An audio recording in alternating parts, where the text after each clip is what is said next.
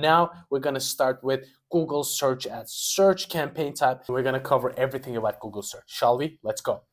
Google search campaigns look something like this, or maybe this, or maybe this. These are how Google search ads are looking on your Google Ads search interface. This is not really limited to Google. They can appear on different sites and different networks. Do we really want that? Not necessarily. We don't necessarily want that. We definitely want to show our ads on Google, which I'm gonna cover different strategies when you want to include showing your ads on different platforms or just Google. Usually we start with just Google. We want to show our ads on Google when people are searching for it. A person searches for some specific keyword, and if you are targeting that keyword, your ads will show up. This is how Google basically works. But of course, at the same time, a lot of the different advertisers are bidding on that specific keyword. They have to consider a couple of things to decide which one is going to show above one another. They use a second place auction bidding. This is an auction specifically for Google, but this is an auction system. Not only how much you bid for a specific keyword is not the only determinant. When they're calculating which ad shows first, they also consider the quality score. Quality score consists of 3 factors. The first one is ad relevance, which weighs the least when it comes to the quality score. What is relevance? Do you include that specific keyword in your ad when you're targeting? Is it relevant to the user? If you're targeting the keyword red shoes and your ad has nothing to do with red shoes, you're only mentioning jeans or t-shirts, that is not a relevant ad. Then you're not gonna have a big ad relevance score. And then they have click-through rate, which we're gonna cover all the metrics, but click-through rate is the times that you show your ads divided by the number of people click on your ad. So how many people click on your ad essentially is the click-through rate. So the more people click on your ad, the higher click-through rate you're gonna have. Then Google will take that into account and say, all right, people really like clicking on this ad and that makes me money, so I will show this ad a little bit more. They also include landing page experience. This is really important as well. So landing page experience and click-through rate has 39% of the weight when it comes to the quality score. Ad relevance has only 22% of weight. So keep that in mind. Ad relevance is less important, but landing page experience and click-through rate is more important. This might get confusing, but when I first started learning Google Ads, I didn't know the second place auction system is. I was struggling to wrap my head around how Google Ads actually work. So now I want you to understand how it works so you can clearly know when you're bidding on certain keywords, you understand the functioning behind it so you know what you're dealing with. So let's come back to the point. Why people care about the landing page experience. Imagine a scenario where Google only shows ads for really buggy websites. You stop using Google and you probably use a different search engine like Bing. So they want to optimize. The landing page experience is amazing. Speed, perfectly fine.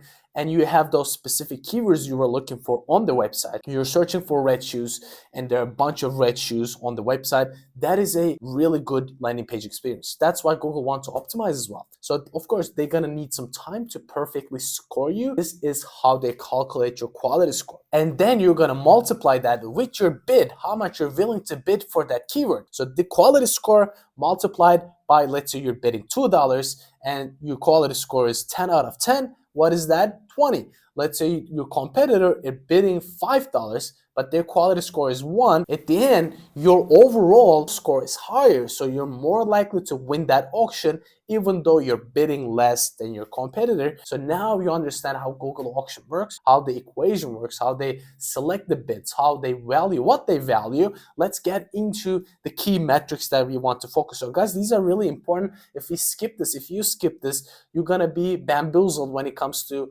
understanding the machine behind Google Ads. Then it wouldn't make any sense. Once we come into Google Ads, everything will perfectly fit. So don't worry about anything. We're gonna come into the platform and run ads. But now I want you to focus on this functioning, what is going on behind everything, right? All right, hope it makes sense. See you in the next one. Let's get into the key metrics you need to know to run Google search ads profitably.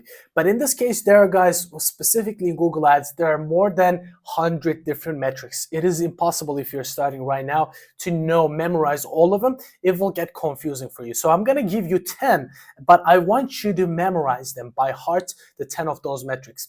The first one is impressions. Impressions means if a person searches for red shoes and you have, let's say, shoes as a keyword, so your ad will be triggered, right? And then it will be shown. it doesn't matter if they click or not, your ads will be shown one time, right? That is an impression. It doesn't matter if they click, a person might see that impression a couple of times. If they see 5 times, you will have 5 impressions. It doesn't have to be unique person. It has to be how many times that ad shows. That is impressions. And then we're gonna track after that clicks. Let's cover clicks. What is a click? They have to click on the ad. Do they really have to land on your website? No. But if they click on the ad, it could be site links, it could be any clickable thing on your ad, that will count as a click. But as I said, not every click is gonna lead people to your website. If your website speed is really slow, they can click on the ad but not land on your website. That could be a big problem, and I see that a lot of time and time again. We have cost, and that is pretty self-explanatory, how much overall we are paying for that specific campaign or ad group. And then we have CPC, which is cost per click. How much we're paying to get one click. As I explain how Google Ads works, we're paying for each click. And this will show us how much we're actually paying for each click, and that is an important metric. We need to track that as well. Then we have conversions. Conversion is really, really important. That is gonna tell us what people are doing on our website. Are people buying stuff or putting their information in? That's what we want, right? So that's what we really advertise. So if you don't track conversions, we're actually doing nothing. That's why it is extremely important for us to track every single bit, every single detail when it comes to conversions. So that is really important. And I'm gonna cover conversion tracking as well, guys. It is gonna be a little bit confusing. I will make it as easy as I can, the conversion tracking part, because it was the hardest part for me when I started to get into Google Ads. Then we have conversion rate. How many people land on your website and how many of those actually buy or become a lead. That is really important. For lead generation, the idea is we want to have about 10%. For buying certain products on the website, we want to have about 3%. That is the goal. We have CPA, which is cost per acquisition, how much we are paying to get one lead or customer. And then we have conversion value over cost, which is how much we're putting into the ads and getting out of it as a result. This is only valid if you have an e-commerce store, meaning if you sell something. If you're doing lead generation, this doesn't really make sense and we cannot track that. These are the important metrics, guys. I will also cover, once we start running the ads, more in-depth, more competitive metrics that we need to know, but this is the basics. We can really run ads without any problem, and this is gonna be sufficient for us, right? So let's get into it. All right, guys, if we haven't created a Google Ads account first, we have to create one. Now we're gonna type in Google Ads, and we wanna click on the Google Ads official, which is the first result that comes up. It could be an ad. Fill up some information, which is super basic. If I create, you won't have this since I already have some accounts here. You will say new Google Ads account, and then you will say create a new account. In this case, it will automatically create one since I already created Google Ads account first. In this case, as you can see, it leads me to fill up some information, which is super simple. Now we're not gonna create our first campaign yet. We're gonna say skip campaign creation. And we're gonna fill up those information, billing, currency. These are really important information. You won't be able to change it later on. And then you're gonna put your credit card information. Super simple. You're gonna change this, and then you're gonna put your credit card info in and submit. After you finish the setup process, you will come to a page like this. There are 2 views that are currently available on Google Ads. At the top, if you click on appearance, you can go back to the previous design, which I prefer to run this on the previous design. But most likely, if you create a brand new one, you can use the new design, which in the future, this is going to be the only appearance that we're going to be able to use. So we better get used to it. But just in case, if you don't see anything like these 2 appearances, so if you don't see this dashboard, guys, there's a good likelihood that you're not in the expert mode. At the bottom, if you don't see this, there should be switch to expert mode at the bottom. Just click on this and you will see this design. Before we create the campaigns, guys, as I said, conversion tracking is really important. We want to know what people are buying. Is our ads profitable or our ads are not profitable for us? Most of the agencies, there are dedicated tracking people that do the tracking. But in some agencies, if you want to work in an agency or you want to run your own ads, you have to know how to track this. This is a super easy tool. I'm going to show you on how to do this on Shopify, which is super easy. First of all, we will come to goals on the left-hand side, and under that we have conversions, and we want to go to summary. In this case, you're not gonna see anything. I have some stuff here because this is an existing Google Ads account. I just switched to my existing account. I'll just leave this and I will just click on create a conversion action. In this case, I wanna click on import. And I want to go to Google Analytics 4 properties and I wanna click on web. And I will say continue. So this is the part that we're gonna import our goals, but we're gonna import the goals from Google Analytics. First and foremost, we want to go to our Shopify, which is this side, and I want you to go and download Google and YouTube app, which is this app, guys. You will see this in App Store. Super simple, completely free. Just click and install this. And once you click on this, you will connect your Google account and then you will connect your Google Analytics property. You're probably not going to have one if you're starting from scratch. It is super easy. They will help you to set up. You say click, click, click, click, and then you will be able to create one. And if you don't have one, they will create it for you.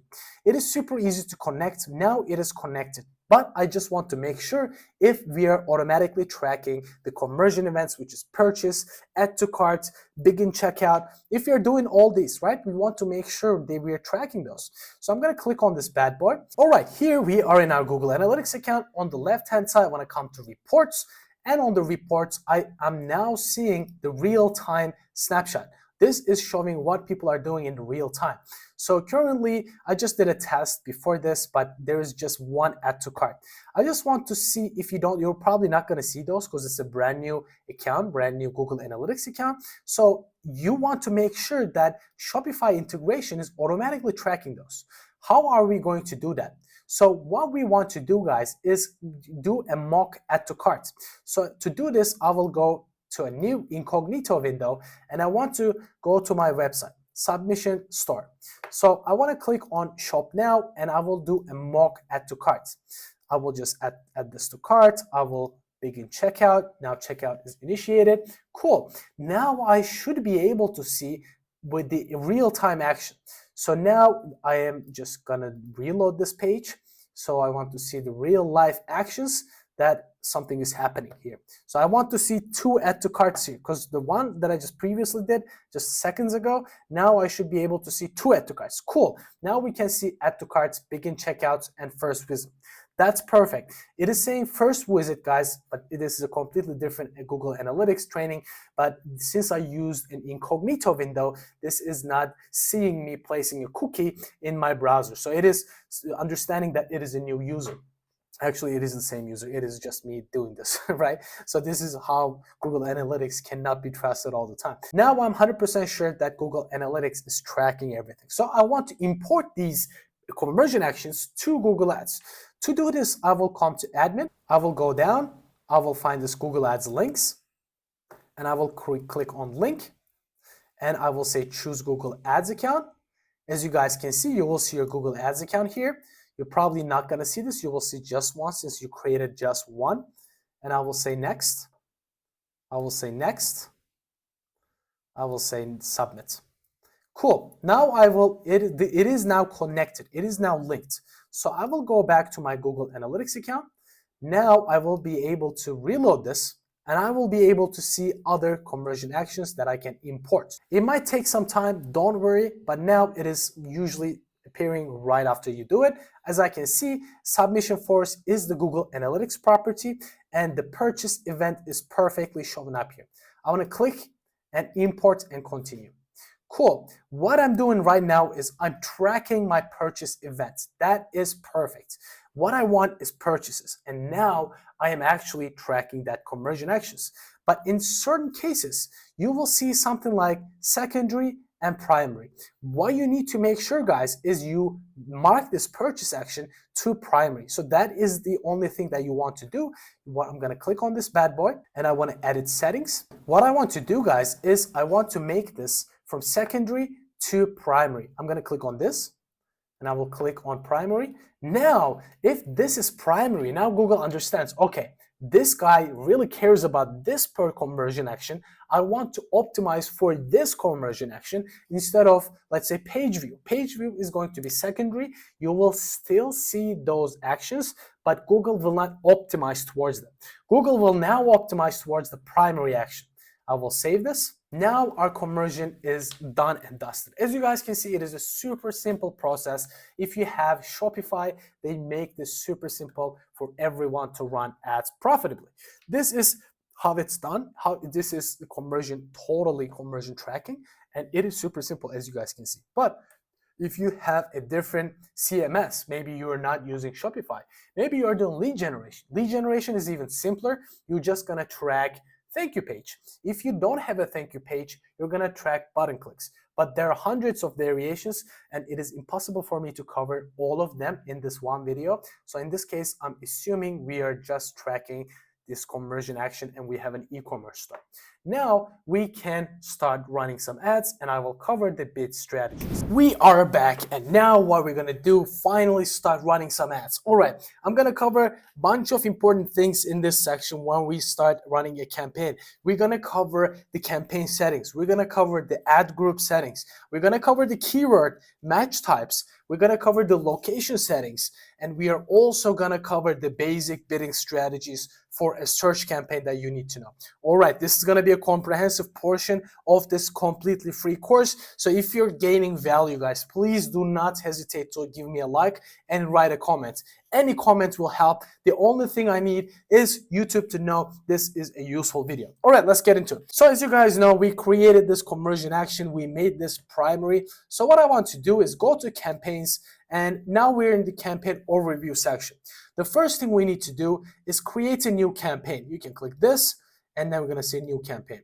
We have our conversion action. Now Google knows that we want purchase other than anything, right? Let's say we're selling a cotton bodybuilding t-shirt, right? T-shirt for bodybuilders that feel comfortable wearing to the gym. That is what I want.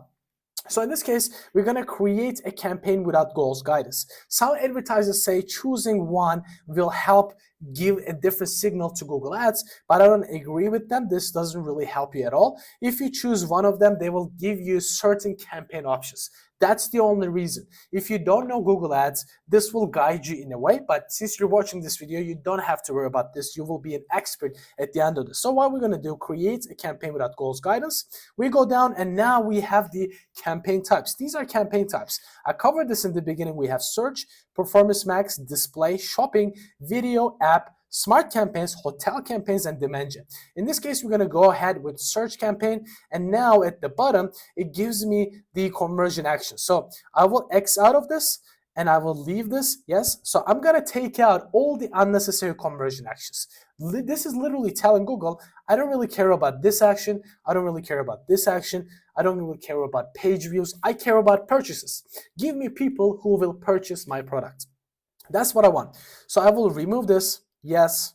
Remove this, yes.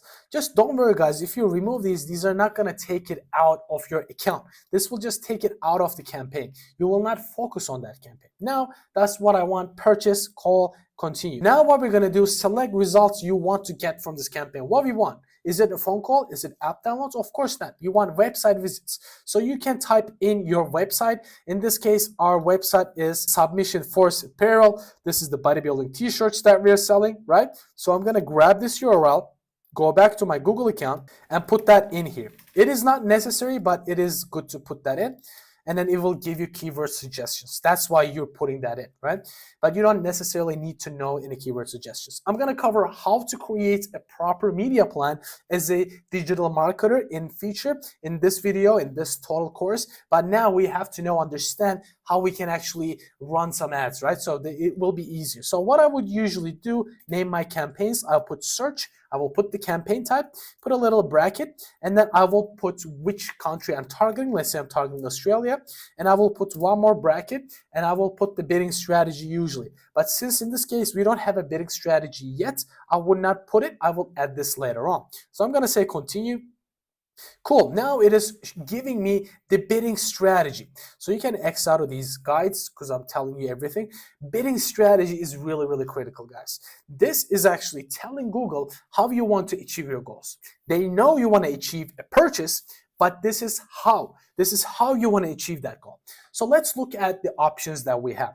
I will go to drop down. So we have the recommended options. These are not all, but these are the ones that we can use right now. I will show how you can unlock the rest of the bidding strategies. First of all, conversions.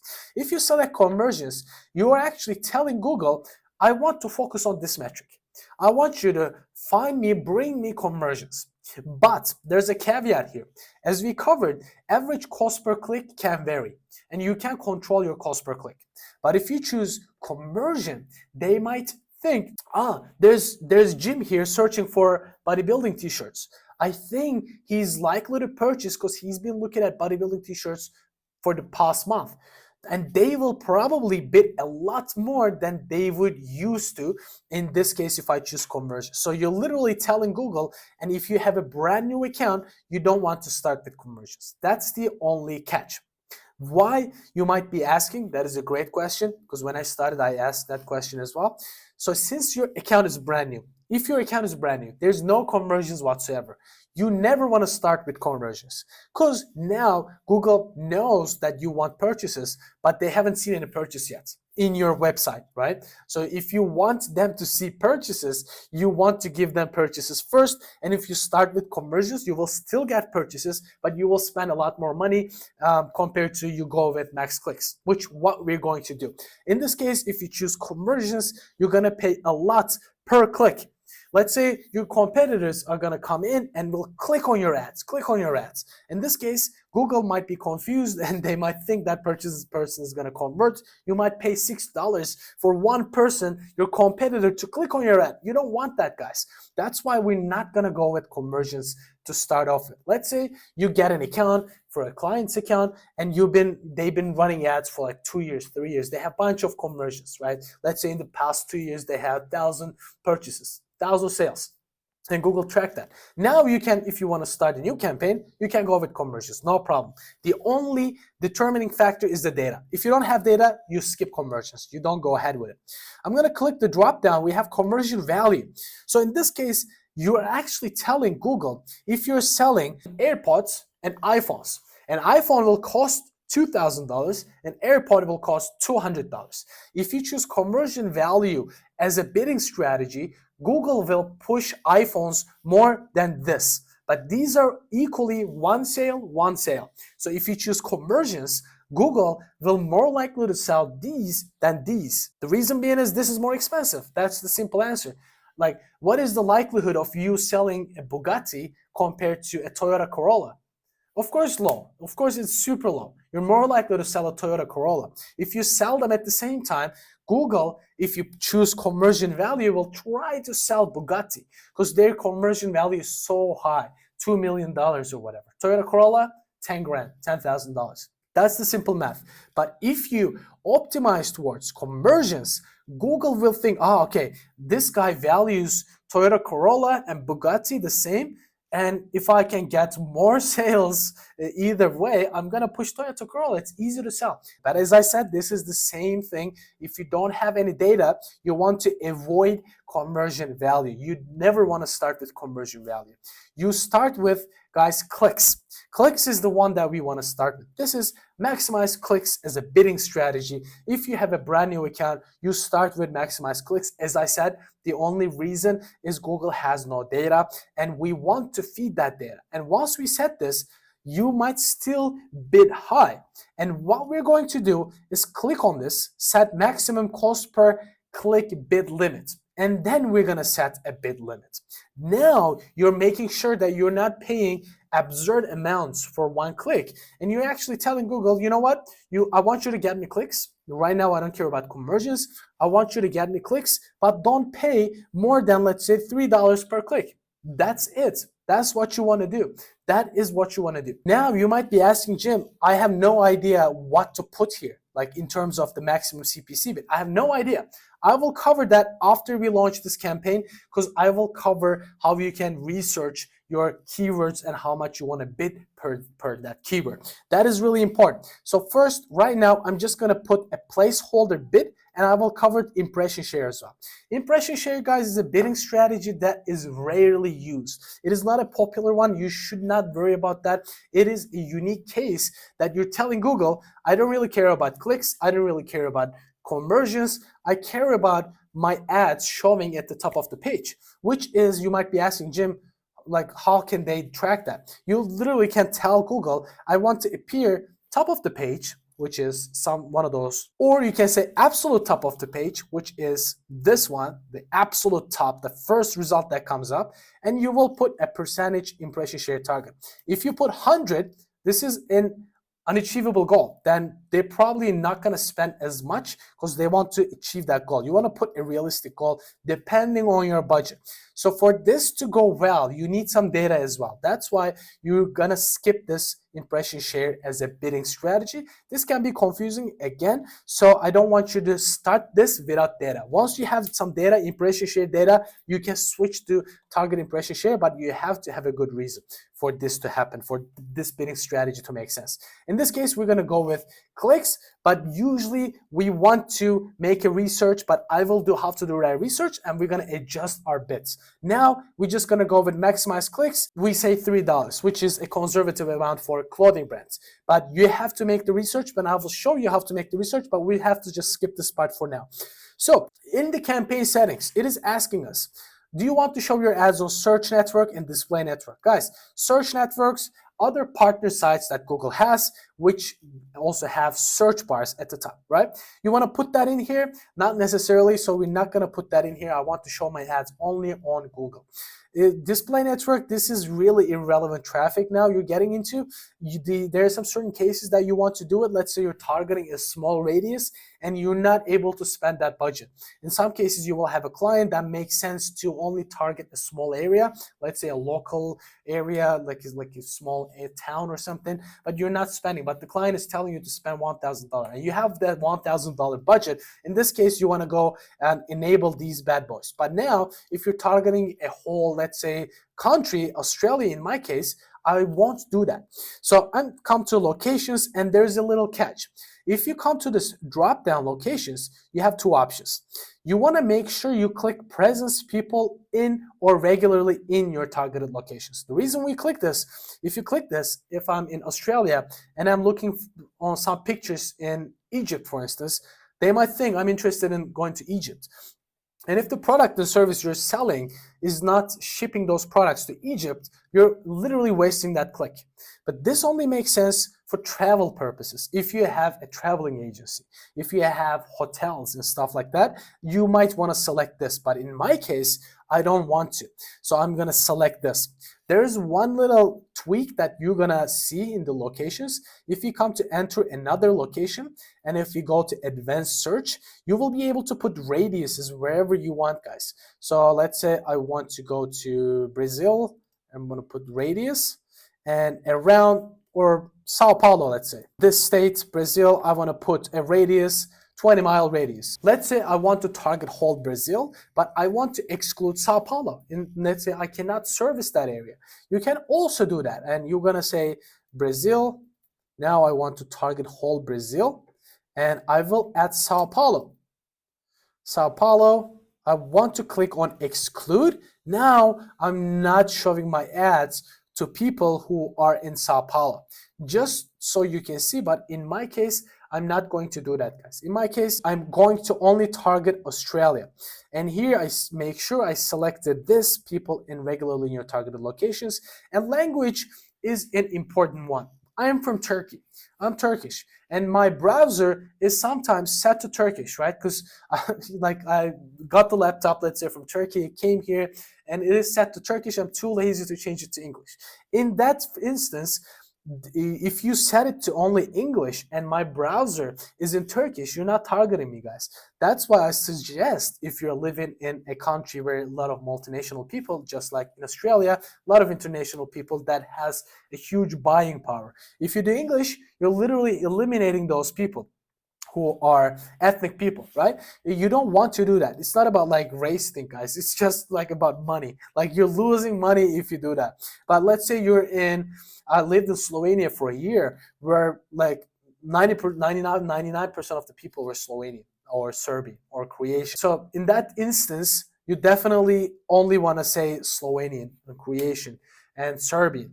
So in that case, that makes sense. You don't want to say all languages. So accidentally, in some cases, you might trigger some search terms in, say, some traffic bots that people buy, your competitors buy to target and click on your ads to waste your budget. In that case, you want to make sure that doesn't happen from other browsers. But in my case, it totally makes sense to do this. In audience segments, I want to enable most of the relevant stuff that Google suggests, which we're not going to target, but in the future, you will understand what I mean. So we're going to do click, click, click, click all the stuff that Google suggests. And we're selling sports stuff. So I'm going to type in sports. I will also tick the ones that come up, basketball, Affinity. Cool. Now, guys, just make sure we are not targeting those people. These are going to enable us, give us more optimizations for the future, which I'm going to show. Now, I'm just keeping it on observation. This is not going to target those people. This is not going to do anything else. This is just going to give me data in the future when I want to optimize my campaign. So I'm not clicking on target. If you click on target, you will only show your ads to those people.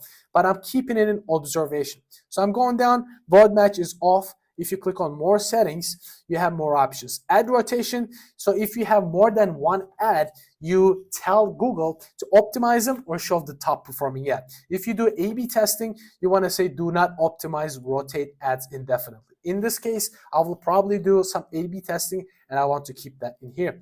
More settings, you set a start and end date. If it's a specific campaign or promotion, you want to set the promotion date. And if you say more settings, we have ad schedule. This is really important, guys. Ad scheduling, let's say you are a plumber and you won't be able to answer calls after 5 p.m., right? And you're running this campaign and you have to call them immediately when they become a lead. In that instance, if you're a service-based business, what you're gonna do, you're gonna do Monday to Fridays, and you're gonna say, let's say 9 to 5, right? Let's say it is 6 to, let's say you wanna start advertising, 6 to 5 p.m.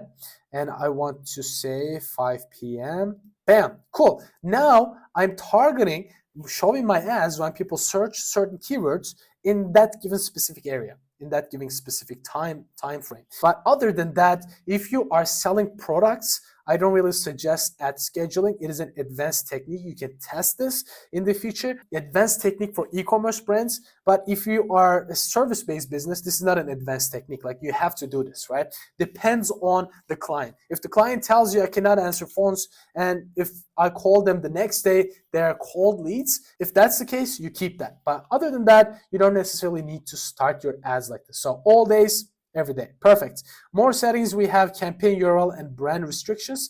So the brand restrictions, guys, you don't have to worry about that. We will turn on this later on if we need to. Campaign URL options, you can set a campaign tracking to track the data in Google Analytics in the backend. But we're going to skip this part as well. We're going to say next, now we are in the good old ad group level. So I have to exit this guide.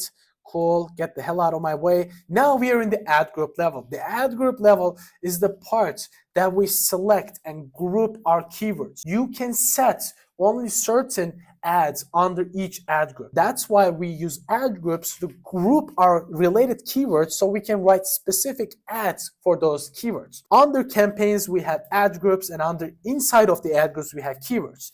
And under ad groups, we have ads. So this is how Google Ads is structured. So what I want to do is I want to name my ad group. So I want to name my ad groups depending on the theme. So this has to be theme related. If it's not about the theme, it doesn't make sense. Now it has to make sense in my case. What I want to do, I want to make sure, look at my products first. I want to look at my products. I have MMA t-shirts mainly, MMA t-shirts, let's say John Jones t-shirts. I will probably use this, Kimbo Slice t-shirts. I have other stuff as well. Let's see all the products. I will click shop now. We have a bunch of stuff. Guys, before you do this, before you run a proper campaign, you have to do a keyword research. I'm repeating this time and time again, but right now I'm just showing you the campaign settings. It's a basic one. Let's say I want to target generic MMA t-shirts, and this is going to be my first ad group keyword theme. Now I want to target MMA t-shirts. So now it is the part that we have to understand the keyword match types. There are 3 different keyword match types. Number one is broad match. Broad match is super self-explanatory. Let's say we type in MMA t-shirts, and if I put that in as is, this is going to trigger a lot of irrelevant search terms. Let's say a person searches for bodybuilding t-shirt. This will trigger my keyword and they will probably see my ad. If that's the case, if you use a lot of broad match, guys, you're going to trigger a lot of irrelevant traffic. Is it a no-no all the time? Not really. There are certain cases, and I sometimes use it as well, you want to use broad match. But I will show you in what cases you want to use broad match and in what cases you don't want to use broad match. Let's say you're targeting a small radius, 10-kilometer radius, and you have an unlimited budget. In that case, you want to use broad match. So you have to get more people in to click on your ads, see your ads, and there are a lot of, every single day, there are thousands of new search terms that people search on Google that have never been searched before in that way.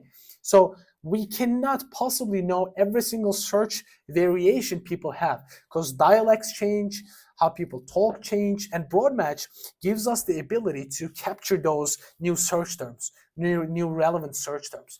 But if you do that, you have to come in and negative out irrelevant search terms. That is really important. Let's say I put these little quotation marks around my keyword. This will enable you triggering relevant terms to MMA t-shirt. Let's say one person searches for MMA t-shirt Melbourne, they probably see my ad. Let's say they search MMA t-shirt Australia Melbourne, they will probably see my ad again. If they say Australia MMA t-shirt cotton, they will probably see my ad again, but it has to be relevant. Let's say we put these little brackets around the keyword, and this little bracket will make sure I only show my ads to people who search for this or synonyms of this, right? If you type, what is the synonym of MMA? If they search for mixed martial arts, they will still see my ad, but I'm 100% making sure that this is quite relevant. If you already know the exact match, phrase match, or broad match terms, broad match keyword terms, you probably also know exact matches are kind of acting like a phrase match, and phrase matches are acting like a broad match. So making sure you putting those exact match is not really making sure you only show for this. Back in the days, if you put these brackets, it will guarantee you guys you will only show your ads to this. And if there's like a small spelling mistake right now, by the way, I'm talking about 2024, you can still show your ads to those people. So just make sure, if you don't want to waste your budget, if it's a brand new account, what I suggest is using those brackets, exact matches. And this will ensure you don't waste your budget. You want to target search terms that are quite relevant, that are low-hanging fruits. What is that? Buy MMA shirt. If a person is searching with buy, that person is in a mood to buy. These are called A-grade search terms, A-grade keywords. That's what we're going to target. Let's say we're going to buy online MMA shirts, MMA t-shirts. So we don't have to put mixed martial arts instead of MMA because it is the exact synonym, literally what it means. So this is gonna show, this is gonna trigger that. So this is buy on MMA shirts, MMA t-shirts. These are good. So maybe we can put MMA cotton t-shirts. So this is good. This is MMA t-shirt related keywords. And maybe I want to put Australia. So a lot of people don't want to purchase from dropshippers. MMA t-shirts. Cool. This is MMA related ad group. Now I have to craft an ad copy specifically for these keywords. This is important. And what I want to do, guys, to increase ad relevance, as you guys remember, we covered ad relevance in the beginning of the video. What is ad relevance? We have to include these keywords in our ads. Then what happens, that it will give us a higher ad relevance. And this will make sure they will increase our quality score so we don't pay as much as our competitors. This is important. And what is also important is click-through rate, as I said. And actually, in fact, click-through rate is more important than ad relevance, as well as landing page experience. But we cannot control landing page experience in Google Ads. We can control ad relevance and click-through rate. Now we want to write an ad that people thrive to click. Plus, what we want to do, we want to use those keywords in our ads so it is relevant, right? So that is important. But we put the landing page here, which is the home page it's going to be, and then let's put some ads. So it is automatically filling up this since we put the the landing page URL in there. So I just want to delete this and write it from scratch. All right, let's write from scratch, guys. So there is an ad strength at the top. Do not really worry about this, guys. This is not ad relevance. This is not quality score. This is not what it means. This is ad strength. This is not going to impact your performance. This is just Google is guiding you to create better and better ads. Is it good to follow that? Yes, but not always. Not always. So you don't have to, go crazy about I have to maximize this. Create an ad strength as maximum perfect. Doesn't matter. Doesn't mean that. So if you pin one headline, which I'm going to show you how to do that, the ad strength will go down immediately. So what I want to do first, guys, I want to put my keywords in the headlines. So the only thing that you need to do when it comes to creating headlines is you have 30 characters limit, and you cannot put exclamation marks. You cannot put, like exclamation, like Facebook ads. You cannot do that. You cannot do this. You can't. If you put that, they will reject your ad right away. You cannot use all capitals. Buy now. If you do that, they will reject your ad. They won't let you run it. On Facebook ads, there are some cases you can slip through the cracks and you can publish your ad. But here, they will reject it right away. Cool? That's clear? Perfect. Now let's start putting those keywords in our headlines. So we want to put by, so if it is an MMA, which is like a UFC, NBA, you can put all capitals here.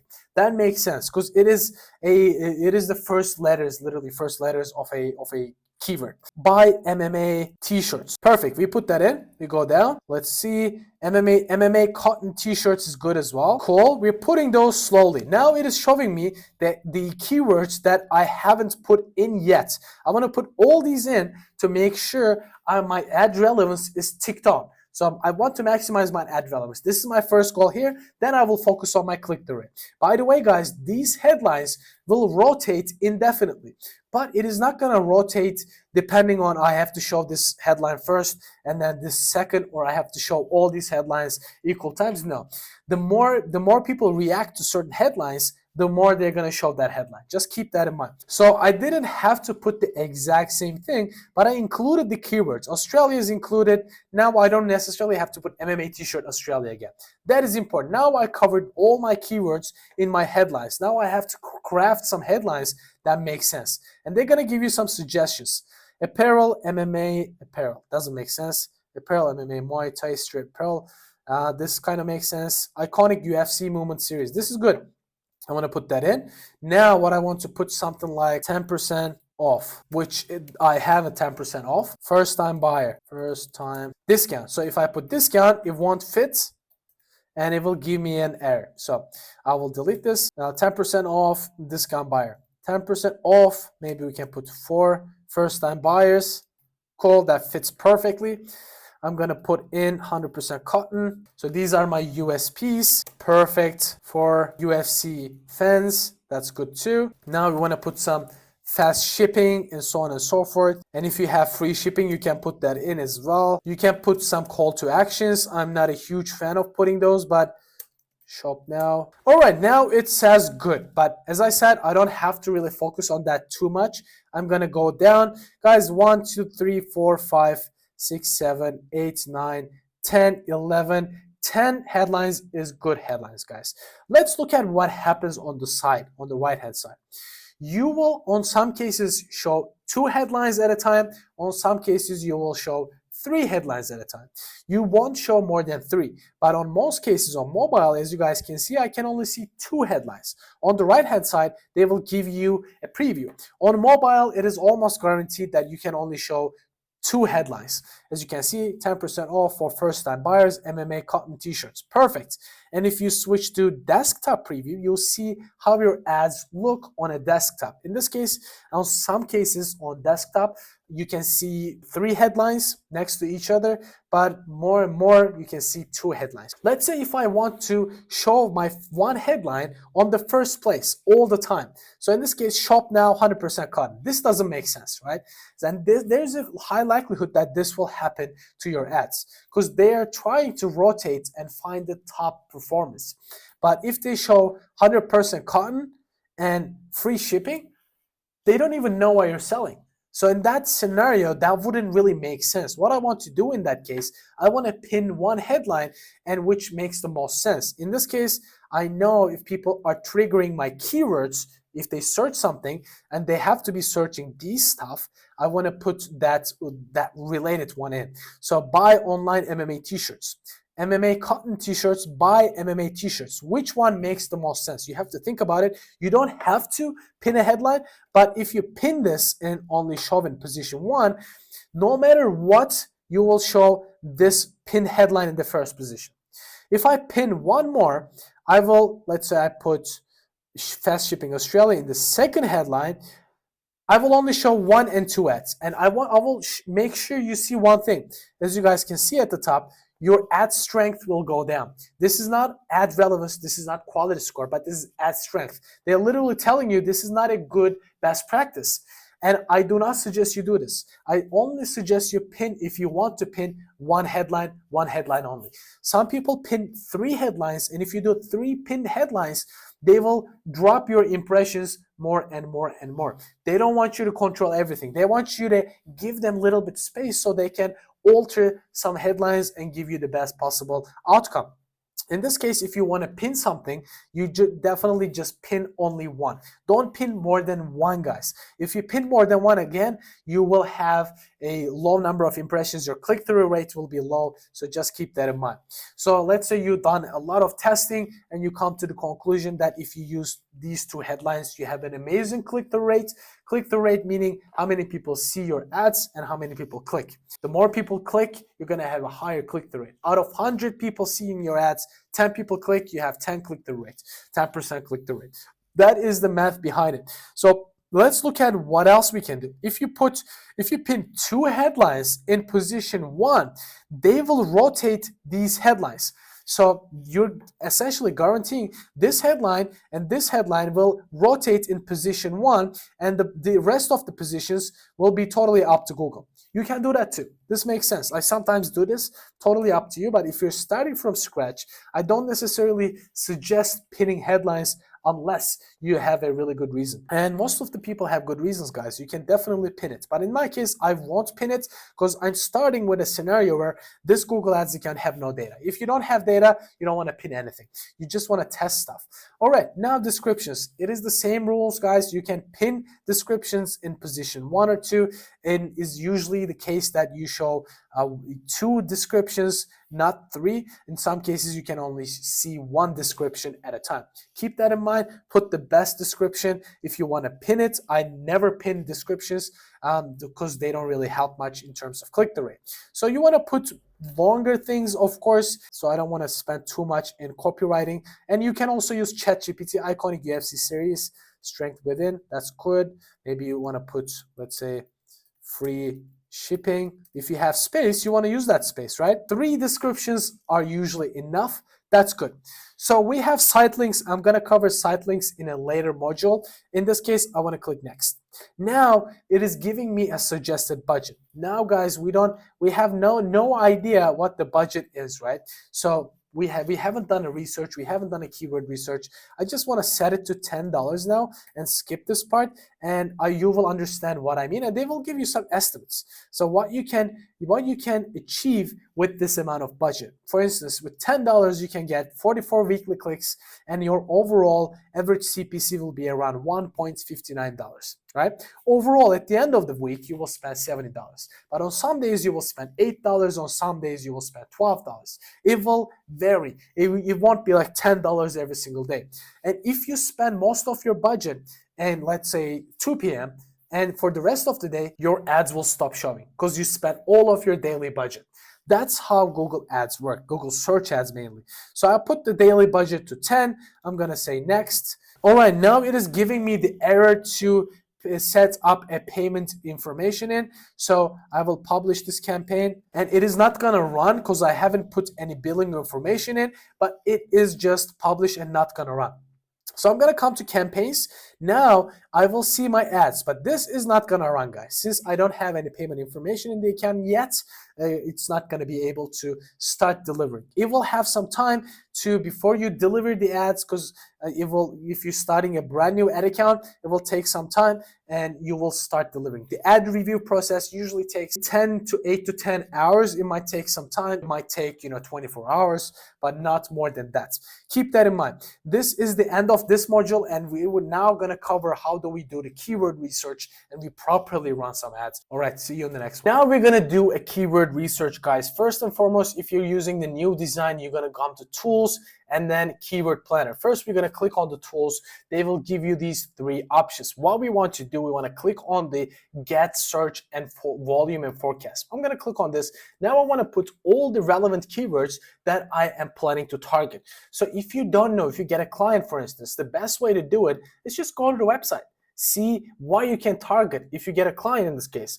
I was planning to target John Jones t-shirt, Kimbo Slice t-shirt, Undisputed Islam Makachev t-shirt. So I will just put those in. So these are the possible targeting that I can do in the future, right? So first I want to do MMA t-shirt. By the way, when you're typing it here, you don't use phrase match or exact match. You're just gonna type it as is, because this is just focusing on the search terms, not the keywords, right? So MMA t-shirt, that's cool. I want to put all the variations that I can think of. So MMA t-shirts, MMA design, Kimbo Slice t-shirts. So we have a rough understanding. So if you get stuck, if you kind of get stuck, I will show you what you can do as well. But first, I want to look at these and click on get started. Now it is going to give me a rough estimate how much people search for these search terms. The first thing that you need to do, guys, is check if you're actually in that specific audience. If you're targeting Australia and you see this for United States, that doesn't really make sense. What you want to do, this is, guys, by the way, looking at a certain month, right? You can do this, let's say, last 24 months, last, I don't know, totally up to you. You can do last 12 months. What I do, I look at last 12 months. So John Jones t-shirts is getting 10 to 100. The search volumes are really, really low. If you have unlimited budget in this case, like a potential to scale, you most likely to use phrase match. That's why I said this, looking at this keyword planner is extremely important. So right now I showed you how to, type the keyword match types and everything, phrase match, broad match, exact match. Now you're looking at this data. Using exact match doesn't really make sense, does it? Because we're not going to be able to spend. So the thing I want you to look at is top of page bid and top of page bid here, low range and high range. So we can look at what is the best case scenario I can show at the top when I pay the lowest, when the competition is low. It is 0.26 cents. Guys, it's nothing. So if I look at here, it is 91 cents. It is not even $1 per click. It is the highest range, which tells me if it's super competitive, I'm most likely to pay $1 and still show above the first organic result. That means first above organic result. This is not absolute top of the page. This is top of the page, which means above the first organic result. It could be the first, second, or third, depending on how many ads show up at the top. So this is cool. And I will go back and I have to edit my bids because I set my maximum CPC, as you guys remember, to $3. Now, looking at this data, it doesn't really make sense anymore, right? I will put it probably to 0.91. So I usually set it to the highest limit depending on how you want to start. Some people start really conservative. They set to 0.27, 26, like really above this low range. So they don't want to spend too much. But here, this is not really competitive. This is like a super open market. So let's say I couldn't find any more ideas and this doesn't really give me much. What I will do is I will come to keyword ideas here. I will put MMA t-shirts and I will put MMA designs. So I will click on get results. This will give me a lot of options. Look at these guys. We have bunch of options. MMA shirts instead of t-shirts. Look at MMA shirts, guys. I will probably, people are searching as MMA shirts instead of t-shirts. So it is a great idea. So it has 100 to 1,000 average monthly searches, which is quite a bit. And year on year, if you look at this data, this raw column here, it has an almost 1,000% increase. MMA is becoming more and more popular. And we can see top of the page bid is increasing a little bit, 1.0.5. So 1.005, which is not really high again, but we can still target that. MMA training shirts, this is not the one that I want to target.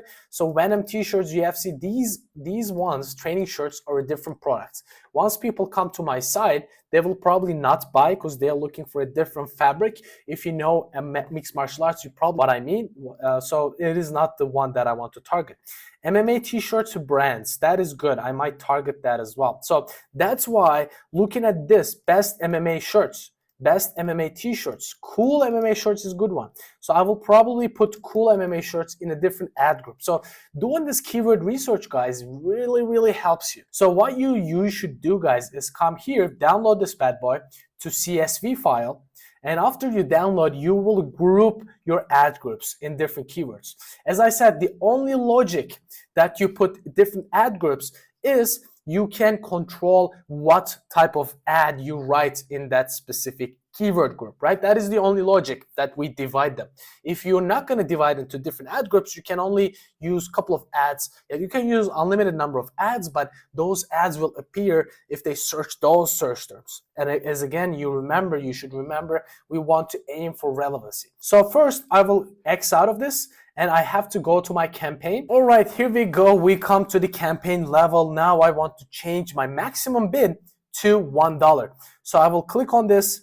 I will click here and I will say change bid strategy. I'm gonna click on this. I don't want to change it to target CPA. So you guys probably wondering, what the hell are these?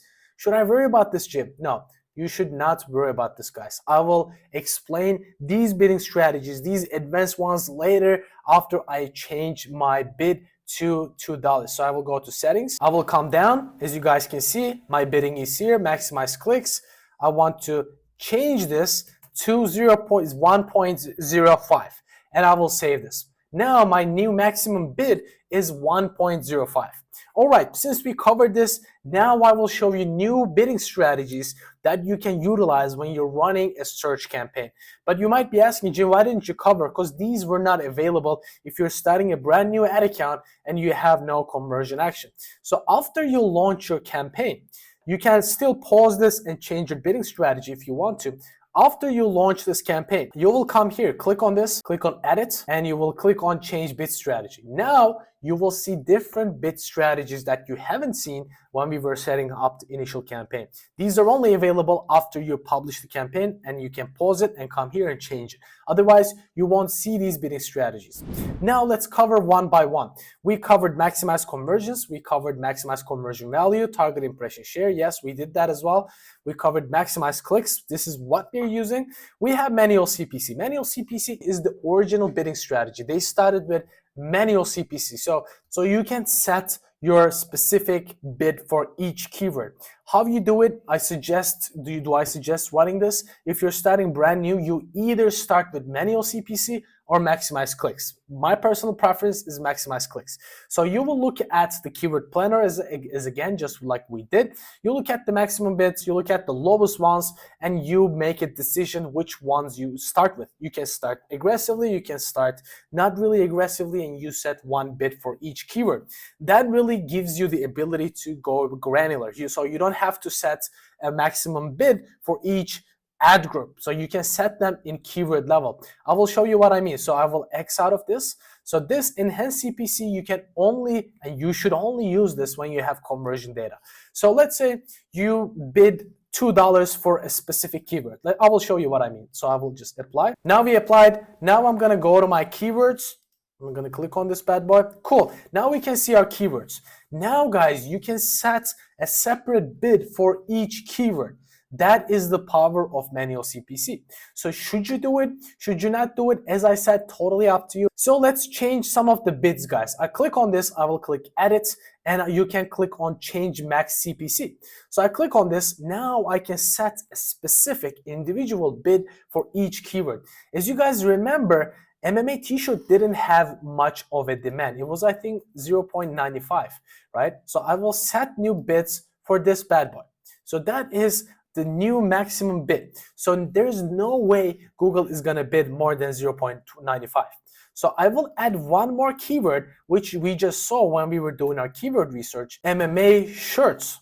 So this will still be triggered with MMA t-shirts because literally it is the same thing, but I will save this and I will set a little bit higher bid for this specific keyword. So I'm going to click and I will say change max CPC. Now I'm setting 1.05, which is the highest when it's super competitive. So I'm saving this bad boy. I'm coming down. For the rest, we didn't see the maximum possible bid that I can bid and the lowest possible bid still appear on the top of the page. We didn't see the rest of them because they didn't have enough search volume. So if you don't have enough search volume, you will see something like this. Not eligible, so low search volume, not eligible, low search volume. Yeah, so they will still serve it if there's people searching for it, but mainly telling you that it is not gonna get a lot of clicks or overall impressions. So what you want to do, if that's the case, if you don't know the number, you do a guesswork. You're gonna do a guesswork. So I just click all the small ones, small keywords that didn't show any search terms, maximum bids, minimum bids. I will click edit and I will change max CPC bids. I will set a conservative amount of 0.90 and I will apply. So these are my new bids. So now guys, I'm using manual CPC. But if you were to change the bid strategy, so let's go back to our campaigns to enhance CPC. I will show you what happens then. So I will click edit, change bid strategy. Now, let's say we were at manual CPC, right? So if I keep this ticked on, which is enhanced CPC, this will act as in maximize conversions. What do I mean by this? Let me explain. So I'm bidding $1 for one keyword. And let's say Google thinks that person is likely to convert, likely to buy my t-shirts. They're going to increase the bids. They're going to bid, let's say, $2 for that specific keyword, even though I set a maximize click to, let's say, 1.05. They can increase it to $2. That's how the algorithm thinks. That's why it's enhanced. If they think that person is likely to convert, they will switch and increase your bids. But they have the algorithmic power to make that decision. It sometimes works really well. So this is more of a hybrid between maximized conversions and normal manual CPC. So do I suggest this? As I said, you can play around and see. But I don't suggest if you're getting 20 conversions per week, per campaign, you should not use manual CPC. Now you should switch to max conversions or target CPA, which I'm gonna cover right now. What is target CPA? That's a great bidding strategy that is a little bit advanced, but you should not use it if you don't have enough data. What is the all data that I'm talking about? You should have some conversion actions. Do I mean, let's say 5 purchases a month? Not at all. You should have per week, I'm telling you, 20 purchase actions or conversion actions if you're doing lead generation, 20 conversion actions per week, per campaign. Then your campaign will get into learning, not the account. Account data helps, but campaign gets into learning, not the account.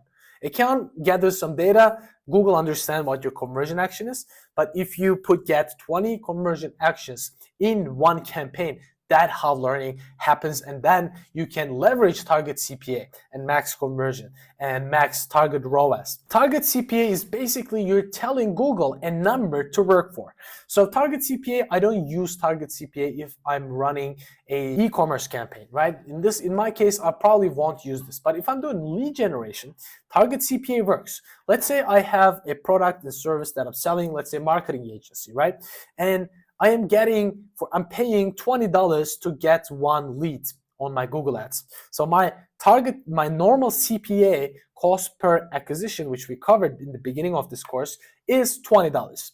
If that's the case, I want to set ideally what people think, which is not ideal, but what people think, you know what, I'm gonna set my target. Since it's my target, I wanna achieve that certain result, they set their target CPA lower. So they want to lower how much they pay to acquire a customer, right? So they lower this. They set it to 15. They set it to 10. If you do that, Google will spend less, and they stop spending.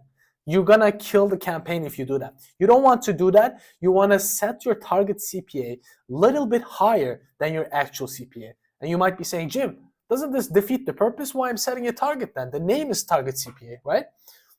If you think that, you're right, it's logical, but Google doesn't work that way. So if your target CPA is 20, and if you want to decrease this, you have to look at overall months cost per acquisition, not like 10 days, not 2 days, not 3 days. You have to look overall, the full month. You got to look at the month and say, you know what, my cost per acquisition is $20. What should I set my target CPA to? Ideally, you want to put 10 to 15% higher than your actual CPA. Yes. So let's say I'm at 20. I want to set my target CPA to $25 to $23. Then Google will have the ability to have the dynamic to lower my CPA. That's the goal. And then next month, I will look at my actual CPA. It will probably be like $18, right? And then what I can do if it's $18, I will lower my target CPA slowly, but I will still keep it higher than my actual CPA. Do not ever put it below your actual CPA, then you will slowly kill the performance. You might see some spikes in performance, but then it will die. It's guaranteed. So let's say you want to set it to, it's 20, I want to set it to $23. If you can still do it with e-commerce. Let's say you're paying $20 to get one purchase. You want to set it to $23, right? You want to increase it a little bit. That's how it works. Target ROAS is the exact opposite. What is ROAS? Return on ad spend. If I'm spending $1, what I want to get in return, right? That is actually what it is. So you can only use this with e-commerce. This doesn't work with lead generation. So let's say I'm spending $10. For every $10 I spend, I get $100 in sales. What is that? 100 divided by 10, it is 10 return on ad spend. So every dollar I put in, I get 10 back. That is the ROAS. So if my ROAS is 10, you will probably think, then if I want to put a target, I want to put the target higher. But again, as I said, it is exactly the same as target CPA. You want to put it lower, a little bit lower. Let's say your actual CPA, as I said, $10, you have to look at a month, then you want to keep it a little bit lower than that, guys. So in here, you don't put 10 because it's percentage based. So then we want to put it to, instead of $10, 10 ROAS, we want to put it to, let's say, 9 ROAS. It's still the same function. You want to still put 10 to 15% lower than your actual ROAS. So if it's 5, you want to put it 450. This means 4.5 ROAS. If you put 500, this is 5 ROAS. So in my case, I'm going to put 950 ROAS if my actual ROAS is 10. And then after a month, you come back in, you will probably see your ROAS is around $11 if it's increased. And you're going to increase this to 990. These are the advanced bidding strategies, guys. You should, as I said, you should have at least 20 conversion actions per week in one campaign. Then the performance will skyrocket. Can you not use it at all if you cannot get with your current budget below 20? No, you can still use it, but not ideal, not suggested. That's what I've seen the best performances. When I have 20 conversions per week, if I have a big budget, then these advanced algorithmic strategies work really well. So if you have, let's say, $20 in the account completely and you're spending, let's say, $10, $20 a day, can you not use it? Yes, you can still use it, but you're not going to get the best result. That's why I suggest if you don't have enough conversion actions, but have some, but you're still not at the level to use target CPA or ROAS, you go with maximize conversions. That's perfectly fine. That's perfectly fine. You still can achieve great results by using these bidding strategies. Both these strategies are clear, guys. And then in this case, I want to add different ad groups, right? So we are clear with this. Now I want to add different ad groups which are not competing with my existing ad groups. In this case, what I will do, go to my campaign again. I will cancel this, go to my campaign, click on this bad boy. Now we're in the ad group level, and I want to add another ad group. Once I add this ad group, guys, we cannot control how much Google spent on one ad group versus another ad group. This is like Facebook ads campaign budget optimization. If you don't know Facebook ads, don't worry about it. So Google ads will decide basically how much to spend on each ad group. Usually the more search terms happening on a monthly basis, that ad group will spend the budget. If one ad group, you put one ad group and there's no way that ad group is getting any spend, what you will do, take that ad group into its own campaign. Then you control how much you spend on that specific ad group. I will probably use famous people's names and t-shirts in those ad groups. But as I said, guys, if I use, let's say, Conor McGregor t-shirt here, and in the same ad group, I have the keyword of Khabib, a person searching for Conor McGregor might see Khabib's t-shirts, which is not ideal. That's why I want to separate them into its own ad group. So what I want to do, Conor McGregor t-shirt is going to be another ad group. T-shirts, this is going to be another ad group. You will set a default bid since it's max CPC. Let's say, just imagine we have done the research. I'm putting it down as well. So if Conor t-shirts is probably going to be triggered by Conor McGregor t-shirts again, because it is literally the same person and the algorithm understands that, even though it's an exact match. If it was before 2020, the algorithm wouldn't understand. We have where to put all the possible variations, all the misspellings and everything, but now algorithm smart and detects those and still triggers my ads. So Conor McGregor t-shirts. Oh, so these are gonna be my new keywords, right? All right, now we're gonna click save and go to the ad level. So in the landing page, final URL, I don't want to take people to my homepage. It doesn't make sense. There are a bunch of different t-shirts and our person is looking for Conor McGregor t-shirts, right? So what I want to do is, guys, probably I will select one Conor McGregor t-shirts, and I don't have a separate catalog for this. I will go and find my top selling Conor McGregor t-shirt, which is this one. So I will grab this product URL and I will go and put it here. Conor McGregor t-shirt. So in this case, my keywords changed. My keywords are these ones. Conor McGregor t-shirts, right? It's not anymore buy MMA t-shirts. Now, to increase my ad relevance in this specific keywords and ad groups, I want to put those specific keywords, right? So Conor McGregor t-shirts. Cool. MMA cotton t-shirt is called buy online Conor t-shirts. The other keywords, McGregor t-shirts. All right, it is good, guys. Now, as you guys can see at the top, it is still saying low to my ad strength, but I included all the possible keywords that I can use in my ads to increase my ad relevance. So I'm cool with that. I will probably add this down here as well into one description. Shop the coolest Conor McGregor t-shirts. They are selling fast. They are cool. Perfect. So I'm gonna save this and continue. Now it is done with Conor McGregor. I want to repeat this process with all of the people in that I'm selling. Khamzat Chimaev, Khabib Nurmagomedov, John Jones. What else we have? Kimbo Slice. We have Nate Diaz. We have Sean Strickland. So I want to repeat this process. We have Islam Makhachev. I want to repeat this Canelo. I want to repeat this process for all these people. And at the end, I'll probably have 6 to 7 different ad groups. And I know most of my spend is going to go to this ad group. And if it is becoming out of control, and meaning if I get some conversions and purchases from this, but it doesn't get a spend due to this one, I will probably take this into its own campaign. The reason being is I want to spend some money on these ones if they sell good. So that is the whole ideology. So if that is clear, I want to talk about branded campaigns. Yes, when we're running ads, we usually include a branded campaign, which really means we cover the keywords of our brand. That is really relevant if you are an established brand or if you are like semi-established brand, if you have some branded traffic. How can you see if people can bid on your branded terms? So what people can do, guys, let's say if you are Jim's law attorney, let's say you have a law firm and it's Jim's Law. And if I'm a law firm and if I bid on your branded term, what happens? I can steal the customer that is coming to your brand.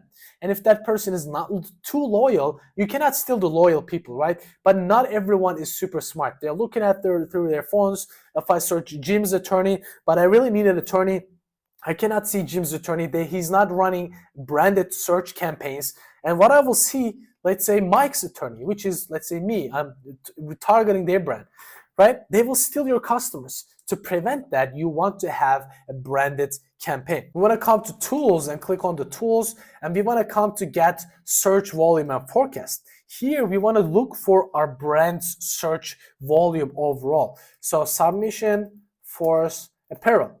And we want to put submission force. So this sometimes can be deceiving because submission force could be probably searched by a lot of people which are not necessarily looking for the brand yet. So if you get no search volume or limited search volume, there's really no need. So in this case, there's no one bidding on these keywords. So me having this wouldn't really make sense, right? In this case, if you see nothing, no search volume, you definitely don't want to do it. But let's say I'm Culture Kings and I'm searching for Culture Kings, right? See the search volume overall. Look at this, 100K to 1 million in Australia. And the top of the page bid is super high. And if I bid on these keywords and they're not having a branded search term, they will probably lose a lot of customers. That's why if you have at least 100 searches, you want to have a branded search term. And it's a simple process. You want to bid on your branded terms. Let's look at Culture Kings, for instance. So let's put in Culture Kings. As you guys can see, they have the sponsored ad. You might be thinking, when I first started, why do people do this? Like, you're going to have your organic result anyways, right? So they're organic results, and this is the sponsored result, PPC, paid ads, Google ads, whatever you call it. The cases, in some cases, other people are going to bid on this and they will appear above their organic result. If that's the case, you're gone. And most of the cases, guys, you're going to win all of the auctions because your branded terms are going to be super relevant. Why? They have Culture Kings, the keyword that I'm bidding on, in their domain name, on their website, on everywhere, in their footers, headers. They probably have that in their headlines, Culture Kings, descriptions, site links, so on and so forth. I don't have those. I cannot have those in my ads because it defeats the purpose. Like, I cannot advertise as Culture Kicks. Some of the people trademark that and then you cannot run it, but on most of the cases you can still sneakily use their brand name in your ads and you can get away with it and increase your relevancy, but you're still not going to beat them because they have that Culture Kings on their website and you don't. And even if you have it on your website, they have it on their domain and you don't. You don't have culturekings.com as a domain. That is the catch, and I definitely urge you to have a branded campaign. Let's say you're starting from scratch, but your client has some branded search overall for their brand. You want to include that, right? But let's say you have a law firm that's name is, let's say, Sydney Law Firm, right? And you will type that in. Let's search for some new keywords, and I will type in Sydney Law Firm, and you literally, brand name is Sydney Law Firm. But that is not actually, your people are not searching for this. If you see 100 to 1K, that is not actually intended to specifically target your firm, right? Just keep that in mind. But in this case, if this was my brand, I will still set up a branded search terms. But keep that in mind, not these people are looking for your brand. These people are as cold as it gets because they're looking for a law firm and your brand name happen to be Sydney Law Firm. They're not actually looking for your brand specifically because your brand name is generic. That's the idea. Hope you're getting it, guys. This is how we actually structure the campaigns. And there's also a competitor campaign that you can include, which you literally the exact scenario that we did. You can, I'm selling these stuff and I'm targeting Culture Kings as a keyword, and you should set that as a separate campaign. Branded campaign and competitors campaign are always separate campaigns. You don't mix it with any other campaign. They have their own separate campaigns. And you're less lucrative, meaning you're not going to make a lot of money from your competitor campaigns. These are not going to be as lucrative because, as I said, you're going to be losing the auctions every single time because you don't have those brand names in your website, right? If you don't have a lot of budget and if you milked every possible search term that you can think of, I wouldn't really look for competitive campaigns. So it should be a case where you are getting good results. So you're out of targeting, right? You cannot target more keywords. You cannot broaden it anymore. And then you have still ability to spend more. And then you can think of, you know what? I'm going to set up a competitors campaign. That makes sense now. You can do that. But other than that, if you're still exploring, do not set it. Just set a branded campaign that will cover your back. Hope this is clear, guys. After this, we're going to cover ad assets, which are really powerful. And if you're running search campaigns, those are going to help you a lot. Those are going to help you make more money and get more clicks. Now we're going to cover site link extensions. We're going to cover all the extensions, but this can show up on any different campaign types. But now, since we're covering search ads, search campaign types, we're going to look at these site link extensions. We have one example. I searched for buy shoes, and I have one ad that shows up. So we can see the first headline, JD Sports Australia. Second headline, free delivery over $150. That's cool. Now we have the descriptions here. First description, second description. I will cover these ratings. And now these clickable bad boys are site link extensions. So the description is not clickable, the headlines are clickable, this is clickable, but these ones are also clickable. So this is really unique to site link extensions. So if I open this on a new tab, you can see it takes me to a relatively different landing page, which is about clothing, mainly hoodies. If I click on those, like latest footwear arrivals, it will land me to a page where they sell shoes. Makes super sense, right? So the idea of this is, let's say you're searching for shoes, but you see this, oh, okay, they have a sale, shop hour sale. And you click on this if you were not to click, right? So this gives you a little bit more edge when they see your ads. So this gives you more ability to increase your click-through rate. Why we want to increase our click-through rate is the higher the click-through rate is, the higher the quality score we're gonna have in the future, and because Google have a metric called expected click-through rate as well. That means they're gonna look at our current click-through rate and see, all right, this guy's ads are being clicked more than his competitors, so I'm gonna give a higher score on the click-through rate, expected click-through rate. And then what happens if you have a high quality score? You're gonna pay less than your competitors to win that auction. It is that important since we covered the quality score part. So let's go back to Google, and here I'm under assets. So you can see on the left-hand side, if you go to campaign and still navigate to here, assets. So click on this blue plus sign, and then you're going to click on site links. So site links on the right-hand side, this can appear in 3 different ways. One is this. One is the second one, which we covered in the example. The third one, it can appear under YouTube videos like this, right? These are 3 examples that can appear, and it can appear a couple of different ways as well. But I will show you how you can set those site link extensions. So you can add site link extensions into 3 different levels. One is account level, which means if you set this to account, this site link extensions will apply to all campaigns you have. But if you set it to campaign level, as you can see, you will be given the option to select the campaign and apply these site link extensions to that specific campaign. So if you have a specific service, let's say you have a Sydney branch and Melbourne branch, and you are targeting different products and services, like you don't want to show your Melbourne service offerings in the Sydney campaign, right? Then using this will make sense. But if you have one branch, one shop, you want to go and with account level, which is going to make your life easier. And if you have really specific campaign builds, in rare cases, I see people do ad groups, but it happens like 5% of the time. So don't worry about this. Go with mainly campaign or account level. So we're going to type in a text, which is 25 character limit, and 2 descriptions and a URL.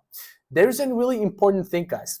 You should always take people to a place where they can become a lead or they can buy certain stuff. I see a lot of people sending people to contact us pages, not sending directly, but putting the site link extensions to contact us. Who are we? Our mission, our whatever. But these URLs are not going to convert people. So even if they click, you're wasting that click because that person is not going to convert on that page. That is extremely important. So you should take people to relative services, not our mission, not our contact us page. So on my website, I have a page called contact, right? So some people want to fill up all the site link extension spots and they put that in, which will defeat the purpose and drop your conversion rate, which will impact your landing page experience. The lower your conversion rate is, you're going to have a lower landing page experience as well, which is one of the determining factors. What I want to do, for instance, I go to homepage. Let's say I'm advertising my homepage. I have iconic UFC movement series. I will probably use this. I will put that in, and my title will be iconic UFC movements series. And then you're gonna type something in the description, which should be more descriptive. Shop the iconic UFC movements series. Perfect. Now we have out of 35 characters out of 35. Perfectly fine. And you're gonna put one more. So the ideal number you wanna put is 10 site links. You want to fill all the site links, but as I said, guys, these site link extensions are not guaranteed to show every time. Even if you fill all of them, in most cases, they're not going to appear, but they're guaranteed to appear, almost guaranteed if you appear absolute top of the page. But let's say if you appear bottom of the page or the second page, and on mobile, usually they don't show those site link extensions, don't worry about it. So these are additional benefits that will help you get more clicks to your ads. These are amazing, but as I said, there's a catch. If you are generating leads and you build a specific landing page which is totally in a different domain than your homepage, normal website, this whole purpose is to get people to convert. So in one example I will show you, which is Sabri Subi's Sell Like Crazy book, I will click on this, and this is a custom built landing page which doesn't have anything else. So I cannot click to homepage, I cannot click to contact us. This page purposefully built to get people to do one action, which is to become a lead, right? That is the only goal. If this guy were to add contact us, about us, those site links, it wouldn't work and drop his conversion rate drastically. That's why if you have a page like this, I don't suggest you have site link extensions. But other than that, for e-commerce sites, these are really beneficial, and Google gives you the data that is proven to increase your click-through rate. So that is site link extensions. So we can X out of this, and I will show you one more extension, which is callout extensions. Guys, callout extensions are not clickable, and they cover less space compared to site link extensions. Let's try to find some callout extensions from his ad. For in this case, these are site link extensions. We cannot see a callout extensions. All right, I typed in buy house. Let's take a look at these. We're gonna see way more ads. Cool. Now these are, so this is the first headline. The second headline, looking to buy, this is the first description, second description, and we have the callout extensions, which looks like descriptions, but they are not. These are callout extensions, guys. You add small, little, unique selling propositions, which will increase your chances to cover more real estate and get that click. So as you can see, view school data, receive property alerts, view thousands of properties. These are unique selling propositions. These are site links. As you guys can see, these cover way more real estate than, like callout extensions. But callout extensions are completely free to use, and if they give you that option, why not use it? Why not use it, guys? This is huge opportunity for you. You should definitely use it. I will go back and show you some examples. In this case, as I said, these are not clickable, so you cannot put those as links. But we have the same option: account level, campaign level, or ad group level. So ad group level will make sense if I, let's say, put ad group level and select ad groups, whichever I want them to apply. If I put Conor McGregor t-shirts, I can say more specific stuff. Conor McGregor's top t-shirts, the top rated Conor tees, or Conor t-shirt 100% cotton, or free shipping on Conor McGregor t-shirts. It is highly relevant, but it is gonna take you a lot of time if you have, let's say, 10 different ad groups, right? So I usually go with campaign level or account level on this one as well, but this will make more sense if you want to be really granular on the ad group level. So we're gonna create a new one. We will gonna put unique selling proposition of our brand. Free shipping, this is one. And we have a character limit of 25, so we cannot yap all day. As you guys can see, it shows up like this. And the second one, it shows up like this. So these will show after the descriptions. Keep that in mind. Free shipping, fast shipping, we can put that in. We can put 100% cotton, perfect for casual fits. So if we pass the 25 character limit, it won't let us do it. So the number of callouts is, you guys should put 10 different callouts. If you can't find anything else, you don't have to force it. Don't put like irrelevant stuff. But ideal number, I put 10, and then I will let Google to see which one performs the best. That is the ideal case scenario. So I will X out of this, and I definitely urge you to use it. This is a must. You should do it if you want to get higher click-through rate. I will click on this plus sign, and I will show you one more thing. This is structured snippets. This is another asset type, which is also known as extensions, which we cannot type whatever we want. We have to select a category.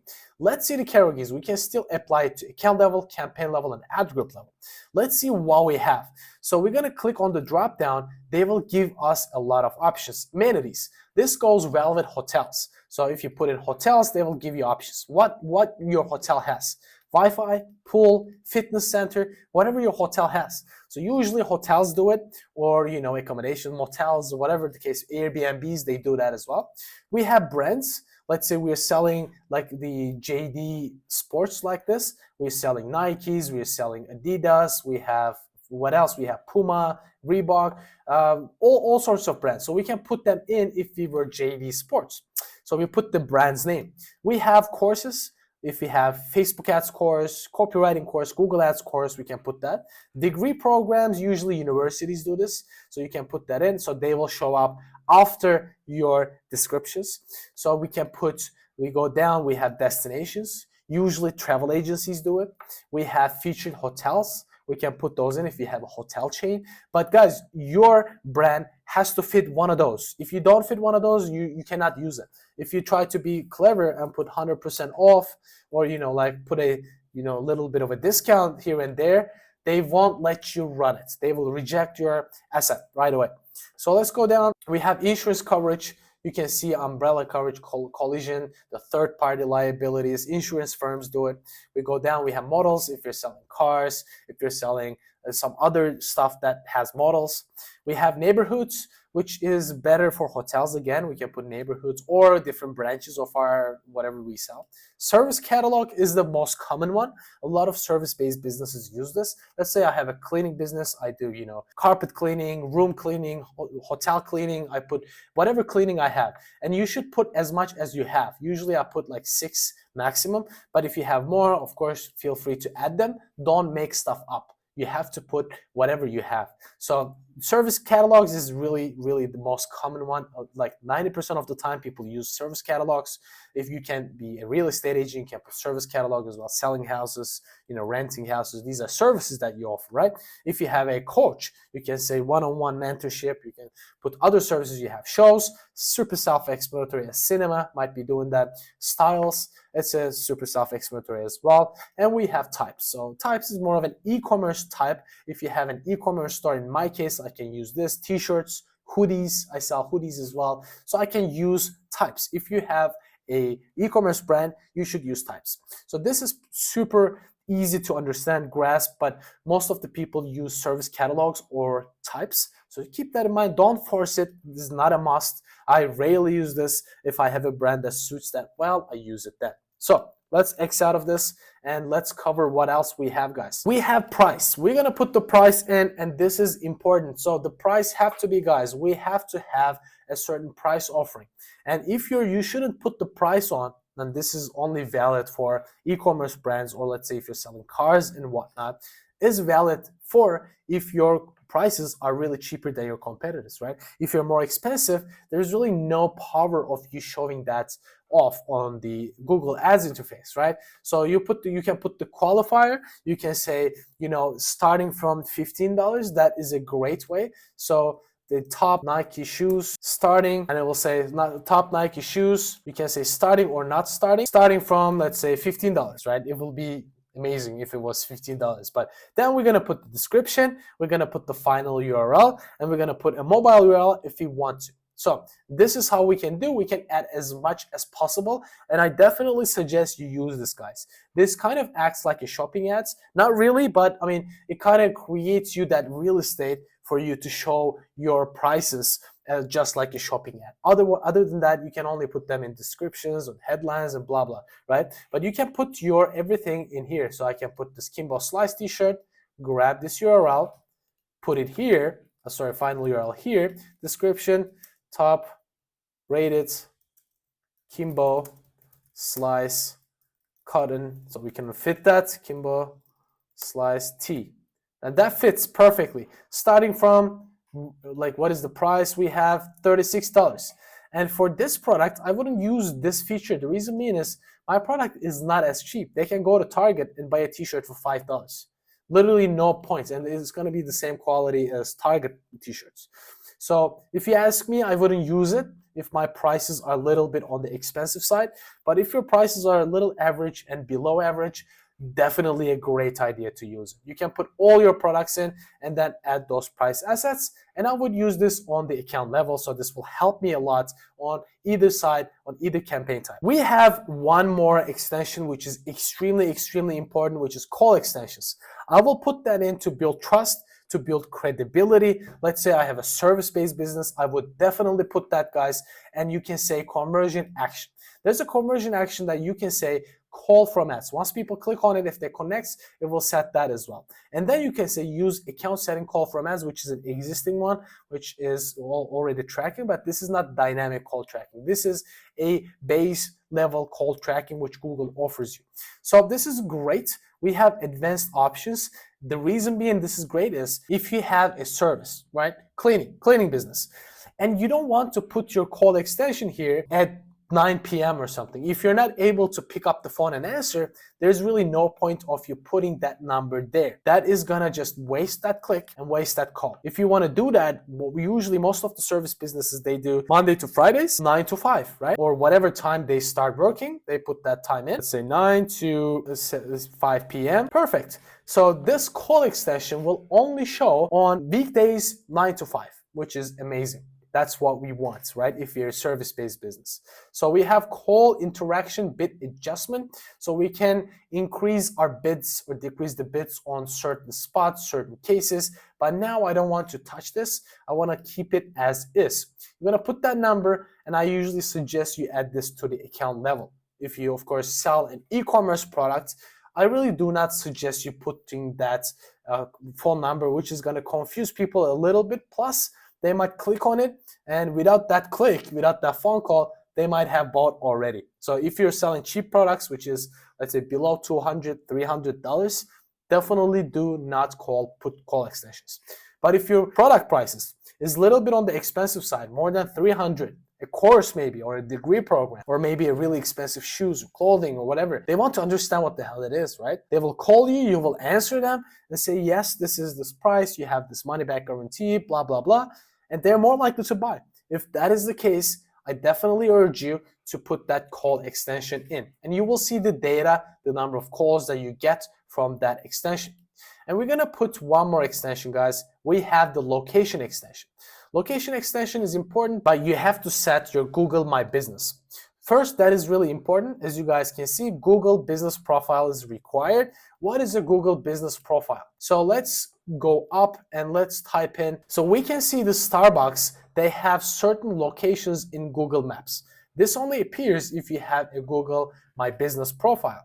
And if they have this, they can, Starbucks as a business, they can advertise their different locations as a brand, right?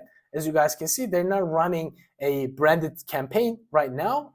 We cannot see any branded campaign from Starbucks. They might not need it because it's like a well-known brand as well. Plus, I would definitely run it if I were running Starbucks ads as a Google Ads specialist.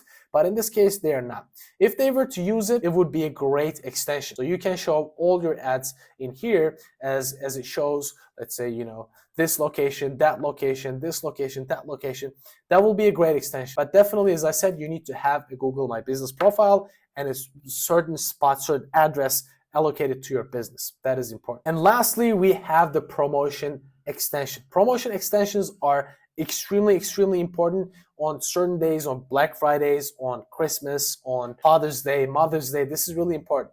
So you can still set this to account level, campaign level, and whatever the case may be. And before we all this, you want to make sure you set your start and end date all carefully. Otherwise, it will run continuously and it will mess your margins up, and people might, you know, complain, which is a pretty fair assumption. So we're gonna set this. Let's say my promotion is gonna happen from 20th to 28th, and then I will set a monetary discount, a percent discount, up to a monetary discount, or let's say up to 50% off. You can say that, right? Up to 50% off. If your percentage offers are changing from 20 to 50 depending on the product. What is the item? Shoes, you can say 50% off on Nike shoes, right? And then you put the URL where you sell that product, or the sales page. On JD Sports, you guys remember we have, as you can, after paid delivery, we have a specific offer, or we have a specific offer on this one, specific shoes that are on sale. So you can do that, or you can put a specific just product URL, right? Just one product. But then if it's one product, you don't want to put up to percent discount. You want to put just percent discount, whatever that product's discount is. So you get the gist of it, right? You can set a promotion detail. You can say, you know, you have to use 50% off code to get the promotion, or if there's a limit, you have to purchase about like $50 to claim that offer, or if it's they don't need to do anything, it's just a valid offer that goes on. That is how it works. And we have advanced option, as again, you can schedule it, meaning so this is the start date and end date, but you can say I want to show these promotion extensions only from 9 p.m. to 10 p.m. That could work as well. So if you have a certain case that will justify that, you can do that too. So hope you get the gist of it, guys. We have a bunch of extensions, but I will show you one more thing, how you can see those performances of extensions. As I said, not all extensions are clickable. So how you can track the performance of it, right? So you can look at, in this case, so we have these two cycling extensions, and I want to see which one's performing the best. So since cycling extensions are clickable, I will judge it by the click. But if they're callout extensions, I cannot look at the clicks, and they will give me a click data, but they cannot click on it. How they can do it? So they will look at how many people click when this callout was showing, how many people click when this callout was showing, how many people click when this callout was showing. I usually judge the performance of the callout extensions and all the other extensions that are not clickable by impressions. If Google is serving that extension the most, that is probably my top performing callout extension. And I will create new callout extensions or change the wording a little bit similar to those so I know that perform the best. But when it comes to cycling extensions, I will judge the performance by clicks since they are clickable. Hope it makes sense, guys. I will see you in the next. Setting up a campaign is one thing, but optimizing them is another thing, which is even more important. Setting up takes 30 minutes, 1 hour maybe, but optimizing them takes years if you have the account. In most cases, you're not going to set the accounts up. If you want to work in an agency, you're going to inherit the accounts and you have to optimize them. That's why knowing how to optimize these campaigns is even more important, because even a 5-year-old kid can watch this video and set up a campaign, which is super easy. But optimizing, strategically thinking, and how to optimize a search campaign is more important. So in this video, we're going to do exactly that. We're going to come into one lead generation ad account with which we generate leads, but we don't sell anything. We just get people to fill in their information, and we want to optimize that. To give context about the account, they have different cities and they are serving strippers. Yes, so this is a stripping business, and we are providing stripping services to businesses, to customers in this specific account. So let's get into it. I will show you how I optimize my accounts. The first thing first, we have to add negative keywords. If you're, let's say, using phrase match or broad match or even exact match, you're going to still trigger irrelevant search terms. And you have to see those search terms if they're irrelevant or not. And if you have irrelevant search terms, you have to add them to negative keywords. Negative keywords act as you're telling Google, if someone searches this, I don't want to show my ads to those people. So let's do that. Let's do the optimization. Let's start from here, for instance. We are servicing Gold Coast in this campaign. I want to go to this campaign and I'm looking at last 14 days data. We have 2 ad groups, and let's come into those ad groups and see the specific keywords. We have phrase match, exotic dancers, higher exotic dancers, Gold Coast exotic dancers, higher dancers, Gold Coast. These are, as you guys can see, phrase matches, right? If I go one step back and I click on private strippers, we can see private strippers, Gold Coast, higher private strippers, and Gold Coast private strippers. These are the keywords. Since they are phrase match keywords, as you guys can see, we have the quotation mark next to the campaign, next to the keywords. They are going to trigger a lot of different search terms. As we covered, a phrase match, this can have a word before this phrase or after the phrase, or a person can search a closely relative search term and this can still trigger. So if Google thinks that is a relevant search term, which is almost a synonym, they will trigger this keyword. So what we're gonna do, we have to come to insights and reports, and you're gonna come to search terms. We clicked on the search terms. Now we can see how people searched in that specific ad group.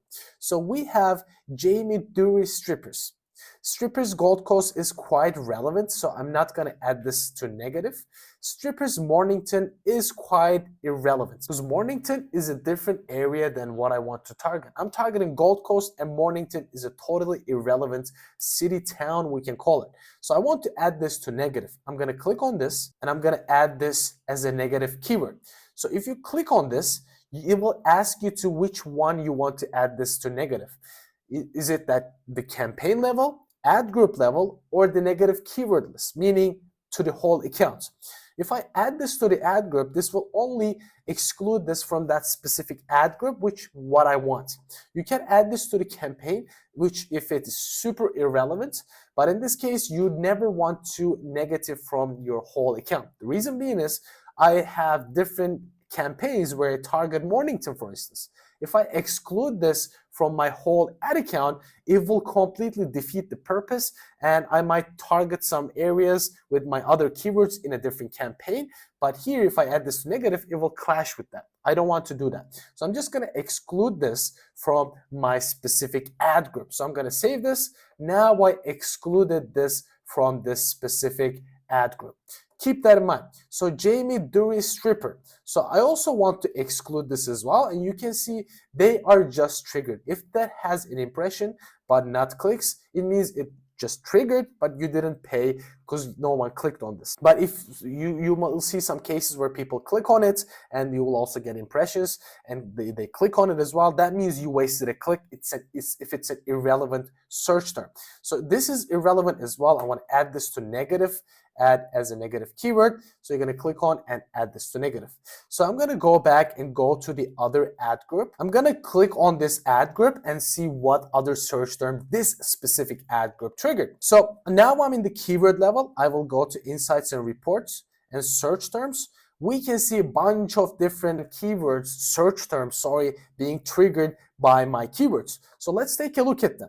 So I'm targeting exotic dancers.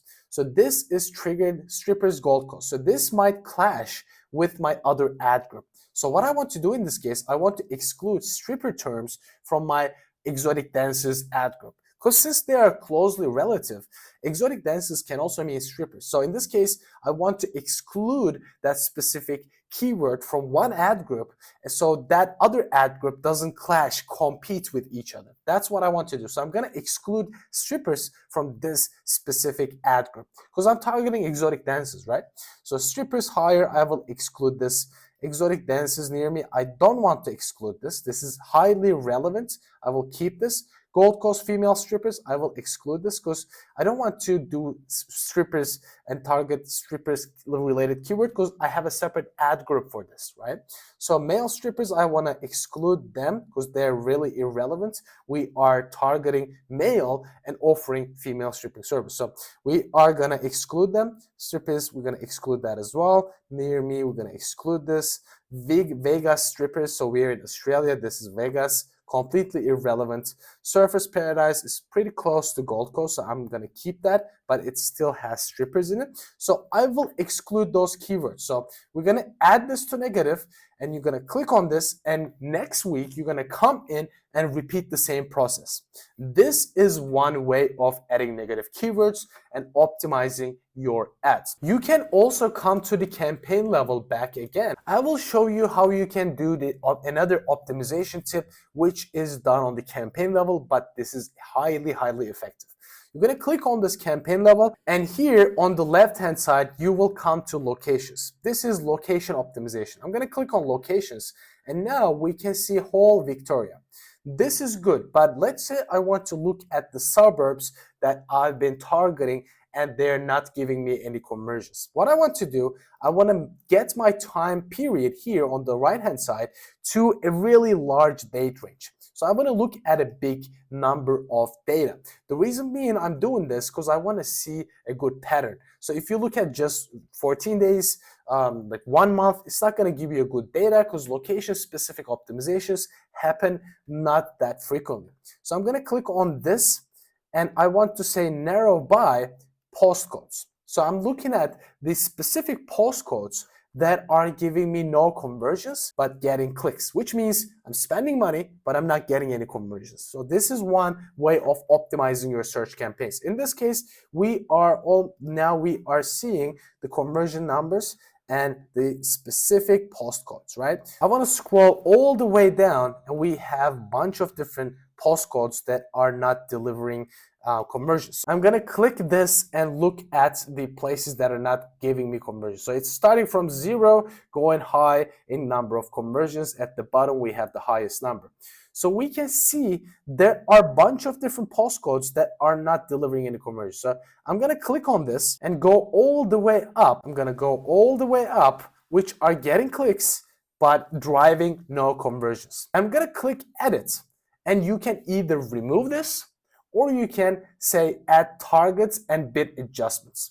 So I suggest you start with just lowering the bids on these specific locations, or if you don't never want to do your targeting in those areas, you can remove them.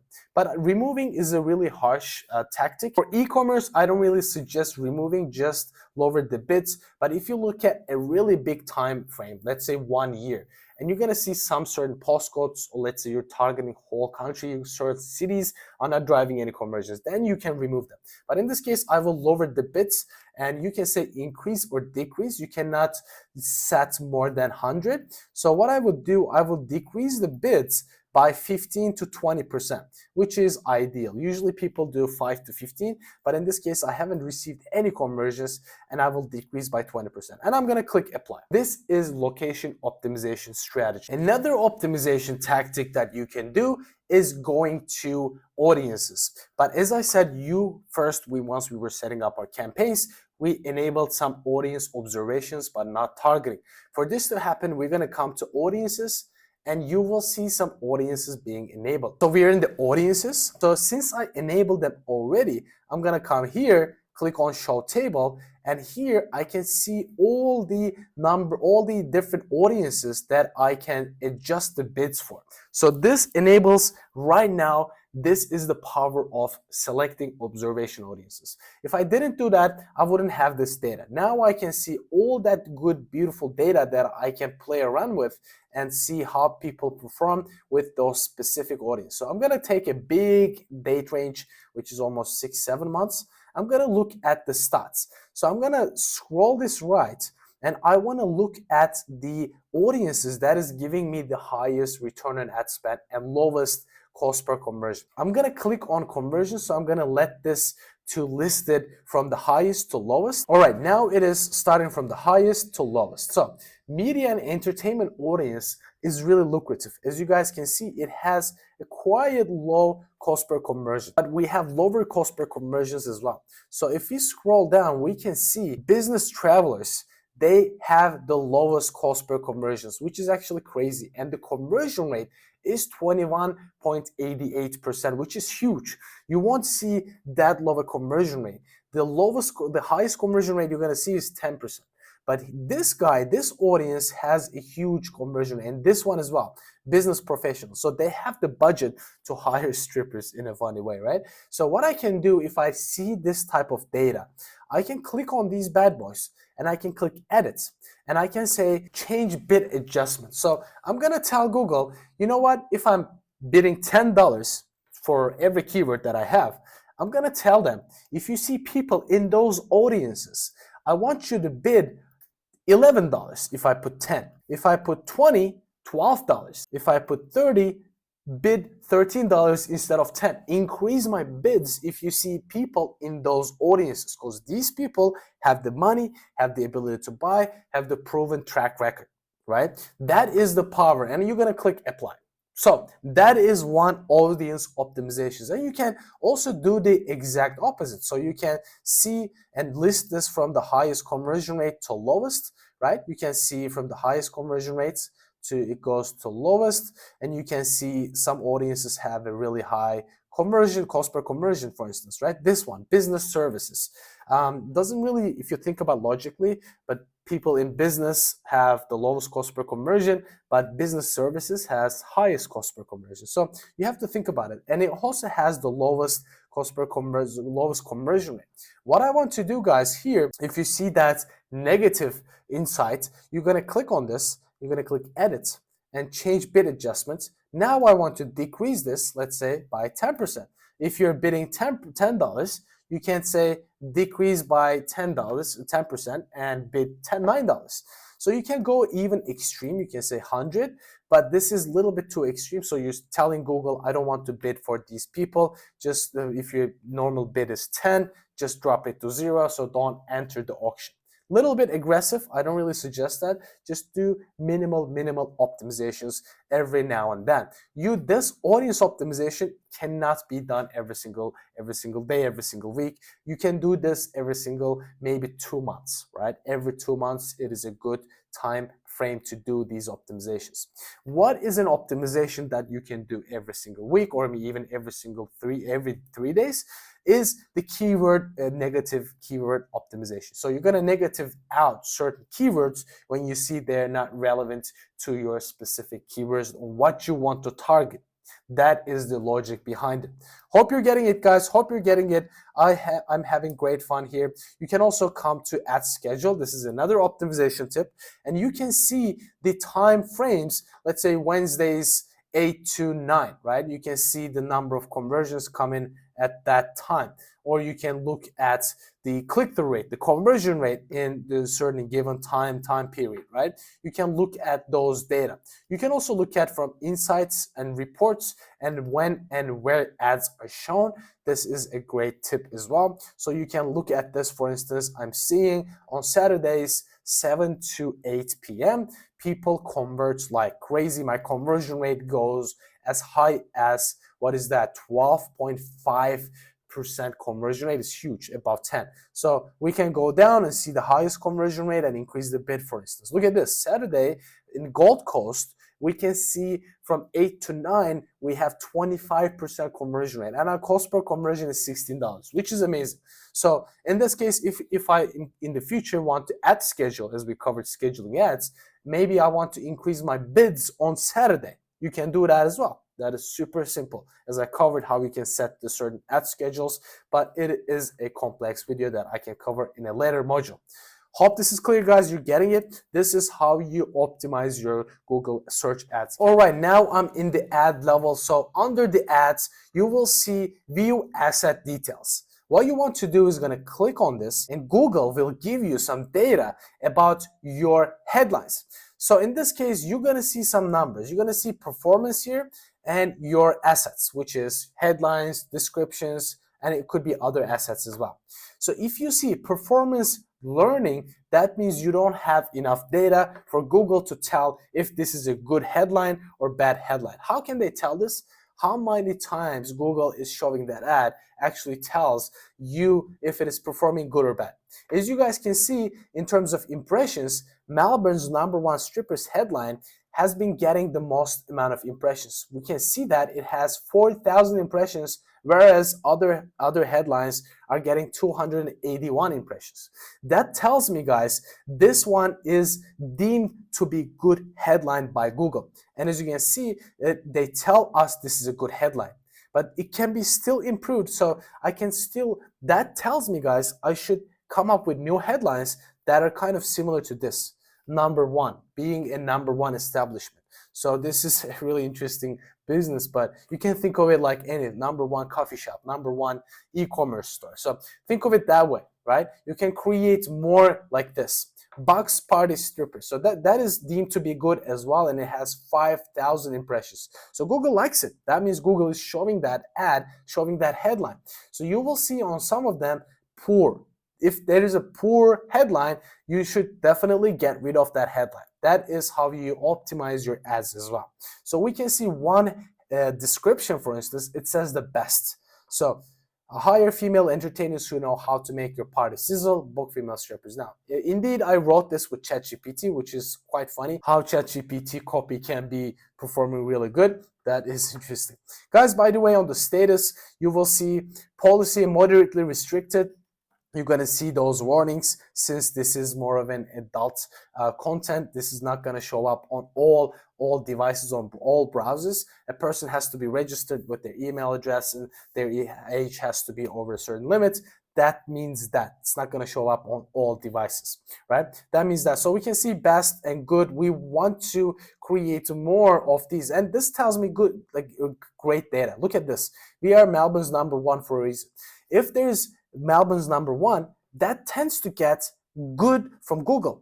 So something being well established brand is performing really good for this specific brand. What am I going to do with this? I'm going to take this information, go to ChatGPT and tell ChatGPT to write me similar headlines, and I will put them and take out the ones that are poor. So there are going to be some headlines that are going to be poor by Google. So I'm going to change them with the new ones. That is how you can improve your click-through rates with Google Ads, or you can just duplicate the existing ad or test it with another ad. Hope this is clear, guys. Now we're gonna move on. Let's cover competitive metrics. In search campaigns, this is probably one of the most important metrics that you need to know. We didn't cover that in the beginning because we didn't have that data. Now we have the data. We've been running ads for a while. Now we can see if we increase the budget certain amount, what we can achieve, or are we able to increase our budgets certain amounts. So these are going to be competitive metrics, which are impression share metrics. We can see that data. So what is the percentage of our keywords being shown as opposed to or amongst the competition? We can see that data. So let's dive into the platform. I will show you one by one. The first one we need to know is impression share. This is the most important competitive metric we have. If you can't see those, guys, by the way, you have to come to columns, click on modify columns, and you will see the impression share. If you cannot see it, type in impression share. So you're gonna click on all the competitive metrics, search impression share, bam, now you edit this in your column. You're gonna type in search impression share. We're gonna type in search impression share loss budgets. Probably thinking, what the hell are those? Don't worry about it, I will show you all. So let's say you apply them. Let's cover what are those. So now we're looking at this Sydney campaign, right? Stripper Sydney campaign. So we've spent what we spent? $349, right? And our impression share is 58%. That means there is a potential to double our budget. So this budget can be increased to almost $700, $600, right? There's a potential. This data tells me that. If this search impression share was at 90% or 80%, I can tell, there's not a lot of increase that I can do, right? If with the keyword match types you have, guys, by the way, if you are using exact match keyword match types, you can first think about, if this is 80% and you're using exact match keywords, first use a phrase match. And if you're still at a really high level and you cannot increase the budget and you want to increase the budget, open it up to a broad match. If you do that, you have to be able to look at your keyword search terms to add negative keywords, to be really on top of everything, because broad match types, broad match keywords are going to trigger super irrelevant stuff. That's why you have to be on top of it. It requires a lot of super focused attention every single day looking at the negative keywords so you don't spend irrelevant money to irrelevant traffic. So we're looking at this data with this current match types, with this current keywords that I have, I can double my budget. That's a good indicator, right?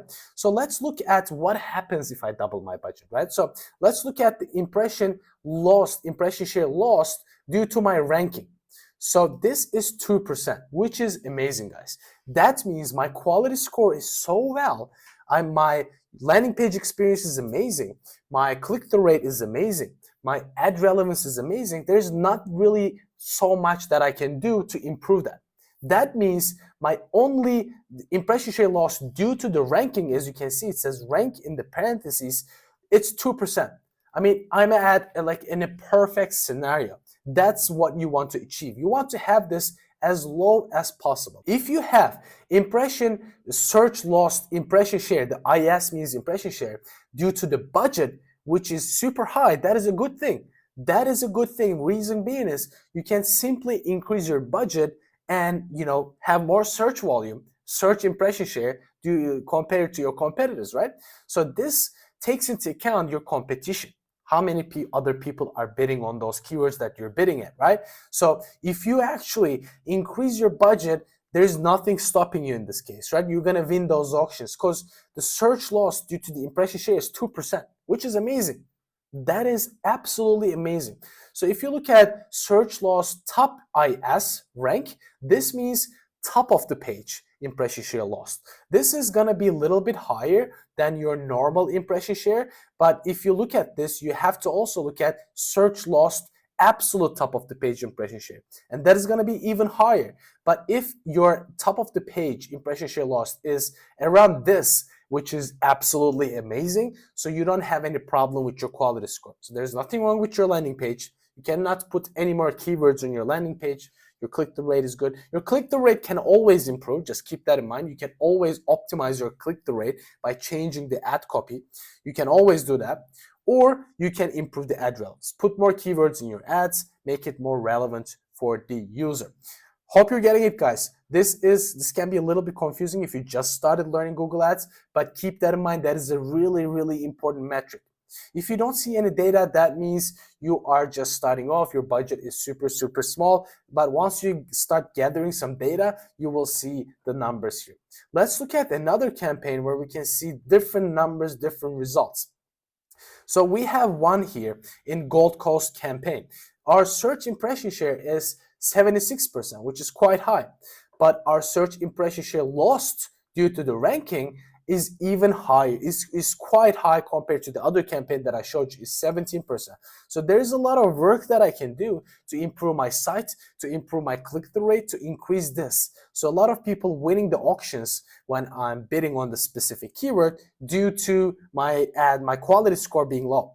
But if you look at impression share loss due to the budget, it is super, super low. That means even if I increase my daily budget, let's say from $20 to $100, I'm not gonna get a lot of new impressions. I will get impressions, but I'm not gonna win the auctions. That means that. What I can do in this case, I can use more broad match keywords. I can use more phrase match keywords. If I'm using only exact match, I can broaden them up, use either broad match or phrase match. Or what I can do, I can improve my click-through rate, ad relevance, and landing page experience. If I improve those, my impression share loss due to ranking will go down. That means I can put more budget and win the auctions a little bit more. So that tells me that. But search impression share, if it is around 76%, and if you look at the budget, like the impression share loss due to the budget, if it's 5%, guys, there is no way you can put more budget into this campaign. So if you have a client requesting that, you have to communicate that to the client, which gives them a really good understanding of what is going on in specific campaigns with the strategies, what you can do, what you can achieve. And these numbers will also reflect to your future projections or future media plans that you can do for that specific client. Hope you're getting it, guys. Now it is time to cover some display ads. Display ads is the second oldest campaign type in Google. And before we get into it, before we get into tips and tricks, I want to show you what display ads are. Now, as you guys can see, these are how display ads look. They can appear on YouTube. They can appear on certain websites. Usually you see them on apps, the websites, the pop-ups, that annoying ads that you barely see. So I will show you one example. So you guys can see this is an image converter website. So this one is a display ad, for instance, from SEMrush. SEMrush is a big SEO tool, which is a software as a service company, but they have, as you guys can see, a display ad. They can appear like this. We go down. They can appear like this as a banner. They can appear like this at the top as a banner as well. So usually they place it on certain websites as images and a little bit of a text involved in these. So we can see listing management and an image, and there's a text on the image, all inclusive marketing suite, right? You understand what they're trying to sell. If you click on this, for instance, let's see, they take me to their landing page, and this is the landing page, right? So I can sign up and so on and so forth. So let's cover what display ads are good for and what display ads are not good for. There's two cases I suggest you run Google display ads. Number one is remarketing. It is a good remarketing tool. Let's say a person visited your website, but you constantly remember them. They visited your site and they should consider purchasing your product or service. On service-based businesses, you will get a lot of spammy leads because after a while, if your frequency is too high, meaning you show the ads to the same person more than, let's say, 10 times, 15 times a day, they will get bored, annoyed, and they might type in spam leads. And display ads are notorious for spam leads, so keep that in mind. But if you are selling some stuff like e-commerce, it is a great tool which is gonna get you a lot of purchases if you do it correctly and if you have enough traffic coming to your website. If you don't, guys, there's really no big benefit of running display ads. You have to have a healthy amount of budget, good amount of budget, so you can think of, what, that's good, now I can start introducing some display ads. I mean, below, guys, below $500, even below $1,000, I wouldn't suggest even thinking about display ads. But on some cases, let's say you are a brick and mortar coffee shop, restaurant, you can radius that area. This is like the only case with a small budget you can run display ads. You can radius a certain area and target to those people with your display ads, and they build awareness. Which brings me to my second point where you can use display ads is awareness campaigns. As I said in the beginning of this course, I'm not really a big fan of running awareness as an objective. If you are, let's say, a person that is running ads for yourself, for your brands, or for small businesses, medium-sized businesses, not a good strategy. But SEMrush, for instance, they have like billion-dollar evaluation, right? Huge company. So they have the ability to run display ads because they're a big brand. They have the budget. They have certain marketing budgets that they have to spend. And if SEMrush comes to you as a client and says, you know what, I want to run an awareness campaign, you're not going to say no, because if you say no, they have 10 different agencies lined up wanting to work with them, and they will choose another agency if you don't really align your thought process with their marketing manager. So big clients like this, McDonald's, Starbucks, they have agencies, and these agencies pitch to those clients like 2 rounds, 3 rounds, 4 rounds. Gary Vee talks about it all the time. Like, you have to pitch to those the clients to wanting to work with you, because if you lock that one client in, they're with you for 2 years, and it's like $1 million contract. Anyways, we're getting away from the point. The point is, if you want to, you can use display campaigns for awareness campaigns, or if you want to retarget people. Do not expect to set a display campaign and run it to a cold audience and expect to see a profitable results. It's not going to happen. So let's cover how we can set up a display campaign. Let's see what we have. So we're going to click on new campaign. We can do create a campaign that goals guidance, which I always do. And then we're going to skip this performance max, because performance max, to understand that, you have to understand all the other campaign types, which makes sense later on. Otherwise, if you jump into performance max right away without knowing display, without knowing shopping, without knowing video, you won't understand what performance max does. Let's go to display. I'm going to go down. You're going to select the campaign objective, right? Since we're doing lead generation, let's say I want to retarget people, right? Or I want to raise awareness in this case. If you want to raise awareness, guys, you don't necessarily choose a conversion goal, since your goal is not conversions. Maybe you can say page view is a goal, so Google tries to work towards website clicks. But if you want to do retargeting, you have to only choose purchase as a conversion goal. In this case, you don't necessarily need to select one if your goal is awareness. Let's say in our case, we want to do an awareness campaign for a big Fortune 500 company. We're going to continue, and you're going to name your campaign. So here we have the location options. It is exactly like search ads, but I'm going to enter another location. Click on advanced search, and I want to put a radius. Let's say I want to put, for a coffee shop, people will most likely travel at max 10 kilometers, guys, not more than 10. So let's put that in to South Yarra. Let's imagine my coffee shop is there. Let's put that radius there, South Yarra, Wick, target, bam. So I'm gonna save this. And then now we have a certain estimate of people on the right hand side. We can see available impressions, 4.3 billion. Not number of people, how many times I can show my ads to those people. As I said, impression is different than reach. Reach is unique person that you show your ads to, right? And on Facebook ads, reach is a big metric, but we don't have the reach metric on Google ads. We have unique impressions. So you can see number of people, overall number of impressions is 4.32 billion. Let's go down. I want to say not interested, but people live in that location. Language, I don't want to set to English because there are a lot of multinational people living in this given area. So you're going to say more settings. You have the ad rotation. So if you want to do A/B testing in this campaign, you want to set to do not optimize rotate indefinitely. So since this is going to be an A/B test, I will run an A/B test, 2 different ads under one ad group. I'm going to say more settings. Ad schedule, you have devices, which is extremely important, guys. If you want to set your ad schedule to a certain time period, you can do that. I'm not going to do this for this case. Devices is really important, guys.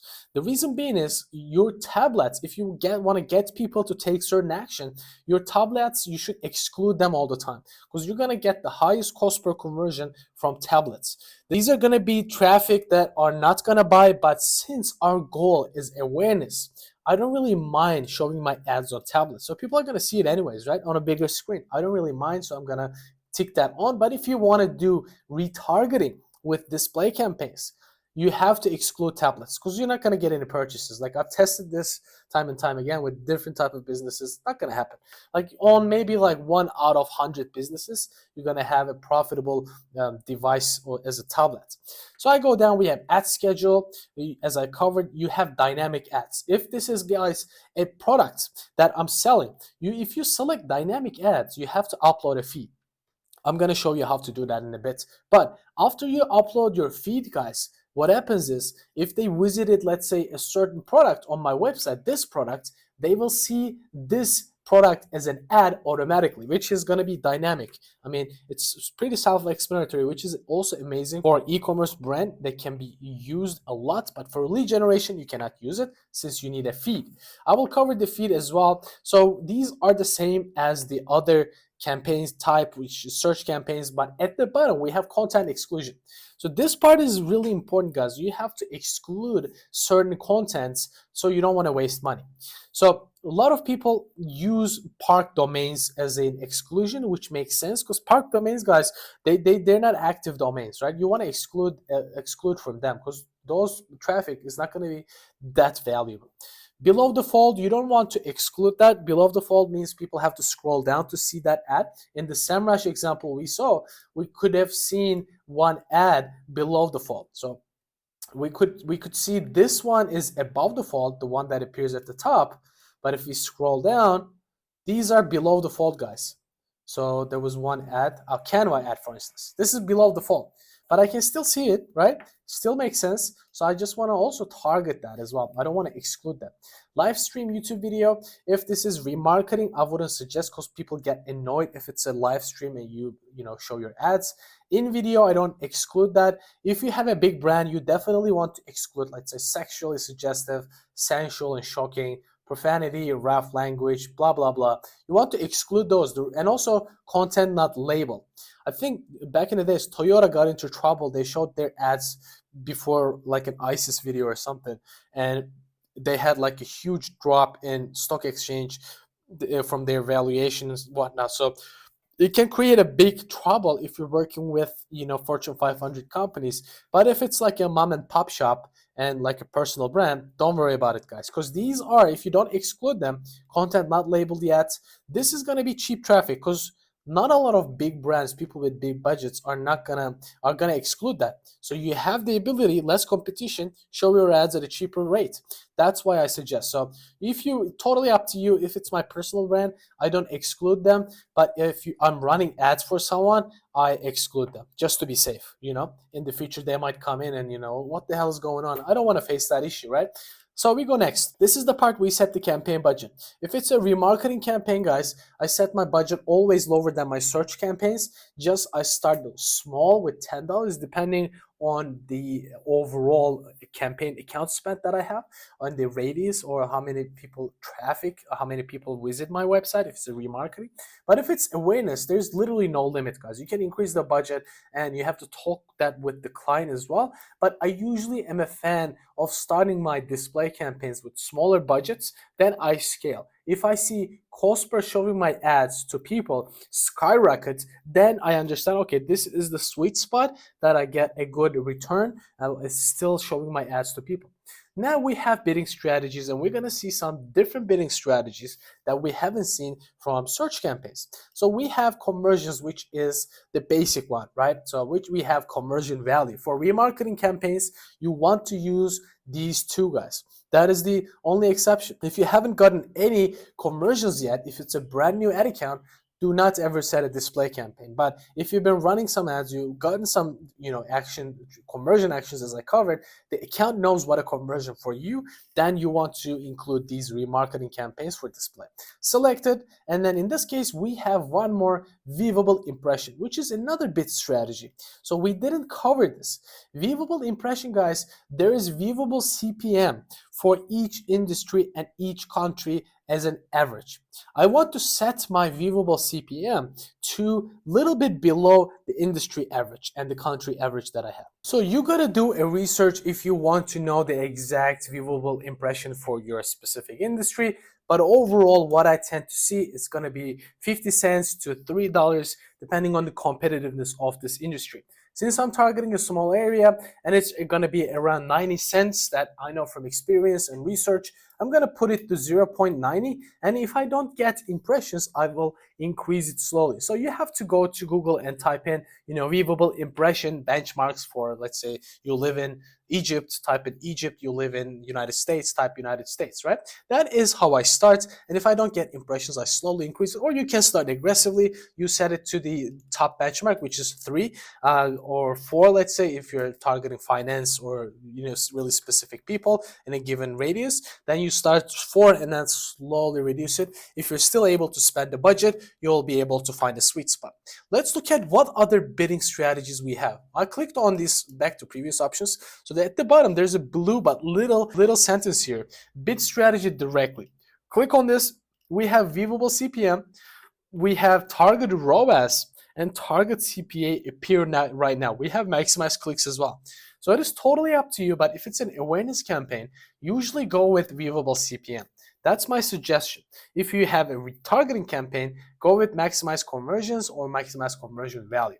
So keep that in mind, guys. In this case, I'm gonna start with 90 cents, and if I don't get enough impressions that I'm expecting to see, I will increase it, let's say after a week, right? That is a good time. So the targeting part is, most of the things happen in the targeting section in Google Display Ads, because we have a bunch of options. It's not like Google keywords, you put your keyword in, they're done and dusted. Not like that, guys. We have a lot of options. So we have audience segments, demographics, we still have the keywords, we have topics, we have placements. So keep those in mind. Most of the targeting that you're going to do is going to happen in audience segments and demographics. You're probably not going to worry too much about keywords, topics, and placements. Let's start with audience segments. Under audience segments, if you come to from search to browse, we have 1, 2, 3, 4, 5, 6 different options that we can start. So we have detailed demographics, which is super basic. Who are they? Are they parents? Are they married? Are they have a new house, and blah blah. Let's take a look. We have parental status. We have parents of primary schoolers, preschoolers, marital status, single in a relationship, blah blah. We have their education, highest level of education attained, secondary, advanced, and we have home ownership. So these are demographics, but we're going to have a different demographics where we can select and target age and gender and whatnot. So this is one level, which is the basic level. You can do this and combine it with the rest of them. We have affinity audiences. Guys, these affinity audiences are not people actively searching for a certain thing. They're kind of interested in the general topic, but they're not in a rush to do something. So when you're doing your awareness campaigns, keep that in mind. If you want to do going after cold prospects, which I don't really suggest, but you should avoid affinity. You should always target in-market people. So there's affinity and in-market. I'm going to cover them. In the affinity, there are going to be a lot of options, guys. You cannot go through them all. We have business, finance, beauty, food and dining. If you go to food and dining, we have coffee shop regulars. So I might tick that on, right? Since we're in the awareness campaign for a coffee shop, I can tick that on. So frequently dines out as well. That could be done if you are advertising a restaurant. We have home and garden, a lot of stuff, guys. Like, we cannot go through them all. So I just enabled coffee shop regulars just for now. And we have in-market. What is in-market audiences, guys? In-market people are actually going to do something right now, right? Let's say I started Brazilian Jiu-Jitsu and I have to buy a gi, right? So that I have to buy that. I started Jiu-Jitsu and I'm going to buy that from somewhere, but who is that going to be? I am, in Google's eyes, an in-market audience for Brazilian Jiu-Jitsu. That is a for sure. So I'm actively looking to Amazon, different sites. I'm gonna buy, right? Somebody's gonna take my money in that case. Who is that person gonna be, right? So keep that in mind. So let's look at what we have. We have also live events under this. So live events is amazing. Actually, you're gonna get really cheap leads or cheap conversions from this. Let's look at in market. We have almost the same as affinity, but these people are more inclined to take certain action. Cars and vehicles, car parts and accessories. Look at this amount of detail in this, guys. Look at this amount of detail. So if you want to get people to convert, I would suggest you avoid affinity and do in markets. But in this case, you can combine two, but you won't be able to see which one is more effective. But in this case, I can combine coffee shop regulars. Let's say I want to see coffee shop regulars. So if you want to see something and you want to search for it, you can go back to search and just type in coffee shop, right? Let's see what we have in the coffee shop section. So we have, let's say, we have affinity. We have coffee as affinity. So most of them are, as you guys can see, there's affinity before them. Most of them are affinity. We cannot see an in-market audience in, okay, coffee shop equipment. That is more of an in-market because they're probably opening up a coffee shop or whatnot. Barista training, not really. Coffee drinks is good and in-market, but that person might looking to order stuff at home, coffee drinks. But let's say I want to include that as well, so I will include this. So we have one in market, one affinity audience. Let's go to browse and let's look at the other stuff on not in market but live events. Let's click on live events. So these people are going to do something, right? We have business creation. That person is starting a business. If I have an accounting service, I want to target them. If I'm selling office equipment, I will probably start advertising to those people. That makes sense. We have job change, for instance. Recently starting a new job, recently started a job. Or maybe that we're selling a congratulation gift package or something, right? Marriage. We maybe honeymoon trips. We're getting married soon. We can advertise honeymoon trips if we have a travel agency. Makes total sense. Moving, removalists, movers, bin companies, cleaners, we can advertise them as well. Purchasing a home, if I have a lawn business, right, I will advertise to them. Retirement, we have people actively gonna do something soon and we can see them. So I'm gonna go down, guys. We have data segments. What is a data segment? Data segment is when I want to retarget people, right? So we have website visitors, for instance, and I can say I want to target all users who visited my website. This is going to be a remarketing audience, guys. Or we can say people who purchased from you before, or people who added to carts before. That is really important.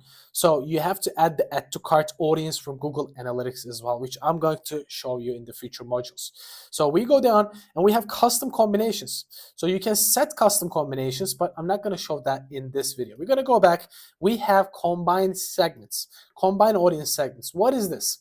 So there's nothing, but I'm going to click on this blue button at the below. Now I can create certain audiences where I can exclude certain people. Coffee shop interest, let's say I'm targeting people who are interested in coffee shops, but I'm excluding baristas, for instance. So I don't want to target my ads to baristas who's searching for coffee, and the algorithm gets confused and they also target baristas, which doesn't make sense. I want customers, not employees, right? Let's say I want to put coffee shop regulars. I want to put, let's say, coffee shop, something really related to coffee shops. All right, we couldn't find anything about coffee shop here. So now what I want to do is exclude and baristas.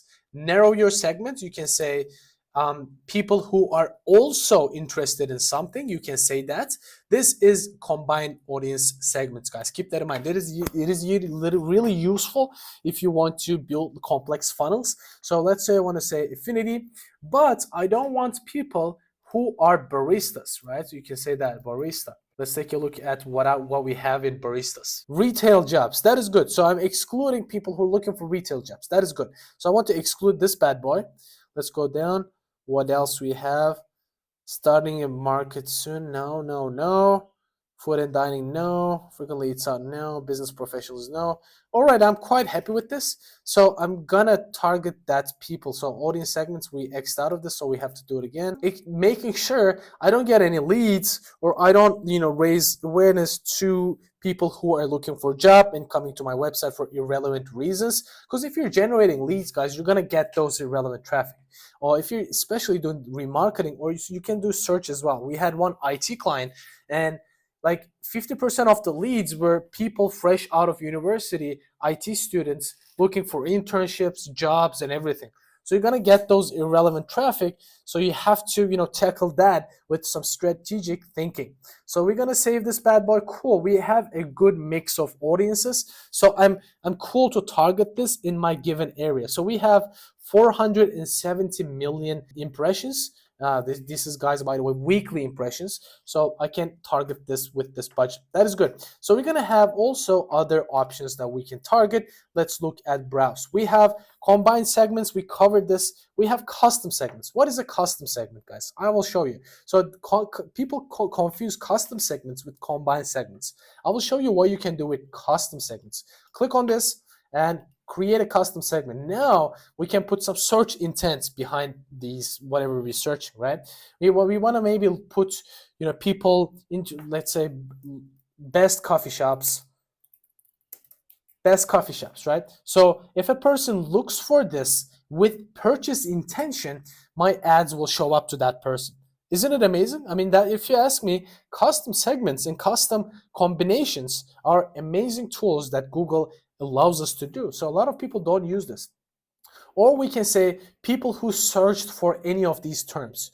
So maybe best coffee shops, a person in retail looking for coffee shop jobs, barista, and they might look for this, right? But that person will be in this, not in the top one, purchase intention. If you put purchase intention, we're probably gonna attract a customer. Not guaranteed, but we're more likely to.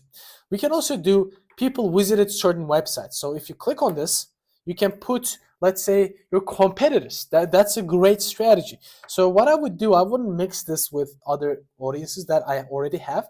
I would set a custom segment separately, targeting my audience's websites, right? Let's say my website is this, or coffee shop, certain coffee shop. I will put all my audience's websites, all my competitors' websites, and I will type that in. And they also, on the right hand side, will give you some insights about your audience. What is the weekly impressions? 5 billion to 10 billion, 61% female, searching for this. With age, 25 to 34, 22% of my, most of them are non-parents. That is a great insight.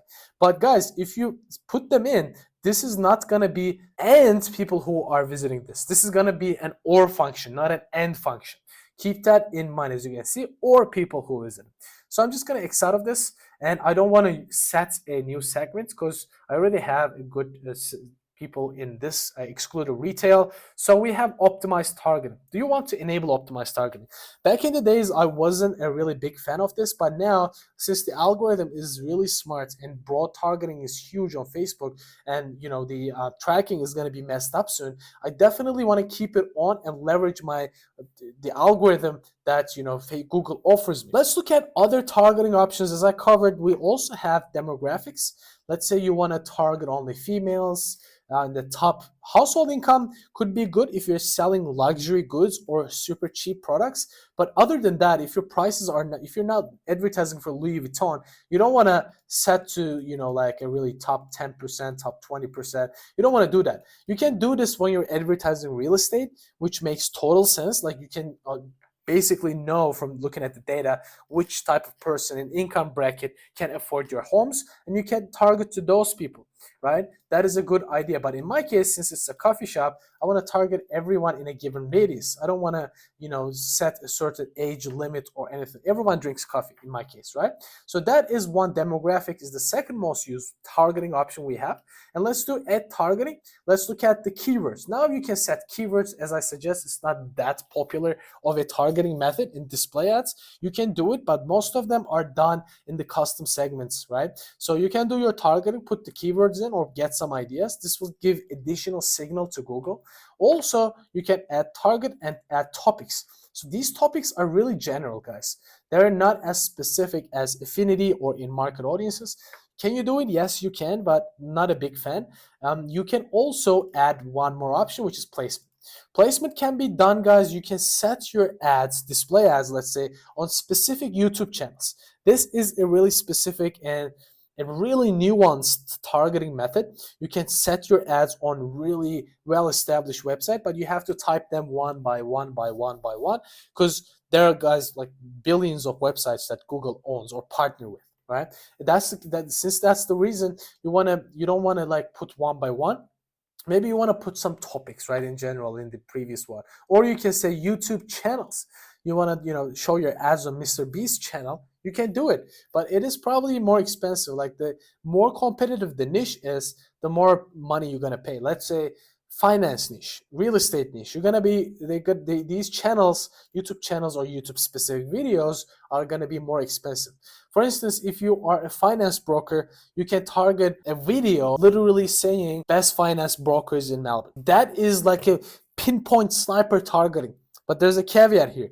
You're not going to spend a lot of money on it, right? You can maybe spend $3, $4 just showing on one video. That's not going to be enough, right? You have to spend some budget, and that small of a targeting will not give you great results. That's why you want to aim your available impressions, guys, at least 10 million, at least. I mean, depending on where you live as well, but keep that in mind. This is not number of people. This is available impressions. Keep that in mind. So this is the whole targeting method, and I will keep this as optimized. Guys, if you come up, you can see what you're targeting in your audience segments, which is the main part that we do our targeting. We go down, we don't have keyword targeting, we don't have topic targeting, and we don't have placement targeting yet. Maybe I can test this in a different campaign, in a different ad group, but now for this ad group, I don't want to. I'm going to say next. Now we have the ad creation part. Now we're going to put the ads, we're going to create them. And you might be thinking, Jim, how am I going to create the ads? Like, it's like I don't have any image. Where I'm going to find the images? Let's say I'm targeting a random coffee shop. All right, we have one here, one example, which is Emil's coffee shop, right? So there's a story here behind these guys. 6 children came to Australia, blah, blah, blah, right? So that is good.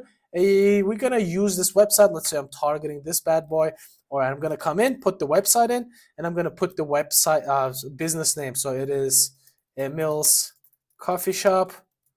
Cool. So now it is time to add images. We have to add one at least landscape image and one square image. So keep that in mind. We're going to show our ads on YouTube, Gmail, apps, and on, it's going to show on mobile as well, on desktop as well, and tablets, since we're doing awareness campaign. Emily's coffee shop. So you might be thinking, Jim, I don't have really good images. Like, first and foremost, you can literally grab this and use this as an image. Super simple.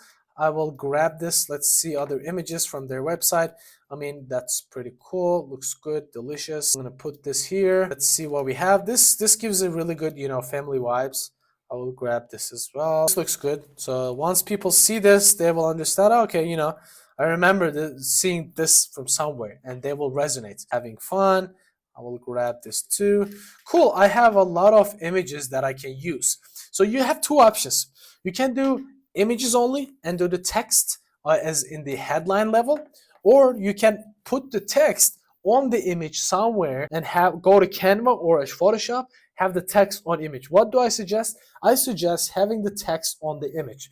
And it goes well sometimes, it's 50-50, guys. Like, it depends what do you have, what do you advertise. If you're selling a service-based business, you have to have text on image. But if you're advertising a restaurant, I mean, you can show your product or service without any text, because people don't really get convinced if they see an image or blah, blah, right? So we're going to select those bad boys that we just took photos. And if you type your website in, they will take the photos for you. So you don't necessarily need to upload anything anyways. So I'm going to upload the ones that I screenshotted. So let's add those bad boys as well. So we're going to have some additional ones. I'm going to save this. So we have a bunch of options. You can add up to 15 images. But I want you to know one thing, guys. If I click on this, at the bottom, you will see how they appear. So as you guys know, some of the images are not going to be utilized. This one is we have maximum number of images, so we cannot use this one. So click on this and you will see how it will look in different specs. In this one, it doesn't look so good. So I want to adjust this. Before you upload or you adjust everything. Click on this, adjust this. So in this one, it doesn't show up here, cool. And so we have 3 different versions from this. This is a great image as well, shows inside. Maybe I want to drop it down a little bit. People see the coffee machine. That's good as well. Let's see how this looks. Perfect. I want to go right. And this food salad thing is really irrelevant. I don't want to use this. Let's look at this. Look, this doesn't make sense. So you can just X out of this. You can say, I don't want to use this version of this image. I want to use maybe this version of the image and this version of the image. You can say those things. Select the ratio. This one looks a bit off. Maybe I want to do this. This looks perfect. And this looks a bit off. So I want to center this. That's good. So you have a bunch of images. I want to maybe center this as well, so they know what it looks like from outside, right? So cool, we have a bunch of images. Dismiss the one that gives error, and you will also get some errors on certain times. If it's too big of an image or if it's too small of an image, you might get some errors. Or in this case, we were like out of space. We used maximum numbers, but in this case, we are now 11. We can add 4 more images. Totally up to you. Like, you can test the ads based on themes as well, and they will give you options to use stock images, but stock images usually don't perform that well. Just keep that in mind. So 11 images is good. Minimum 10 I suggest. So you're going to add your logo. You can add a video, guys. 30 seconds, as they suggest, works the best is in a display campaign, because as I said, they will play before the apps and so on and so forth. Keep that in mind. And you put your headlines. You can use ChatGPT for headlines. You can say Emil's coffee shop, refer a friend, get a free donut, or whatever the case may be. You can have those little offers as well. You can do this, and then after this, maybe you want to say, give me 10 variations, headlines, maximum 30 characters. Cool. So this is going to shoot me like different sip saviors, Emily's coffee, brewed perfection. That is good. So we cannot use that exclamation mark, but we can use this news about Emily's coffee. Of course not. Bam. So this is like, as you guys can see, we cannot use this. Emil's coffee. We can use Emil's brewed perfection. Let's take a look what else we have. Fuel your day with Emil's. Wake up happy at Emil's. That's good. So I want to make this more coffee related. Give the headlines more coffee oriented and make it for families. Let's say that coffee shop is around a family environment. Let's say family, what is it called? Family suburb, right?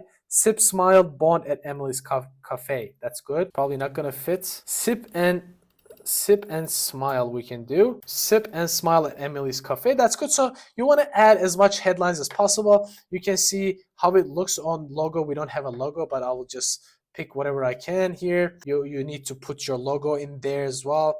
So I'm just gonna skip this logo part. We save this now. Preview is gonna be available. Let's see how it looks like. And also we have to, as you guys can see, this is how it looks on mobile. The logo has to be sip and smile at Emil's cafe, right? 2 Pascal brothers are turning their childhood home into an all-day cafe. That is a good description, actually. It is taken automatically from my website. So in certain cases, you can, go ahead with them. The Milk Bar Cafe, that's got recipient seals approval. That's good as well. I want to use this. And descriptions no longer than 90 characters. Discover Emil's a cozy spot for family, and this one is good. I'm gonna use this. Bam, 63 characters, which is pretty good. So in here, I suggest 3 headlines is enough, but you can add more. We can see a bunch of options how it looks. So we have this, wake up at Emil's. So we have one more option. Emil's brewed perfection looks cool in my opinion. As I said, guys, these headlines are on some cases appear on the image anyway. So there's really that's why I'm not a huge fan of sometimes adding the text on the image if people can understand what you're selling, right? If it's a law firm, you need more information, cool, then put that in. But in most cases, it's a coffee shop, guys. Like, people can understand what that is. And also there's one headline that appears, right? So we can bond with these people here. That's perfect. Sip and smile, Emil's Cafe. And let's take a look at this. And these are, guys, website and apps. Let's look at YouTube and Gmail, how they appear on YouTube and Gmail. Emil's Brute Perfection. That's amazing. Look at this. It's going to increase my awareness like crazy. I know I'm not a big awareness fan, but since we're going with this theme, but you stick to me. Stick with me in this video, guys. We have this on the YouTube. We have, let's see, this in Gmail. Perfect. So you get the gist of it. And now you can add additional formats, more option. You can add a separate call to action text. You can put that in. You can say automate it. You can, or select one, right? You can say sign up, get code, subscribe, see more, visit sites. You can say, contact us is better, I think, in my opinion. You can say additional format options, use asset enhancements, which I usually increase the asset enhancements, which they, adjust the images. On Facebook ads, I don't suggest it, but you should go ahead with this on Google. Use auto-generated video that usually looks ugly, but if you don't have any videos, guys, you just have to use this, right? You just have to use this. If you have a video, just go ahead and put your video in here, guys. If you have a video, just put the video, just upload it or search it from YouTube if you already uploaded to YouTube. So that's the gist of it. We're gonna say next. Now what we can do, guys, we set our viewable CPM bid, we set our audiences, we created the ad. Now the campaign is ready to run. That is how you set up a display ads campaign. In this campaign, is this gonna be it? No, I would usually add one more ad group, and I will test this ad group against another ad group so I can see how people are reacting to one of my ad, which one ad is going to have a higher click-through rate than the other ad. So these both ads could be a different imagery. I can test visuals, I can test headlines, or I can create a new campaign with the same settings, except the only difference is going to be my targeting. Let's say I want to test in the new ad group a certain different targeting, right? I want to maybe target not affinity, I want to maybe target keywords in this case, right? People searching for best coffee shops in Melbourne.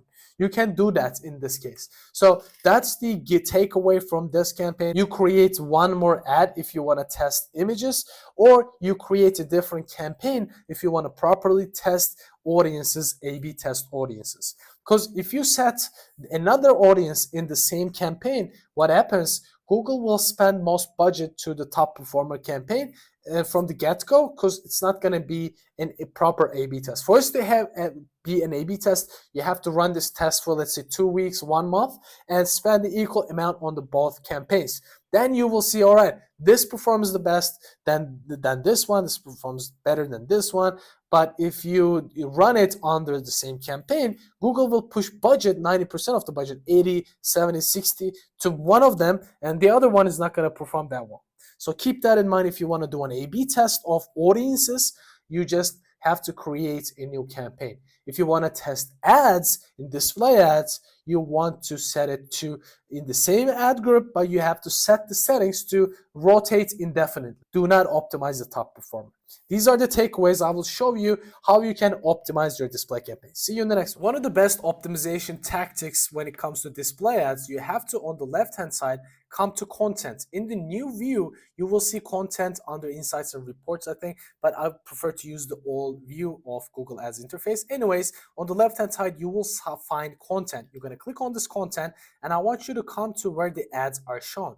Now we have the ability to see where the ads are shown. And one great tactic you want to look at on display ads, if you have an enormous click-through rate, that means those leads are spam leads, guys. If your click-through rate is about 20%, that is a good indicator that it is an app that the display is super small. People can click on it and accidentally click on your ad, and that is going to be spam. Spammy positions, you want to exclude them. It can be counterintuitive. It doesn't make sense when you first think about it, but trust me, 90% of the advertisers exclude those locations. For in this case, Kureka.co.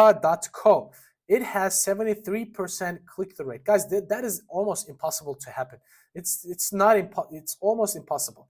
How many conversions? 1 conversion, probably a spam lead. I will click on this and I will look at impressions that has super huge click-through rate. And also, not only that, guys, for instance, this one has 4 conversions, and click-through rate is around 4%. Still high for a display campaign, but guys, keep that in mind. I got 4 conversions. It is quite unlikely that 4 of them are spam, so I'm gonna keep this. So I would do is I want Google Ads to show 500 of them. So I want to see all of the locations, and I want to probably exclude like irrelevant apps that I can see, right? So I want to scroll down. I usually exclude the irrelevant sites, mobile apps, and I will show you how you can also exclude certain mobile apps as well from a bigger picture and irrelevant website. So mobile apps, I want to exclude mobile apps. They usually give really irrelevant traffic. As you guys can see, people are clicking on those, and we are showing our ads 51 times on this mobile and 76 times on this mobile app as well. So these are irrelevant traffic. So let's see how you can exclude them all together. I want to come to content. I want to come to click on content in this section. So I want to see exclusion. So there is nothing excluded here. So I want to exclude certain apps and whatnot, right? So I want to click edit exclusions.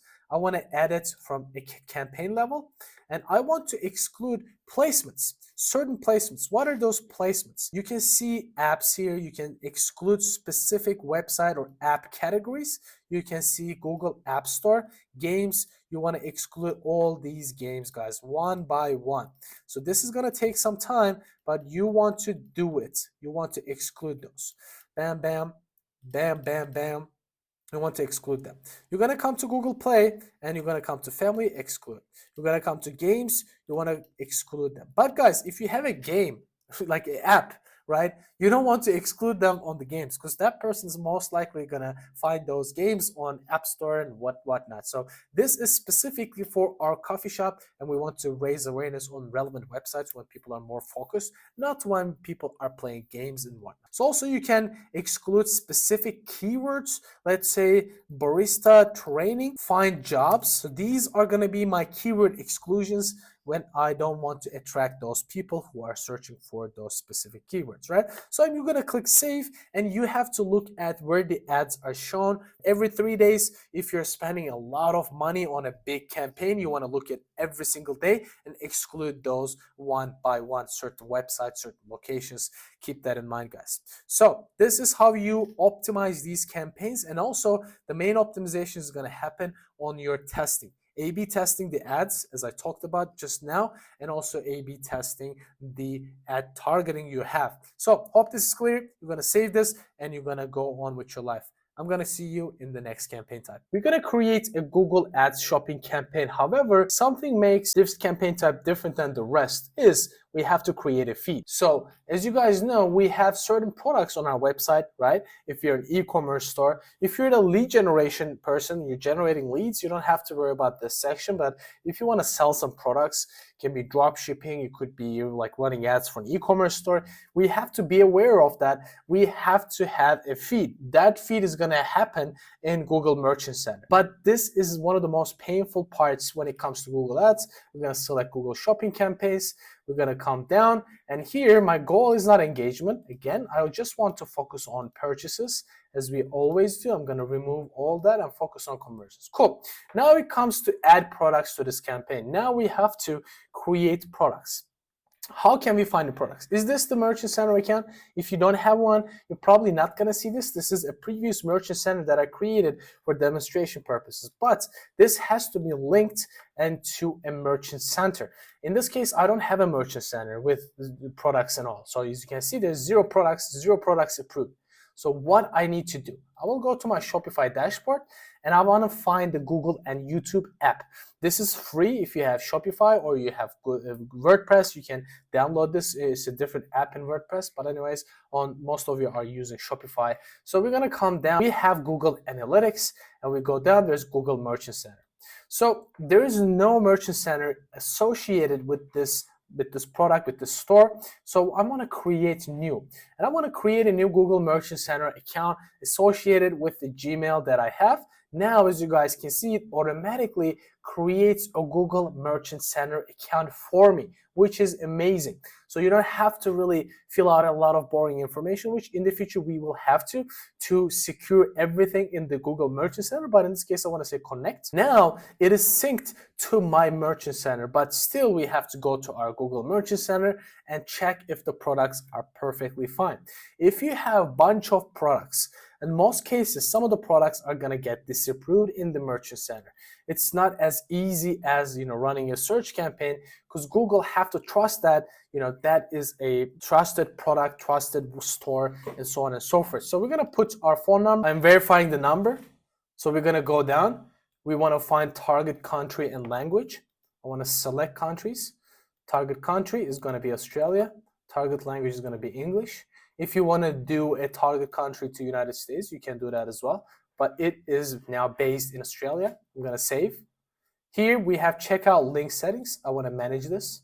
And here we don't include a link to checkout. We have include links to checkout on the product page, which is recommended. I want to save this. Now it is saved. We go down. Conversion tracking is automatically approved.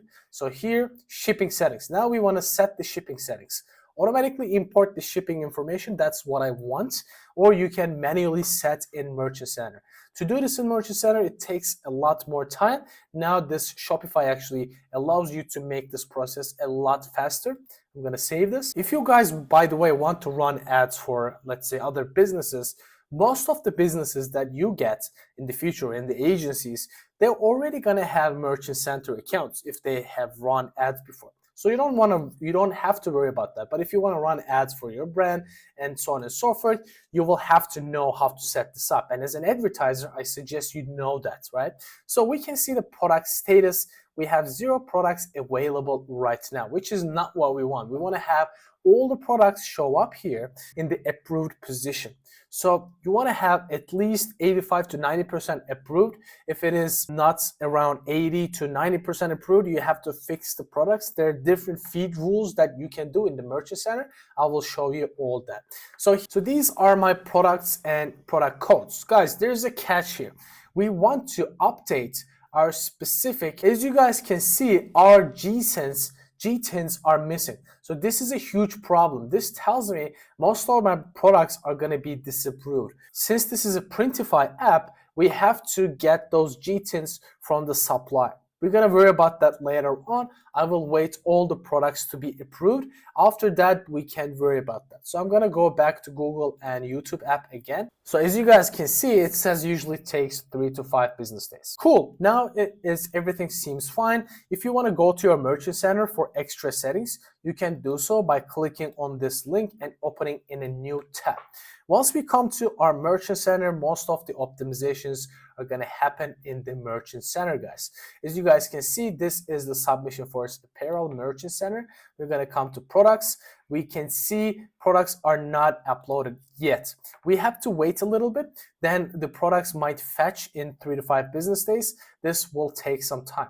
So we have free listings and performance shopping ads. Free listings, I usually suggest you allow it, because you will see if you come to Google, for instance, and I type in Nike shoes, right? Nike shoes. I go to shopping, for instance.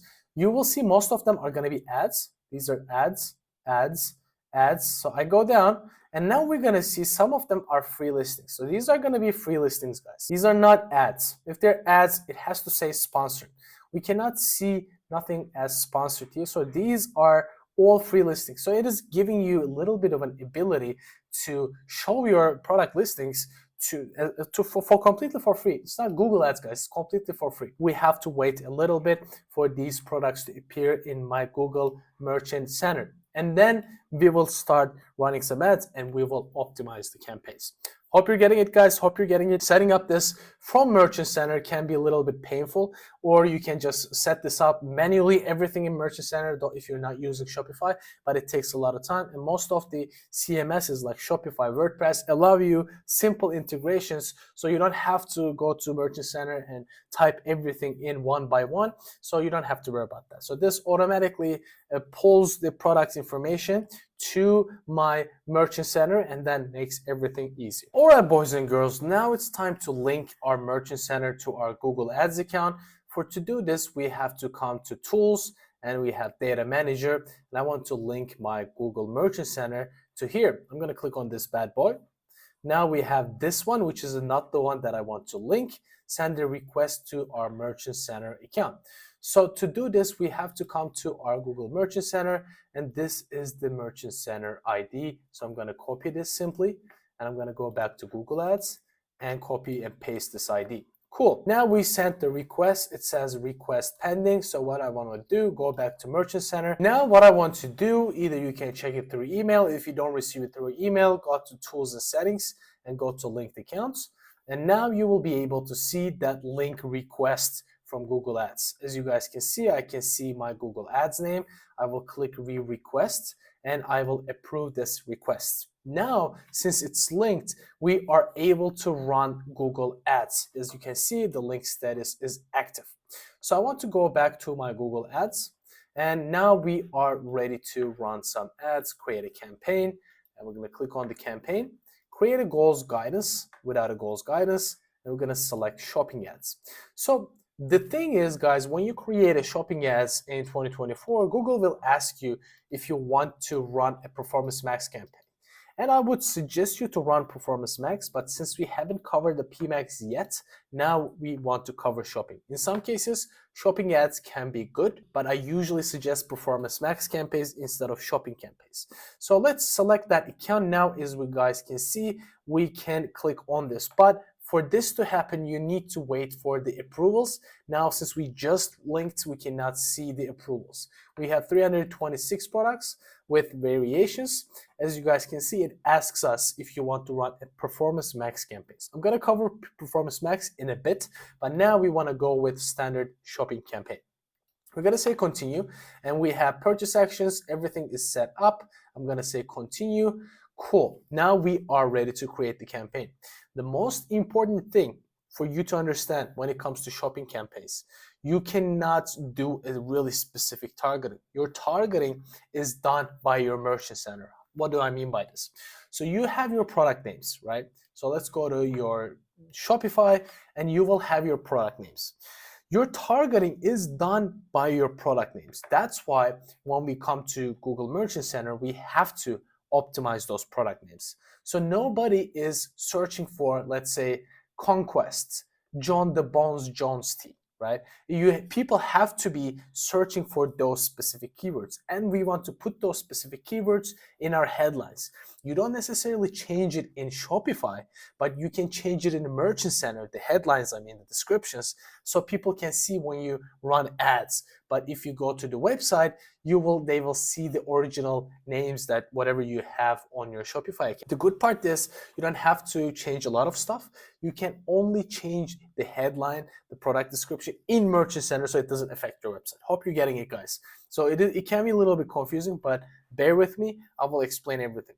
So the reason we change the headlines as how people search for it, the reason being is since we don't have a really nuanced targeting in shopping ads, the targeting is done by our headlines. So Google takes that data and how people search for it, and they present that data, right? So in this case, hungry Kamzat tea doesn't make sense. What I would do as an edited headline, I would put Kamzat Chimaev t-shirts in different sizes, right? You will put that in.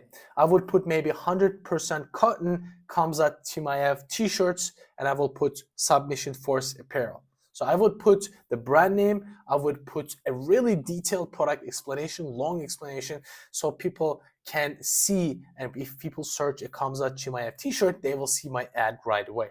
That is the whole idea of how we want to set our ads, how we want to set our shopping campaigns. Because the targeting is done from product names, right? That is really, really important. So you name your product, let's randomly name it. You only have certain bidding strategy options. What I want you to do is start with manual CPC again, if you have no data, or maximize clicks. Once you have data, you can switch it to target ROAS, which is a great idea. Here, you can, if you want to start with manual CPC, you want to have some idea of what is the average CPC of a certain product. In my experience, usually it's going to be $1 Australian. If you are targeting, let's say if you're targeting United States, it will be like 90 cents, 60 cents per click. on t-shirts, right? If it's Louis Vuitton t-shirts, it's going to be a little bit expensive. So think about it, look at the industry benchmarks, but overall, in my experience, if you're selling t-shirts, it's going to be $1 mark. It's not going to change a lot. So it is totally up to you if you want to be aggressive or if you want to set your, like start really low, and if you once you get enough impressions, you slowly increase. It's totally up to you. I will go with maximize clicks, and I will set a maximize click bid, which is how I do it. I will put $1.10 to be a little bit aggressive. You can be aggressive with your budget in shopping ads. You don't have to necessarily start small. Let's say I want to start with $50. So campaign priority is important. Why this is important? So if you set it to low, guys, recommended if you only have a shopping campaign, meaning if you have a search campaign, a display campaign, and a shopping campaign. So a search campaign, this is still, the shopping ads will still be triggered if they search a related stuff, and your shopping campaigns and search campaigns can be triggered at the same time. So they're asking you, what is your priority? If you have only one shopping campaign or just shopping campaign type as a campaign active, just one, you can start with low and default. You don't have to. But if you have other campaigns at the same time, which are not shopping ads, you want to set it to high. So you start spending. Otherwise, you will get to some circumstances you don't spend all of your budget and you don't get enough impressions, which leads to you not getting enough sales. Keep that in mind. Or let's say you have a performance max campaign at the same time, you want to set it to high as well. So I rarely set it to low and medium. I set my shopping campaigns to high as a priority, so it starts spending right away. When we come to search networks, I usually exclude this, guys. They will tell you most advertisers includes their ads Google search partner sites, meaning if you go to a random site, let's say the image converter, as I showed you in display campaigns, they will, for instance, have some shopping ads appear as well. Do you want that really? But in that case, people are not really actively looking for a product, right? Those bids, those are going to be cheaper traffic. However, those people are not actively searching for your product. They maybe searched for it in the past, but not actively searching for it. So that's why I don't want to include this. Devices, you cannot edit the devices. You set your location bidding and just change it to presence, because it is important, guys. If a person from, let's say, Turkey is looking for a t-shirt, my t-shirt name, searching for it, and that person really interested in coming to Australia, the Google will understand, okay, that person has an interest and might show my ads to that person in Turkey. However, let's say in my case, I cannot ship it to Turkey. So I've wasted that click as well. I don't want to do that. So you name your ad group, whatever you name your ad group as, and then create the campaign. So most of the parts are done and you are good to go, almost good to go. So you don't do any changes in the ad level because it just pulls the products. It pulls the image, it pulls the descriptions, it pulls the headlines. Literally, you don't do any edits on the image, you don't do nothing. That is that simple to set it up. Most of the stuff, as I said, happens in the merchant center. So we have ad groups and product groups. Once you start running your ads, you will see this as an ad group. Since they are brand new and we haven't really get the product approved yet, you will see not eligible, as you guys can see. So I cannot run ads as if now, but I will show you once they're eligible, you will be able to. So you're gonna give some time for it to approve. Anyways, so we have all products. What I'm doing in this case is this campaign is gonna promote all products. Since all t-shirts, in my case, I'm only selling t-shirts and MMA t-shirts. In my case, it doesn't really make sense for me to separate them into different ad groups. It doesn't make sense. But let's say you have jeans, you have t-shirts, you have socks, you have hats. If you have different categories, you want to place them in different ad groups. It makes sense. Or maybe you want to create a different campaign with best sellers. I will show you what you can do in this case. You're going to click on this plus sign, you will add a subdivision. How you can add a subdivision? In my case, I only have t-shirts, right? It doesn't, there's not much product types. How you can change this list showing differently is you're going to come to at the top product types. You have brands. If you're selling different brands, you can list them as different brands. You have item IDs, which is going to be really, really explanatory. So I'm going to click on this. You will see different products with item IDs and the names will show. Let's say I want to create a separate product group with all t-shirts related to Conor McGregor. So I'm going to go down. I will see the t-shirts that are related to Conor McGregor. So we have some Conor t-shirts. So you can just type that in as well. So if there's the keyword in here, so we're gonna type in Conor. Cool, so all these t-shirts are Conor McGregor t-shirts, 57 products. I'm gonna continue to edit bids. So let's say I wanna bid a little bit more for these keywords if I was doing it manually, right? If it was manual bids, you could have set a different manual maximum CPC for these products. If you want to get more, aggressively, bid more aggressively for these products. So I'm gonna save this bad boy. Right now, I have these different products, as you guys can see. So I'm just gonna leave this section. Cool. So we have different products and everything else in all products.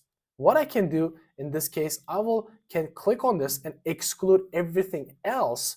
And now what I'm doing is I'm just targeting Conor McGregor t-shirts in this ad group. So I can just create a different ad group and I can exclude everything else and only target Khabib related t-shirts. Or I can create another ad group, only target John Jones related t-shirts. It is totally up to you, but since I don't have a lot of products, they're just different variants. I have only 3 Conor McGregor t-shirts. They're just large, different colors, black, white, and you want to put the colors in the titles as well. So a person might be looking for white Conor McGregor t-shirt, then you want to show your ads to those people. So the Google understands them as different products, which is good. You do not have to have thousands of products. So how you can optimize these Google Shopping ads? It is quite complicated because the editing of the titles is happening in the Google Merchant Center. So that is one thing. You will download the list and re-upload it as a supplemental feed, which I'm going to show you guys. However, you can do negative keywords in Google Shopping ads. There's a catch. You cannot add keywords to target. However, you can add negative keywords. That is powerful, and you don't have that in Performance Max campaigns. You cannot add negative keywords. The good thing is here, you're gonna come here, audiences, keywords, and content. You're gonna come here, search keywords. You will be able to add negative keywords to your shopping campaign. Let's say you see a lot of irrelevant people searching for tap out or UFC Venom t-shirts, which are kind of different brands. I can just add them as exclusions. Let's say I can exclude Walmart, eBay, Amazon, and so on and so forth. Since I'm not selling there, I can exclude them. Also, what you want to do, come to insights and reports, and you want to look at search terms, how people are searching your products. Let's say you're getting certain search terms and you look at the conversions. Most of the conversions are coming from those search terms, but you don't have that search term in your title. What you're going to do, grab that and add that search term to your product title, and you're going to upload it in the Merchant Center. That will help you a lot when it comes to optimizing your campaigns in Google Shopping ads. What else you can do?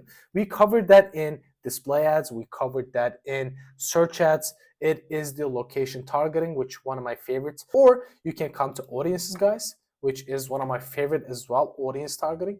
You're gonna come to audience segments and you're gonna add audience segments into the campaign. And then you're gonna set them to observation as again, so you can edit those observations. I'm gonna click enable all of them, all the related ones that I can see. I wanna enable them, bam, bam, bam. Sports, family, MMA, education, travel, dating. So it doesn't really matter. You wanna enable stuff that are related. Hockey fans, weightlifter, basketball, hockey tickets, soccer, American football, baseball, jiu-jitsu, whatever the case may be, you type it in and then you save it. So this is observation. This is not targeting them, but you can also target them. Change the targeting in the future if you want to target specific people that are actually looking for some certain product and service. So you can come to here, you can click on edit audience segments, campaign level, and you're gonna come and target, change it to targeting. I don't really suggest that because I suggest Google taking the information from your titles and acting like a search campaign. That's what I suggest when it comes to shopping campaigns. When you do Performance Max, we will be able to target, but I want this to act as a smart shopping campaign. This is how you do it, or keep it on observation. And once you have enough data, go to show table. You will see all the audiences and you will see the conversion data underneath that. Then you will be able to edit the bids and make certain changes in your shopping campaign. Hope this is clear, guys. See you in the next one. We've come a long way. In this video, we're gonna cover video ads. Video ads aka YouTube ads. So you can search for YouTube ads. These are also called as video ads in Google because Google purchased YouTube many years ago. So how can we leverage video ads and what type of video ads there are?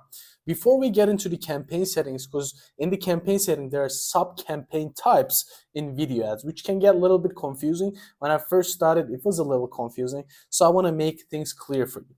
I want you to understand there are just different type of ad formats when it comes to YouTube ads. There are bumper ads.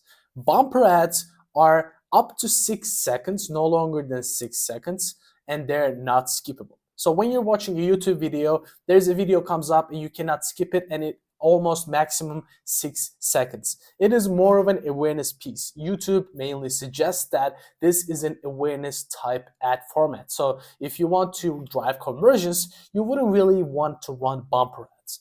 And we have non-skippable in-stream ads. What is the difference of this compared to a bumper ad? This is 6 to 15 seconds, no longer than 15 seconds. So since if it is below 15 seconds, it's either bumper or non-skippable ads. If it is below 6 seconds, it is bumper ads. If it's above 6 seconds, 6 to 15 seconds, this is non-skippable in-stream ad. And this again, Google and YouTube suggest don't use this ad type if you want to drive conversions. Because if you want to drive conversions, guys, we have to make the video a little longer, convey our message, and make it more specific to the audience if they want to purchase something. Hope you're getting it, guys. Hope you're getting it. And then we have the most common ad format when it comes to video ads, which is used for conversions, which is skippable in-stream ads. I think you've seen this a lot, maybe 100 times if you're watching YouTube videos like me. You're gonna see this video and after 15 seconds, you're able to skip this video. These are called skippable in-stream ads. There's no limit to those videos. Sometimes you should push ads which are one hour long, and not ideal of course, but you can use any type of video as an ad. But I don't suggest this strategy. I want you to craft your ads with a really strong hooks, meaning people be like, oh, okay, I want to see what he's going to talk about after 15 seconds, because they have the ability to skip it. We don't want that. We want them to watch the whole thing so they get value and they click on the ad and land on a landing page. Hope you're getting it. If you want to raise awareness, we don't want to use this ad format. This is skippable in-stream ads. And we also have in-feed video ads. In-feed video ads are going to appear below the video or next to the video, where it depends on where you're watching it, and you can see the thumbnail, you can see the headline and description, and you have the ability to click on that ad. These are not great if you want to drive awareness. These are for conversions, but these are not amazing overall, which can be utilized, but not great. So you're not gonna get a ton of conversions from this. You have to have a really appealing thumbnail for people to click on it and then watch your whatever you're selling, and then they go to your website. So there is one more step of friction. And then we have shorts. Shorts are relatively new compared to the other ad formats, and these are also below 1 minute, guys. So these are only appearing on mobile, and depending on what you're watching. Let's say you're watching shorts on your desktop, then you can see short ads as well, but mainly on mobile. So hope this is clear, guys, and you're not gonna get a lot of conversions from short ads as well, but it is good to include. Hope you're getting it, guys, so far. Now we're gonna jump into the Google Ads, run a video ads campaign so we can see what we can do with this campaign type. We're gonna jump into the platform, but before we get into it, I'm gonna tell you one thing: when you should run, what should be your goal when running video ads. Number one is awareness, and number two is driving conversion. So this is a great campaign type for both. But however, if you want to only run a video ads campaign, meaning your only campaign is a video ads campaign, YouTube ads campaign, you're not going to be as profitable. The reason being is, guys, video ads campaigns usually work better in conjunction with another campaign type. What do I mean by this? I usually want to run my video ads campaign with a performance max campaign, video ads with a search campaign, video ads, display plus search campaign. That's what I experienced over the years alone as a video ads campaign. If you just want to drive conversions, it's not gonna be as profitable. So let's get into the platform. I'm gonna click on create a campaign. It's gonna be a brand new campaign. So let's go and create a campaign without goals guidance. We're gonna select the video ads. All right, now we have these campaign subtypes. These subtypes are really important because it can get confusing. That's why I covered the first ad types, then we know what are the campaign types, subtypes are. So the video views, guys, it is a new campaign, sub-campaign type, but you should only use it, let's say if you want to drive views to one of your YouTube channel. Other than that, it shouldn't be a concern. Or a client comes to you, I want to grow my YouTube channel with views, I want to run this. But overall, it's not a great strategy and it's going to be short-lived, guys. Then we have efficient reach campaign type. This is good if you want to run an awareness campaign. I do it for clients, which works great. In this case, as we covered, we have bumper ads, skippable in-stream ads, in-feed ads, and shorts ads. We have target frequency. Target frequency is great, but if your goal is reaching unique people, I don't suggest this. You go with efficient reach. But if your goal is you have a really targeted, nuanced audience, and you want to increase if people ask to those people, they will remember, oh, I definitely remember seeing that ad. I definitely remember this brand. If you want that, spark, the brand recognition, you want to go with target frequency. And especially, let's say we are a coffee shop, like we did on the, display campaign, target frequency is an amazing campaign type. People are going to remember that. You can set certain targets saying, let's say, I want to, show my ads to one person like 25 times, and you can really specifically target those people with what videos they're watching, so on and so forth. Non-skippable reach is quite similar to efficient reach, guys, but efficient reach we have bumper ads and all sorts of other ads as well, but here we have 15 seconds non-skippable ads. So efficient reach gives you more wiggle room to play around with different ad types. The most famous one is drive conversions, because if you want to drive conversions, sales, leads, it could be anything as a remarketing tool. You want to go with drive conversions. Depending on which campaign subtype you choose, there are going to be certain ad types available for you. So if I choose drive conversions, I won't be able to use bumper ads. Keep that in mind. So each sub campaign type have certain specific ad types that you can use. Ad sequence is in a version that you can use where you have 2 or 3 different videos in a sequence, meaning one video you talk about something, you give a little cliffhanger at the end and people don't know what you're talking about in the second video, like they see it in another time they're watching YouTube, and then you explain the cliffhanger. In the third one, you have a call to action, meaning you get them to do something, right? It's usually better for big brands. I remember BMW or Mercedes, one of those brands were doing this. They had like a sequence ad, like it doesn't make sense if you watch the second one before watching the first one. So in here you set that, set that sequence so people have to watch the first one, the second one, so on and so forth, for them to understand what is going on. And we have audio. You're probably not going to use audio a lot. I don't really suggest YouTube audio. The reason being is if I were to do this, I would have run Spotify ads. It's not a popular ad type, so definitely don't worry about this for now. So we're going to say continue.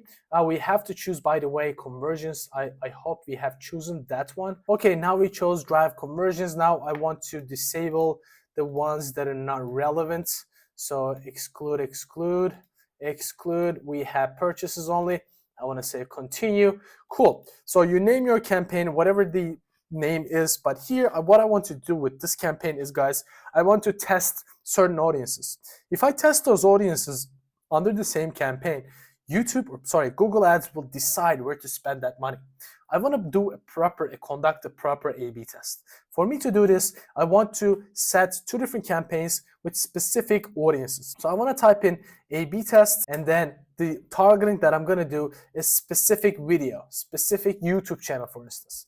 I want to target a specific YouTube channel, and in the other one, I'm going to target a specific YouTube channel as well. So if you have a limited budget, guys, and you want to run YouTube ads, they can work, but you have to be really specific on what you target. We have our location targeting selected, all languages, perfect. Here we have maximize conversions or target CPA.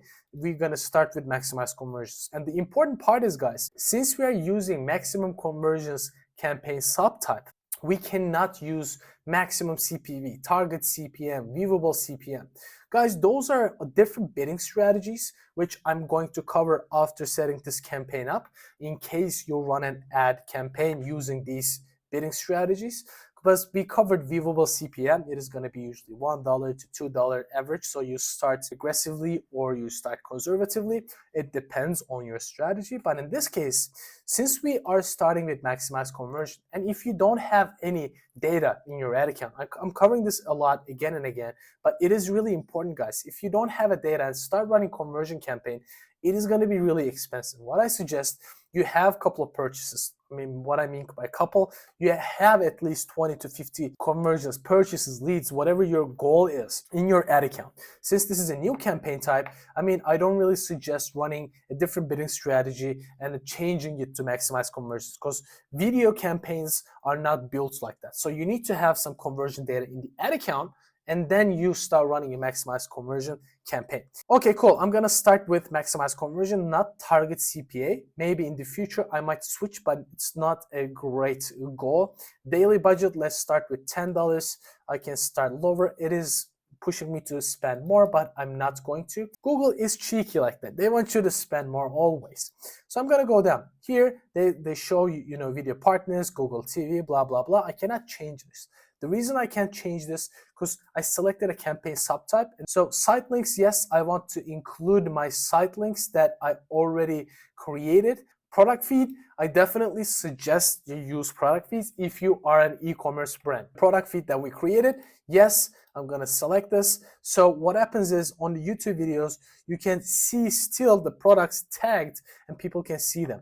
Additional settings, you have the eligibility to set certain actions. What I don't suggest, guys, if you're running a conversion-based video ads campaign, do not show them on TV screens and tablets. Only on mobile and computer. But if this is an awareness piece, a top frequency campaign, I definitely urge you to do tablets and TV screens. It is gonna increase the potential of they remembering your ad a lot more than, let's say, they're busy at work seeing a YouTube video on their mobile phone little screen.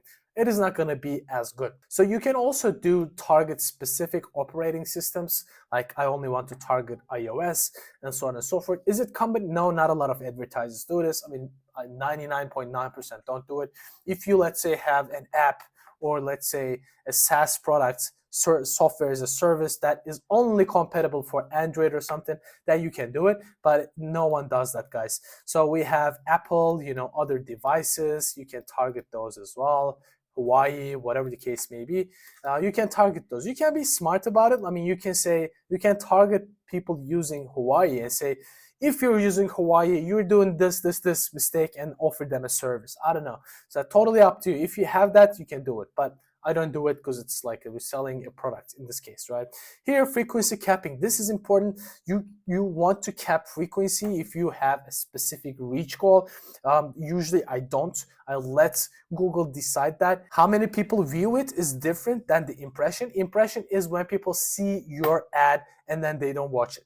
But view, they have to watch it for 30 seconds. So you can set a limit how many people can watch your ad 30 seconds for a given period of time. You can say per day, I only want to show my ads if they watch twice, 30 seconds of my video, that's good for the day. You can set those limits, but since this is not a brand awareness or target frequency campaign, I'm not gonna touch that and let Google decide, achieve a result. So I don't wanna get in their way of giving me the conversions in a low cost. So ad schedule, I'm not gonna set that. Video enhancement, I'm gonna keep that on.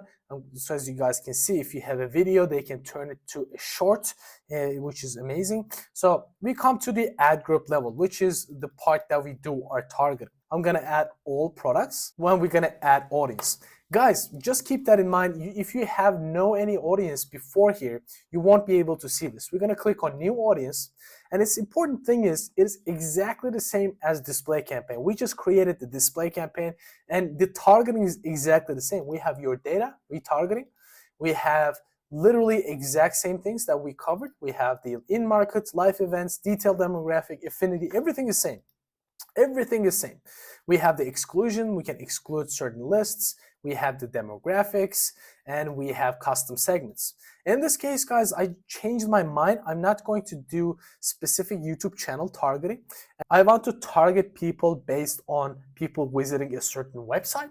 That's what I'm gonna test it against. It's not gonna require a lot of budget, as I said. So I'm gonna set it 18 to 34 male, and then we're gonna come down.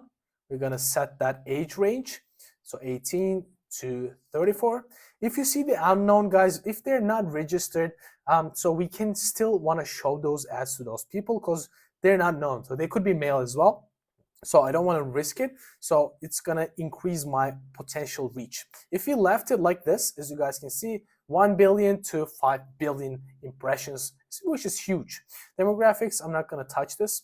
All right, now it is time to come to custom segments. We're gonna click on new custom segment, and we're gonna name this as certain website visitors. Cool, I'm gonna add those specific websites. The best thing that you can do is when it comes to targeting specific websites is coming and going to the first result that comes up. If they have the first organic position, that means they have quite a bit of monthly traffic.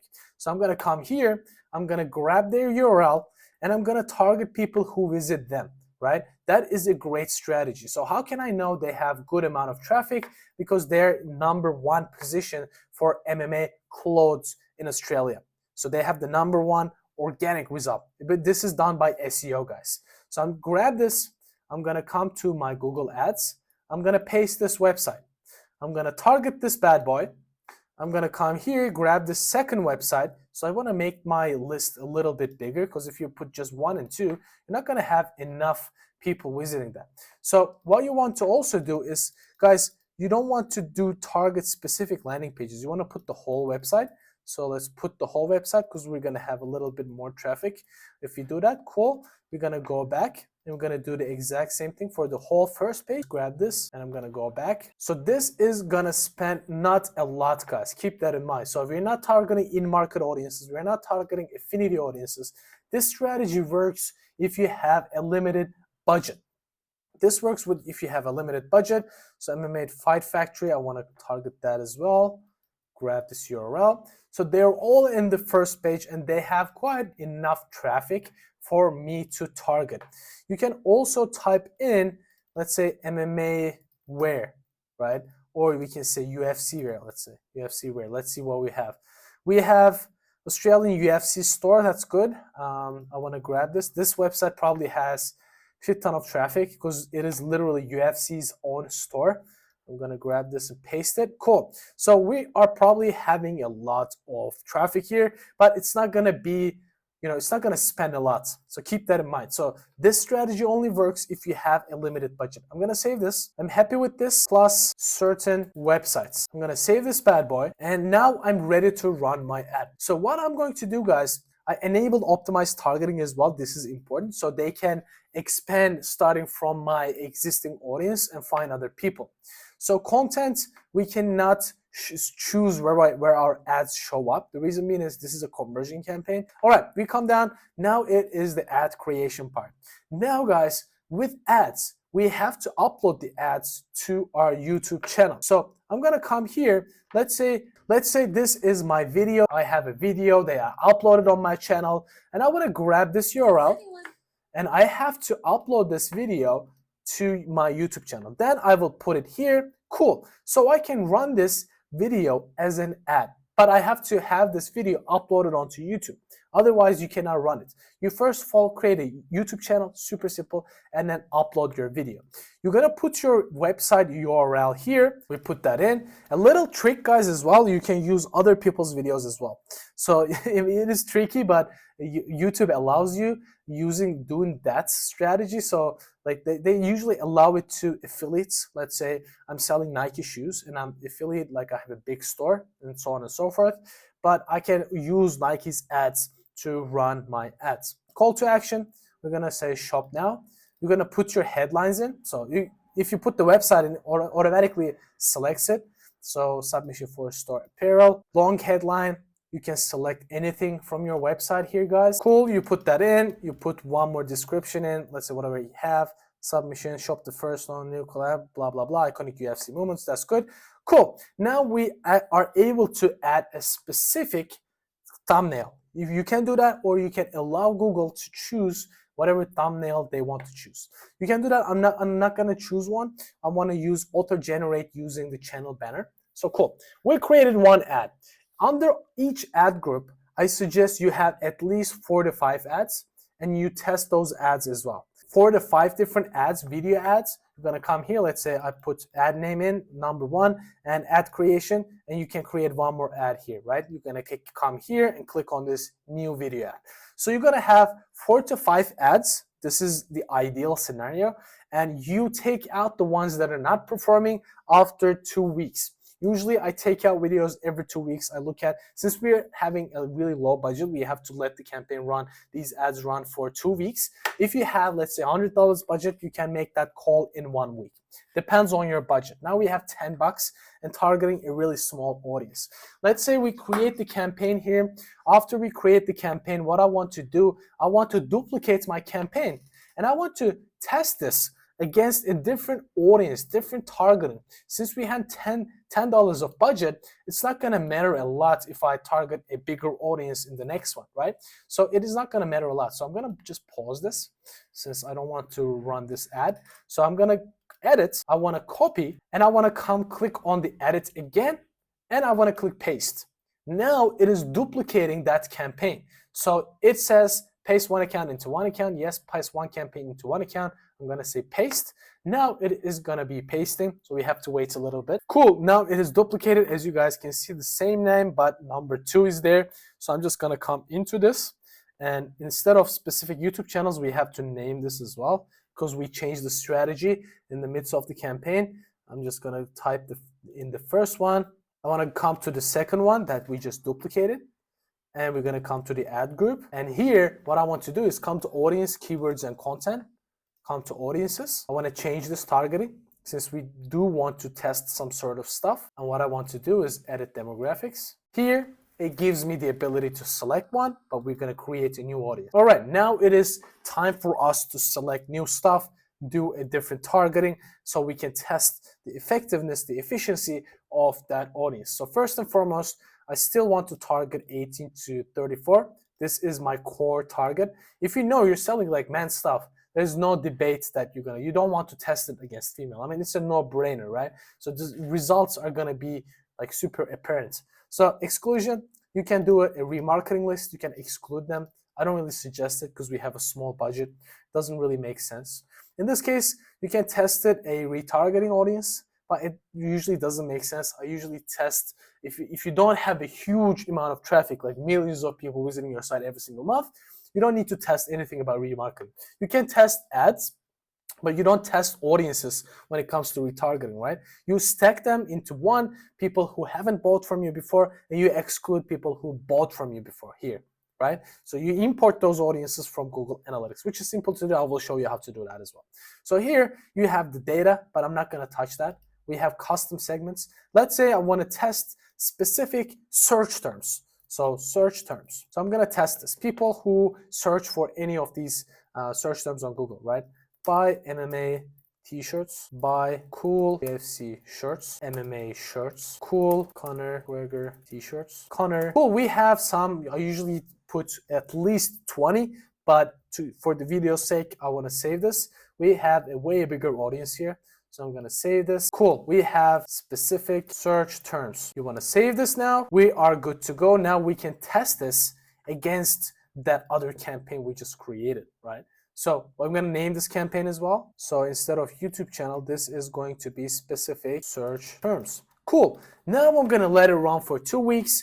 I would let it maybe 1 week. I will check it, of course, after a week. Since we have $10 a day budget, it's not going to be enough for you to see drastic differences in between those 2 different campaigns. And let's say if you have a bigger budget, I don't really suggest that nuance of a targeting. If you have, let's say, $100 of budget per campaign, and specifically for video ads, what I would do is I would test, let's say, specific affinity audiences, and I would test specific in-market audiences, and I will stack them. I would make a big audience, right? I will combine certain stuff, and I will test these combinations against one another. Maybe I would combine people visited the website, remarketing I would combine, I would add specific keywords, I would add search intentions, I would add specific websites, and I would add an affinity audience. I would test that against another combination.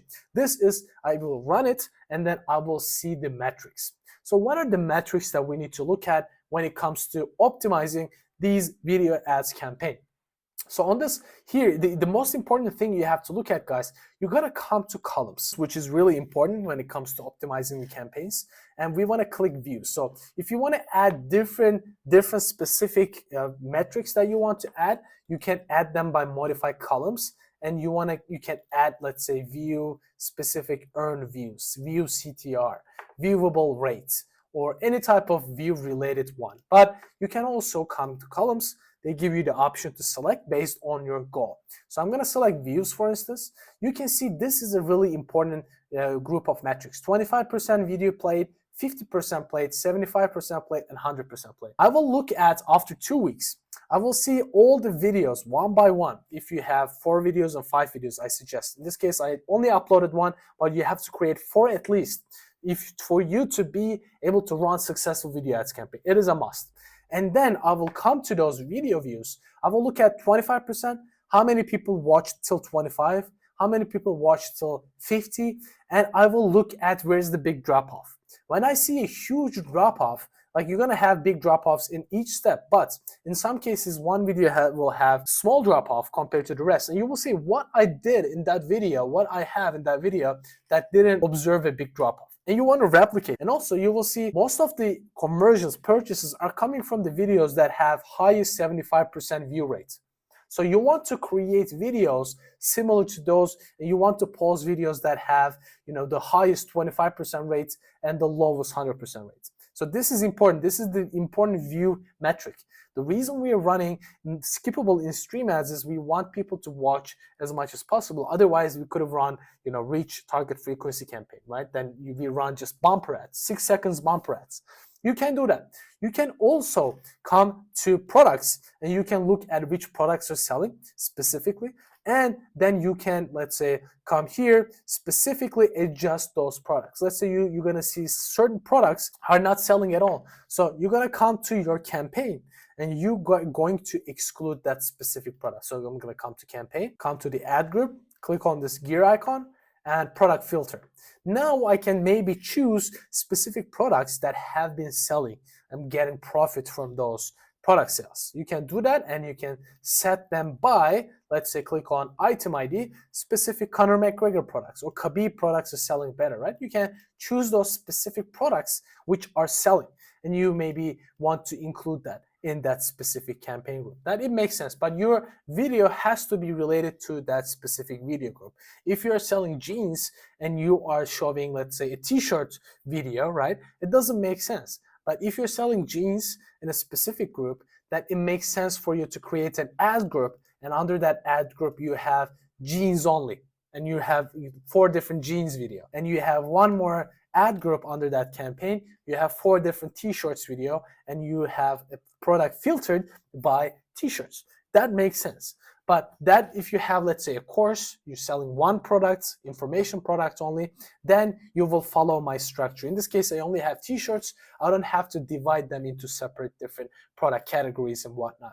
This makes sense for my brand, and this works for most of the people who have just only one product and so on and so forth. And also you can edit you make your optimizations in the locations level as well. That's one of my favorite location targeting strategies. You're gonna come to click here, this tick, and you're going to click narrow by, and you can narrow by cities if you're targeting a big whole Australia, for instance. And you're going to have a huge number of people, right? So you can come to columns and you can say, you know what? People who are in, let's say, Sydney are not watching my videos. Or you can come to say, people from Sydney have the highest cost per conversion. So I'm paying more to get a purchase. Then you can exclude Sydney like I did in the display ads, in search ads. That is so simple, guys. Hope you're getting it. Hope you're getting it. Video ads is a really important campaign type. We should definitely leverage them if you want to raise awareness or we have extra budget and we want to add a different campaign type. As promised, I want to show you other bidding strategies in Google Ads. Let's say we choose target frequency as a campaign subtype, we're gonna go down, we have target CPM. Target CPM is only can be used when we're doing target frequency or awareness-based campaign types as set. So if you want to set the target frequency, set a weekly target. I usually set it to 4. It is the highest that I want to go with. And then when it comes to bid strategy, which is the critical part that I want to cover, is the target CPM. We cannot set maximum CPV, which is cost per view. We can set target CPM. What is the average target CPM on Google Ads? It will be around $1 to $3. As I said, I usually start aggressively and slowly lower it down.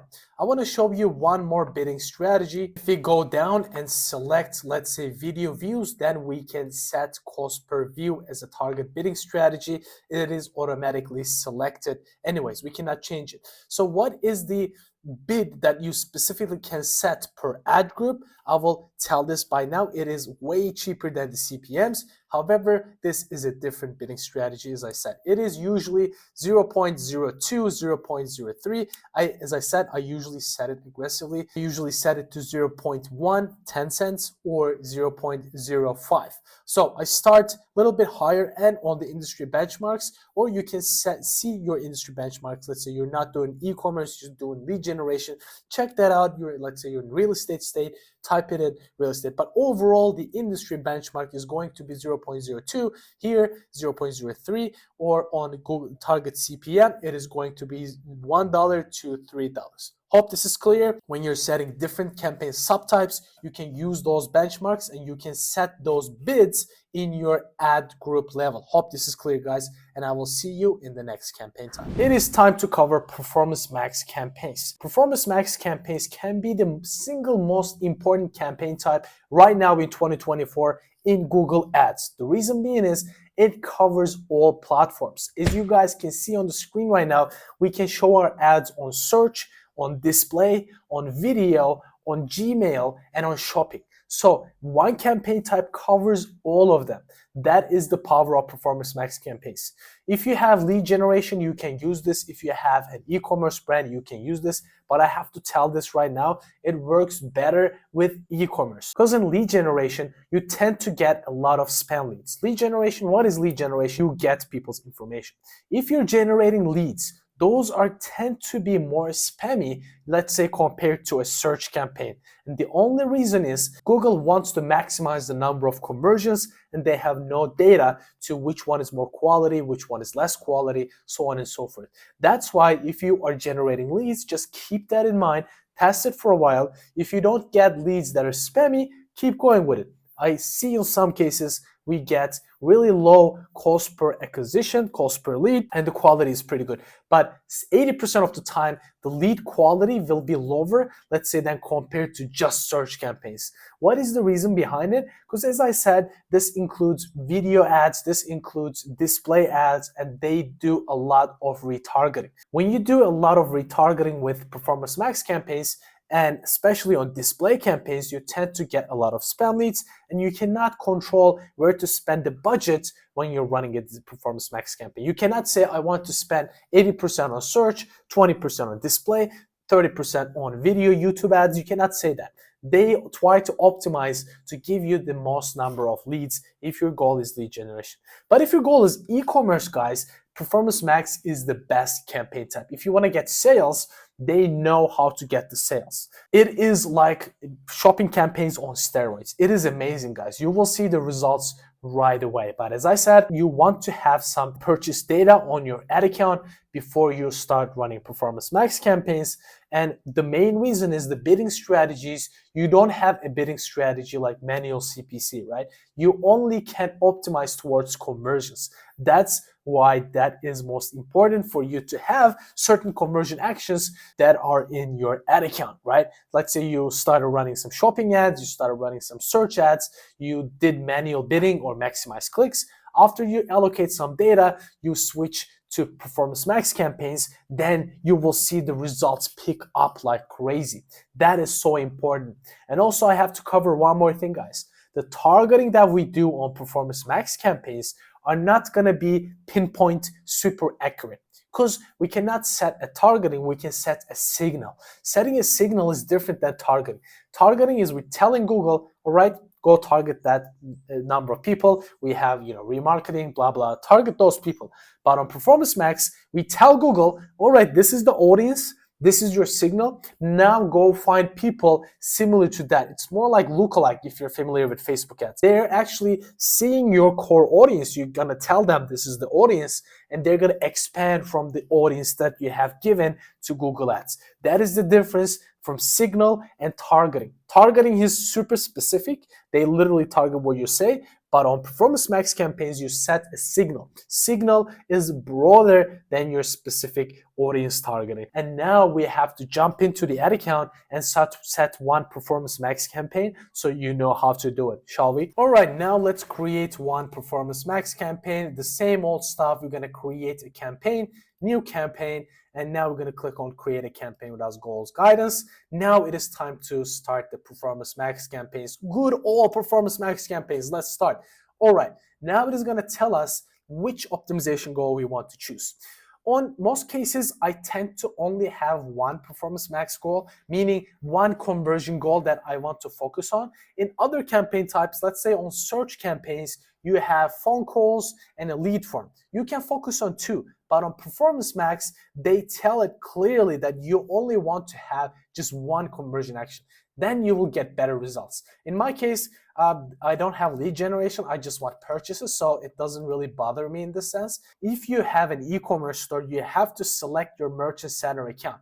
If you don't have a Merchant Center account, guys, you are not going to be able to utilize the full power of Performance Max if you don't select your Merchant Center. You still can run it, but you won't be able to utilize the shopping campaign type when it comes to Performance Max. When it comes to lead generation, though, you won't see this, and it is not a big problem. So we can select our Submission Force Apparel Merchant Center, which we got 80% of the product approved. We're going to say continue. That's perfect. Now we're going to name the campaign Performance Max. We're going to say continue. We're going to start new because I had one draft campaign already. Now we have two bidding strategies for e-commerce. Overall, we have 4 bidding strategies.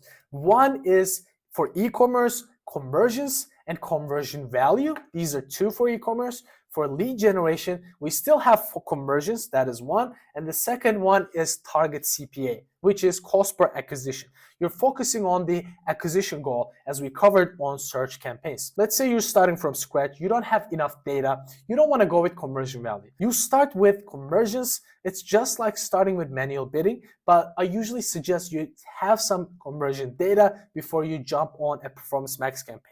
Let's say you build some data, you still want to start with conversions. Then once you have a certain number, understanding of what is the conversion value that you're getting, then you set to conversion value, right? So I will tell you what it is. So I will start with conversions, and you can set a target cost per action for your specific conversion goal. Let's say I want to pay $20 to get one purchase. As I covered this in the bidding strategies and the search campaigns, guys, you want to use this bidding strategy and you tick this on only if you have a website and your product per prices are quite similar. Let's say I'm selling t-shirts. Most of my t-shirt prices are $30 to $40. In this case, this makes sense for me to set a target CPA. But let's say if you're selling iPhones and iPhone cases, iPhone costs like $2,000, iPhone case costs like $20. There is a huge discrepancy, huge gap. In that case, you want to go with conversion value, so Google algorithm will try to optimize to get you more of that iPhone sales instead of iPhone cases sales. Hope you're getting it, guys. So in conversion value, if you set a return on ad spend goal, you can set a target ROAS goal. Meaning, let's say you've been getting 5x ROAS, which is 500%, right? Every $1 you put in, you get $5 in sales. So in this case, if you have been getting 500 in the last month, you want to set it to 450. The reason being is, as I said, we want to give that wiggle room to the Google algorithm so they start delivering. Let's say after a while you start getting 5.5 ROAS, right? And then what you're gonna do after a month, you're gonna come and increase it to 500. Your target ROAS should always be lower than your actual ROAS. Let's say you go with conversions and you set it to target CPA.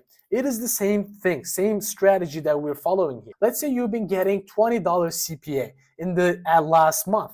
What you're gonna do is gonna set it to a little bit higher than your actual CPA, because you don't want to restrict and give them, all right, you have to get $18 CPA. No, if you do that, you're not gonna be able to spend, your performance will suffer. Then what I would do is set it to a little bit higher than actual one. So target CPA, we always want to achieve our actual CPA as low as possible. So we want to set it a little bit higher than our actual one. Let's say a couple of months passes by and you see your target CPA is around $18, right? Now you can set your target CPA a little bit lower, but still higher than the actual CPA. Let's say I set it to 20. Now you're giving Google, all right, I want to slowly lower my target CPA, but I'm still giving you the leadway to adjust and get more sales. Hope you're getting it, guys. Hope you're getting it. Now we're gonna go with conversions here. We have the ability to exclude the existing users, meaning if I click on this optimized campaign for acquiring new users, but your number of conversions will drop.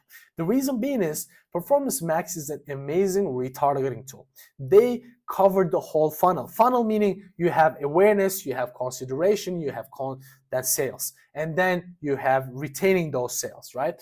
What they do when it's a Performance Max campaign, they cover the whole funnel, right? On search campaigns, what you do, you inevitably target people who are actually searching, but they don't know your brand yet, right? But in that case, you only target the top of funnel awareness, like they looking for a certain product, they see you, they don't know your brand. But when you do Performance Max, they will still go to your search, you will retarget them with display, you will retarget them video. You cannot control how Performance Max does it, but it will cover the whole funnel. They do retargeting, they do everything. Let's say in a certain circumstance, you don't want to retarget them at all, you just simply click on this bad button. But I don't suggest it and I never do it because Performance Max has a strong retargeting function and I want to utilize that. So I'm gonna say next, you set your location to Australia, set your language to all languages, and automatically created assets. I don't want to do that, guys. I want to exclude them. And we're gonna come to more settings and you can set brand exclusions. You can exclude certain brands, let's say Amazon, so on and so forth. Let's say a person searching for, let's say, my t-shirts, and I don't want them to see my ads when they're looking for Amazon and my brand name, right? You can do that. And I would not do it in this section because it's not super necessary. If you have a unique case, I suggest you do it, but most of the cases you won't need to. You're gonna say next. Now we're in the ad group level. In this case, as I always say, if you want to A/B test, you want to set one ad group per campaign so you're properly tested. But on most cases on Performance Max, I see a little bit better results when I have most of my ad groups in the same campaign, because you cannot, as I said, super pinpoint target. Most of the ad groups and the targeting will clash with each other. That's why I don't set in separate campaigns. I put them in under one campaign and I do my test under one campaign. It's not going to be a perfect A/B testing because of the reason I just told you. They are not actually targeting, but they are getting the signal and targeting broadly. So keep that in mind. We set the, let's say, targeting name as MMA fans, keywords plus remarketing. So I always include remarketing in my Performance Max audiences, and we have listing groups. As I said, I don't need to separate my listing groups. The reason being is I have only t-shirts in the similar niche. I necessarily don't need to do that, right? So I'm gonna go down, but as I said, if you're selling jeans or if you're selling hats, you want to have different ad groups for each product category. Let's say you're selling jeans and you show, let's say, t-shirt images. It doesn't make sense, guys. That's why you keep that in mind, right? I'm doing this because all of my products are in the similar niche and all of them are t-shirts. All right, we go down. We have to set images for our products. So we're gonna click on this. We have these images. I will select those bad boys. Let's just assume this is my logo. I will upload this just for the sake of it. Cool. Now we have some images. Maybe I want to add a little bit more images which are kind of relevant. I will go down. Cool, I uploaded a bunch of them. Now I have to edit, because if you don't edit it, guys, you don't edit how it looks on the right bottom hand side, it will look ugly when you run those ads, right? So you have max number of images and they want us to remove some of them. So I just want to remove the ones that have pricing on it. So this one looks good. This one looks good as well. I'm going to select two ratios. So let's take a look at this one. So this one looks ugly. Look at this. It doesn't make sense. So I just got to X out of that. How about this? This is cool. I want to select this. This one looks cool. Khabib t-shirts. I would just want to get this portion of it. Cool. I think I'm really happy with how it all looks. I'm just going to save this. You have max number of images. Again, I'll just X out of that. Let's X out of this, new drops. All right, perfect. Now it is asking me to add a video. You don't have to add a video, but if you don't add a video, guys, Google will create a really ugly presentation. It looks like a presentation, like, you know, like when we used to do back in middle school, primary school. It looks really ugly. So to avoid that, you want to come to YouTube and grab one of the ads that you uploaded to your personal page. It has to be on YouTube, your channel, but you can use other people's videos as well, but it is not ethical if you don't have their permission. You don't want to use it, but it is like a small glitch in the system. Not a glitch, but they probably let you do it because of the affiliate reasons. Let's say I have a, reselling products, I'm selling Nike shoes and blah blah. I want to use Nike ads, existing Nike ads, and I have permission from Nike and I can use their videos from YouTube, right? That's the only reason. So I'm going to go to search, put the URL in. Let's say this is the video that I uploaded. I'm going to save this. Now I have video here, and I want to have at least 2 videos in this case, right? Now it's time to pull the headline. So let's select the headlines from pulling from our website. I usually want to craft those headlines, but it's a separate video. I have a copywriting video on my channel, completely free course. Watch that if you are into copywriting. So long headlines, you type something in as well again, and you put one more long headline in. I usually suggest at least 3 different headlines and 3 different long headlines and 3 different short descriptions. So you have short description, you want to put long description, and then you put all the ones that you can fill up. So the more data you have, the better it is. You want to use site links as well, the ones that we created, but as you guys can see, we have contact us site links. We don't want that. We don't want contact us site links. We want to have the perfect site links that we crafted. This one, for instance, accessories, right? The ones that we crafted specifically to get people on certain pages. So we can show as a search ad here. We can show as a display ad here. Muay Thai, street apparel, perfect. We can show as on Discover Network, on, let's say, on Gmail. We can show on the Gmail without being open. It looks like this. Once they click on it, they see this. So this is good as well. Let's go down. We can see our YouTube. On YouTube platform, it can appear like this, or we can show our ads like an in-stream video ad. We can show it like this or an in-stream video ad. So we have a lot of options, and we want to set the call to action to shop now, and we have more options. You can set HTML5, which is an animation. You can set that, and display path as well. Display path is what people see. Doesn't really matter if you have a good URL. Don't worry about it. It won't affect a lot. Now we come to the targeting section. In targeting section, we have 2 separate positions that we can do our targeting. We have search themes. What is the themes that you want to target? In this case, we want to put MMA fans, MMA t-shirts. These are not intended like super specific targeting, but it gives Google an idea what you want to target. As you guys can see, it's a signal, not specific targeting. That's the only thing that you need to keep in mind when it comes to Performance Max campaigns. And we want to still fill this up. MMA t-shirts, we put those in, and you want to put up to 20 again. So now we are in the audience signal. In the audience signal, it says your data. I want to put my data here because I want to utilize the retargeting function of Performance Max. I'm going to click on this. I come to browse, and we have automatically pulled from our Google Analytics all users of submission force. Yes, so it is going to target all the people that visited my website and take that as a signal as well. So they will expand from that. Keep that in mind. Now we come to audience signals, additional signals, and interested and detailed demographics. Now it is time to find some in-market audiences for MMA stuff, right? So we're going to come to in-market. Let's say, what do we have here? What can we target? People into fitness, that could be one.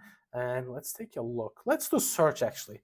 Let's do MMA. What comes up? It could be MMA news, mixed martial arts, those are good. Mixed MMA shirts, let's say. Let's type in MMA. Let's do MMA news, mixed martial arts fights. No, let's do MMA news. And we have additional signals. I want to edit my demographics as well. Just men, 18 to 34.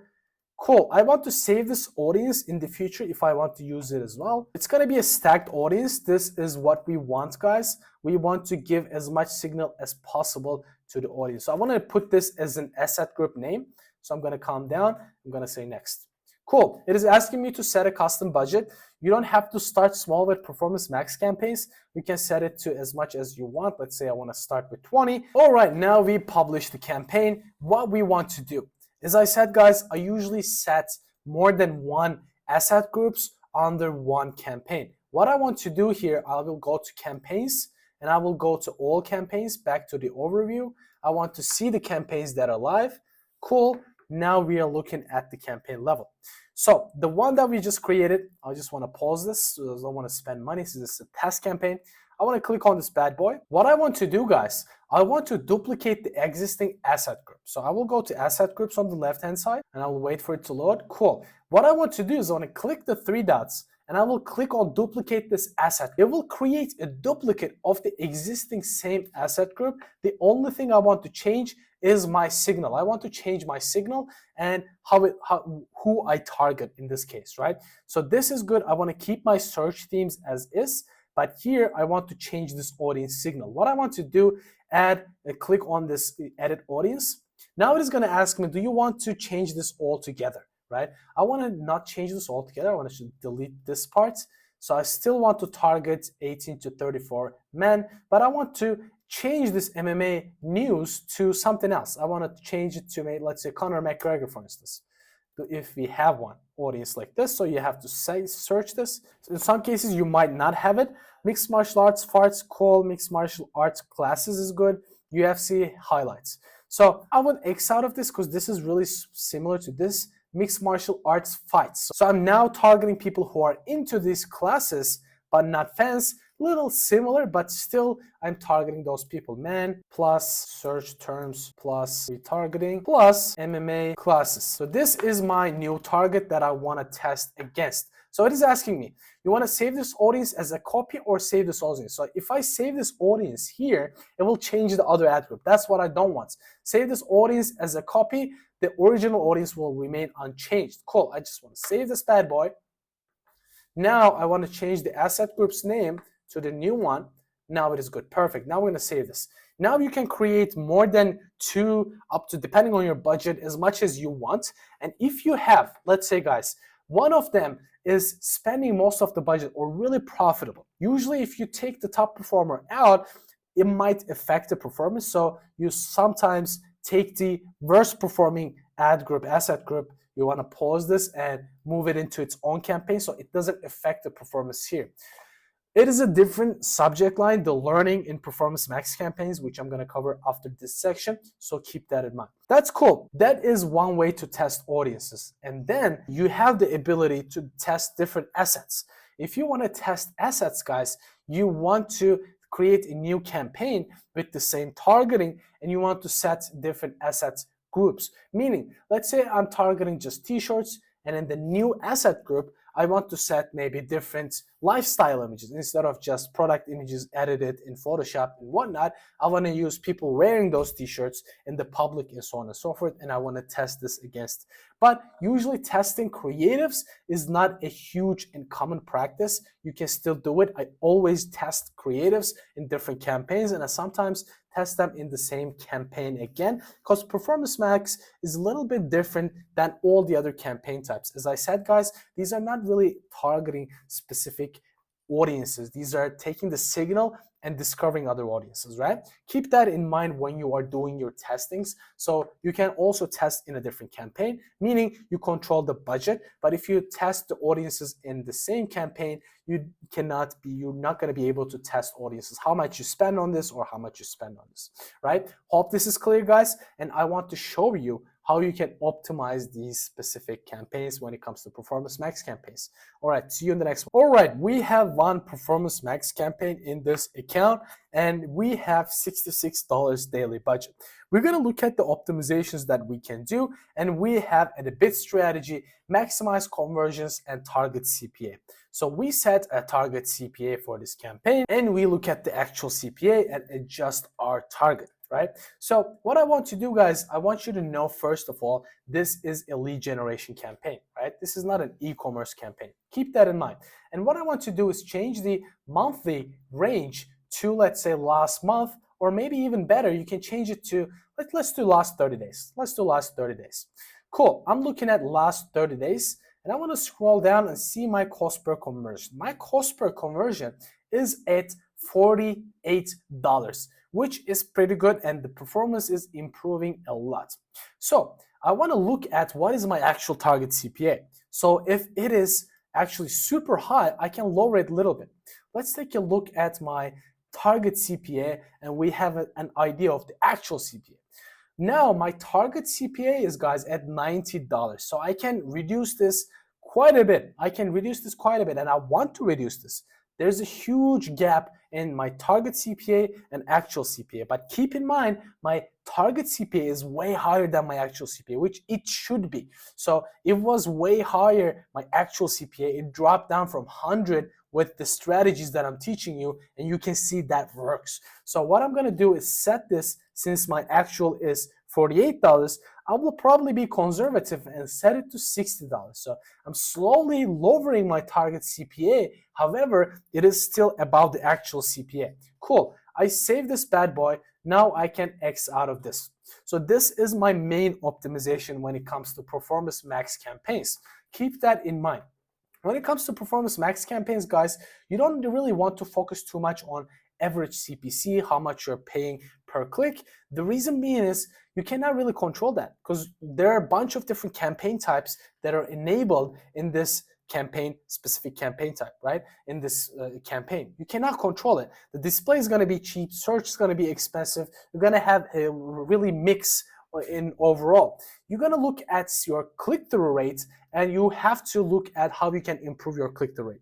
In my case, it is pretty good, and I'm happy with my click-through rate in this case, because display, video, usually those click-through rates are going to be below 1%, and usually your search campaigns click-through rates are going to be around 5 to 15%. So overall, my average, I'm really happy with my click-through rates. Overall, it is above the industry benchmark. So now I'm happy with my click-through rate. So that means there's nothing wrong with my images, my assets. I can still improve my assets, but there's nothing exceptionally wrong. So I'm going to click on this and see my asset groups. Click on the asset groups on the left-hand side. Now I will see my asset groups and what I can improve. So I want you to, on the right-hand side, from summary, come to table, so you can see the performance of these asset groups. That is really, really important.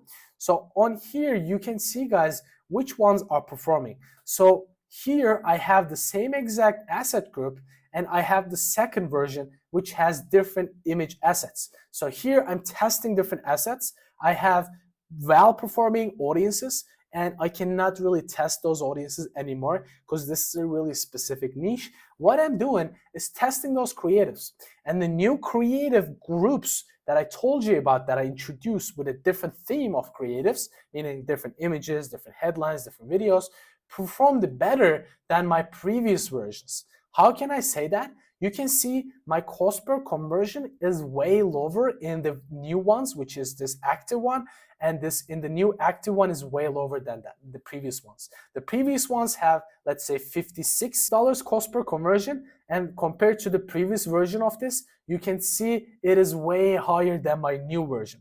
But let's look at this one, and here we almost cut down the cost per conversion into half, which is amazing. This tells me my newly introduced creative groups are performing way better than my previous creative groups, because I'm not changing anything about my targeting. I'm changing everything about my creative themes. That is one way of improving your cost per conversion. And here we can see the CTR actually dropped a little bit from my previous one. So that gives me an interesting data, but not a huge difference. Cost per conversion dropped in half, which is amazing. I'm paying half of the amount for every conversion that I used to. That is amazing. But if I look at the click-through rate, there's a slight drop. Not a big deal, not a big deal. I will just not focus on this too much because overall the end result is amazing. That's what I want. That's what I want to look at. Everything leads to the cost per conversion, or you're an e-commerce brand, everything leads to your overall return on ad spend, right? So let's look at this example. My previous assets that I used had 11.81 click-through rate, and the second new assets have 13.43 click-through rate, which is a slight increase, but you won't see a huge increase in click-through rate as because there's a benchmark and you're not going to go way beyond or below the industry benchmarks. But I am really happy with the improvement overall. If we average it out, there is a still slight improvement in click-through rate. Hope this is clear, guys. Hope this is clear. What I want to do is I want to come to view details here under one asset group that you've been using. Click on this view details and you will see the performances of certain specific headlines and descriptions. On most of the cases, you're going to see not enough data. That means you have not spent enough budget on this specific asset group to see this performance indicator. Now we can see some data because this asset group spent more than the rest. We can see this headline, the first headline, has a performance indicator as low. So I'm going to look at this headline and see I'm not going to use this in the future. That gives me a great indicator when it comes to not using this specific headline in the future. So the logos don't have enough data and you cannot really test anything with logos. Let's look at this. This headline has low in terms of performance, and that gives me a good idea not to use this. So I can come here, go to my ads, and I can delete this ad right away. That gives me specific feedback when it comes to my ads, ad copy. This one says good, so I'm going to keep this one. This one is low, so I will change this one. And this one has good, and this one has best. This is great, guys. So if this says best, I definitely want to maybe divide this because this is a description or a long headline here, one long headline, one description. I want to divide them and use it in my headlines. The reason being is Google gives me that feedback. People really love this description and long headline. Once we go down, we have the same feedback for images. These are images. We can see from the asset types. I cannot show it to you because this is a client's account. We have best here. So this is amazing. This is a great indicator. I want to use more of this and less of this one, for instance, right? Because this has low, this has the best. We have less data, not enough data for this one. We cannot conduct a analysis. And these are low. I don't want to use images that look like these. There's a theme behind these images, but I cannot explain it because since this is a client's account, I want to take the ones that are good and I want to create more of the ones that are deemed to be good. Hope you're getting it, guys. So what else we can do? We can come to location, and the location optimization is one of my favorite, as you guys know. I'm going to come to Australia and I'm going to say narrow by, and I'm going to narrow by cities. So I'm going to be able to see all the cities that I can see that I've driven conversions. And I can exclude certain locations that I have not driven any conversions, but I have spent a lot of budget. What you can do, if you want to change or exclude certain locations, don't look at last 1 month. Look at least 6 months, because excluding a location is a big change. Let's say we're looking at last 6 months, we have quite a bit of data. What I want to do is I want to add a filter, meaning I want to look at clicks that are above 10, but conversions below 1. So how you can do this, I created myself previously. I will show you how to do it. Clicks, you're saying it's gotten more than 5 clicks, but no one ever converted. So we're going to come conversions. So I want to find all conversions is different than conversions. All conversions means you're also including secondary conversions, not just primary. Keep that in mind. So you don't want to say all conversions. A page view can be counted as a secondary conversion, so it won't serve you well. Don't click on all conversions. Go down and find conversions. Cool. Now we clicked on this. I want to say smaller than 1.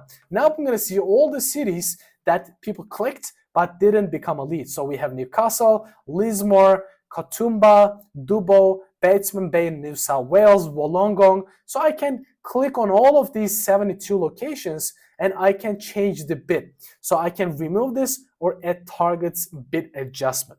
So the important point is, if you have a target CPA bidding strategy, you cannot adjust the bids because the target CPA has the algorithm to do it for you. If you're using just conversions without a target CPA, you can adjust the bids, but only if you have, let's say, target maximize conversions.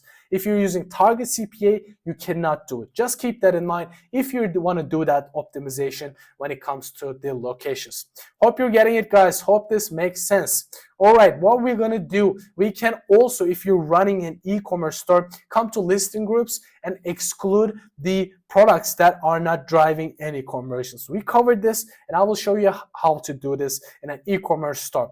Overall, this is how we optimize our Performance Max campaigns. We, as I said, testing audiences is not going to be that accurate. What we want to do is we test asset groups, we test different creative themes, or we test different signals, which are not going to be as accurate as other campaign types. If you have any questions, please drop down in the comment section. I'll be happy to answer. Let's cover demand gen campaigns. Demand gen campaigns, just like Performance Max campaigns, utilize different campaign types, such as they do video ads, they show their ads on Gmail, which is the old discovery campaign type, YouTube ads, and also you can utilize shorts as well, YouTube shorts. So this campaign type is amazing if you want to raise awareness, which is a great awareness tool. But if you have an e-commerce store and you are in between, should I run Performance Max campaigns or should I run demand gen campaigns? It is a clear-cut answer. You should not run demand gen campaigns. You should definitely prefer Performance Max campaigns. The reason being is the shopping campaign type is not utilized to the maximum ability in demand gen. Demand gen, they appear on Gmail or they appear on YouTube just like this. Saying that, it can be a great traffic tool, meaning if you want to increase traffic to your site and you are not really looking to get purchases right away, you want to increase the awareness a little bit, that this can be utilized. For lead generation, I've tested this with lead generation clients. It is not an amazing lead generation tool. However, you can still utilize as a supplemental campaign type in addition to your existing search campaigns, existing Performance Max campaigns. You can do that. All right, if this is clear, we jump into the platform and run some demand gen campaigns. We're gonna go create a campaign with us goals guidance. As always, at the very bottom, you will see the demand gen campaigns. We're gonna click on this bad boy and we will select the goal that we want to focus on. We're gonna name the campaign and we're gonna use the product feed as well. As I said, demand gen still uses product feeds as a shopping campaign type. However, it is not using it as maximum ability, just like Performance Max campaigns. It is not at maximum ability. You will see video ads, and under that, the products will be tagged. However, it won't be a pure shopping campaign. Just keep that in mind. In this case, we're gonna go with clicks, and as a campaign goal, we are able to set 3 different campaign goals. One is conversion, one is clicks, and one is conversion value. And since they give us the ability to focus on clicks, this tells us this is a great traffic campaign type. So it was in display campaigns, we used to get cheap traffic with display campaigns. However, this is more of a modern and AI-driven version of display campaigns. You can understand demand gen as more of a traffic driver. However, not as cheap as display campaigns. However, the traffic and the quality a little bit gonna be higher if you remarket them with Performance Max campaigns. You have to look at the funnel from a bigger perspective. Since we want to focus on clicks, I don't have to choose one. If I were to choose conversions, they would have pushed me to focus on just one here. In this case, I want to go with clicks and we want to type in a budget. Let's do $10 a day. We're going to start with this one. And we have a product feed attached to this. We're gonna go down, we have location and language, and there's really specific unique feature to this. So you can set your location and language in the ad group level, which is on the left-hand side. You can see there's the campaign level, ad group, and ad level. You can set it on the campaign level or ad group level. We didn't have that in any other campaign type, but demand gen allows us to set this in 2 different levels, totally up to you. I'm gonna leave it as is. I'm gonna go to devices. You can set specific devices, but since this is a click-driven campaign, I really don't want to focus on TV screens because it's hard for people to click from the TV because the user friendliness is not there on TV or smart TVs, right? I'm gonna go down. Ad schedule, I'm not going to touch this, and campaign URL, and I'm not going to touch this either. I'm going to go to the ad group. Now we can choose a specific product group, which I'm not going to. In this case, in our case, we have a bunch of different products, which are all t-shirts and all in the same niche. So I'm not going to touch that. We're going to go down, we're going to select Australia, and we're going to go down, all languages, cool. And now it is time to set an audience here, which is unique here, guys. Something is super unique to demand gen campaigns where we can create lookalike audiences. What is a lookalike audience? So we create a certain group of list of people, and then we tell Google to create similar audiences to those core group of people. Meaning, we can say, you know what? This is the list of people who bought from me in the last 2 years. I want you to create and find similar people that are similar to those past customers. So Google will try its best to find those similar audiences to your core audience, meaning people who bought from you, and they will find people who have similar interests, similar demographics, so on and so forth. Let's click on add an audience, and we're going to create a new audience here, and you can name your audience. And here, everything is the same except this lookalike segment. So we can still do custom segments, meaning we create a new segment, we can put keywords in. What I usually tend to do, just like Performance Max campaigns, I like to stack my audiences. Let's say we do keywords. So you're gonna add around 20 different search terms, and we're gonna save this. So this is my segment, just the custom segment. Since this is not a purchase-driven campaign, now I'm not focusing on purchases, I don't want to add my website visitors here. It doesn't make sense, right? In Performance Max, it makes sense because my goal was to drive purchases. But in this case, I just want to fill up the funnel, meaning I want to get people who haven't heard of my brand yet, but in the future, I will retarget them. In here, I want to come to the exclusion, and I want to exclude people who visited my website. So I'm going to browse and website visitors, and I want to exclude all the website visitors who visited my page before. In this case, we are not able to do this since the number of people is super small. We need at least a certain number of people for this audience to be enabled or excluded. Let's say if you have enough number of people, you will be able to use this. In this case, we cannot, but I would have done this, excluded that's remarketing audiences. So let's edit the demographic. I want to target 18 to 34 as always for this specific brand, and I'm gonna go on. Now, let's take a look at the lookalike segments. I'm going to click on this.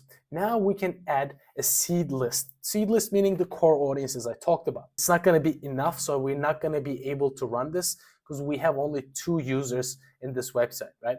Location, you're going to set the location specific to your core audience. Let's say you want to do Australia.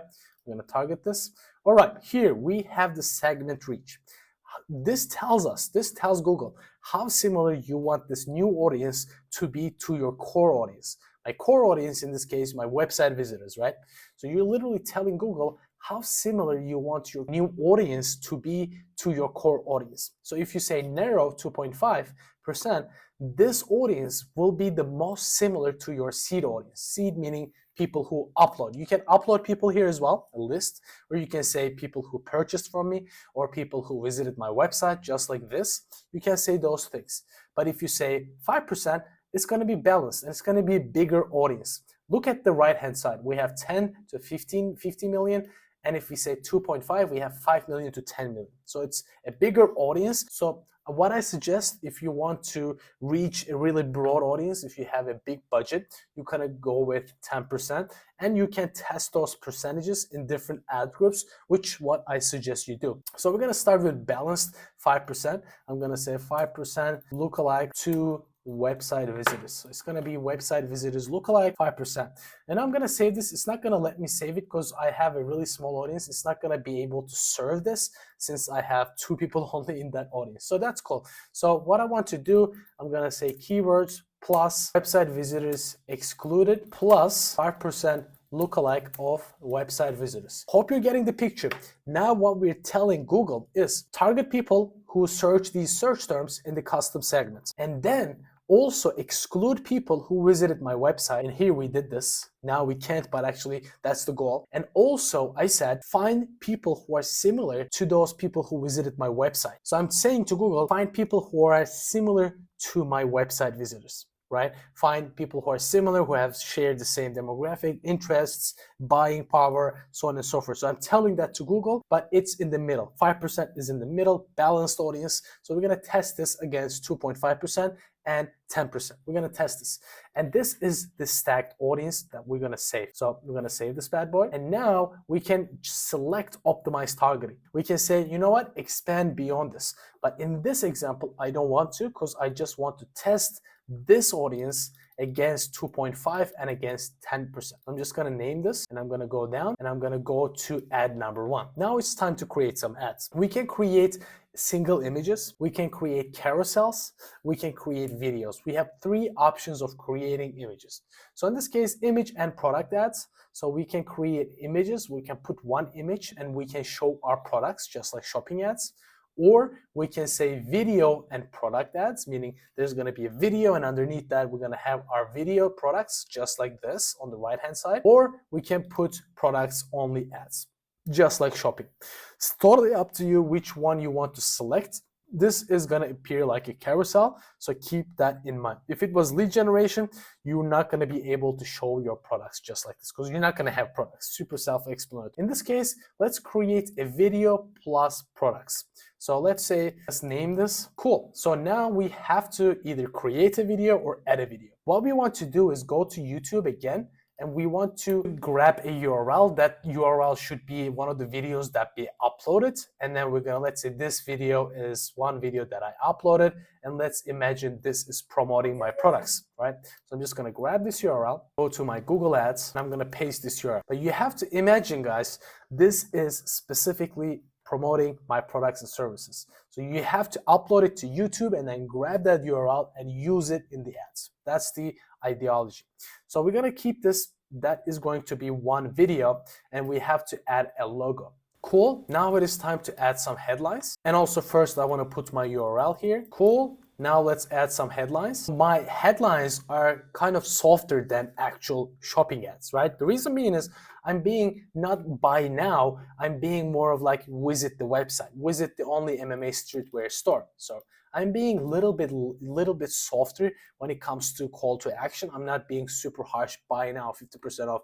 I'm just introducing my brand. So what I want is traffic. Now we're gonna add a long headline. Now we're gonna add a description as well. We can add one more description, but totally up to you. And we're gonna put the name of the brand. Now we're gonna put the URL. We can put visit site. Since this is the goal is not actually purchases, we want to get cheap traffic with this campaign type.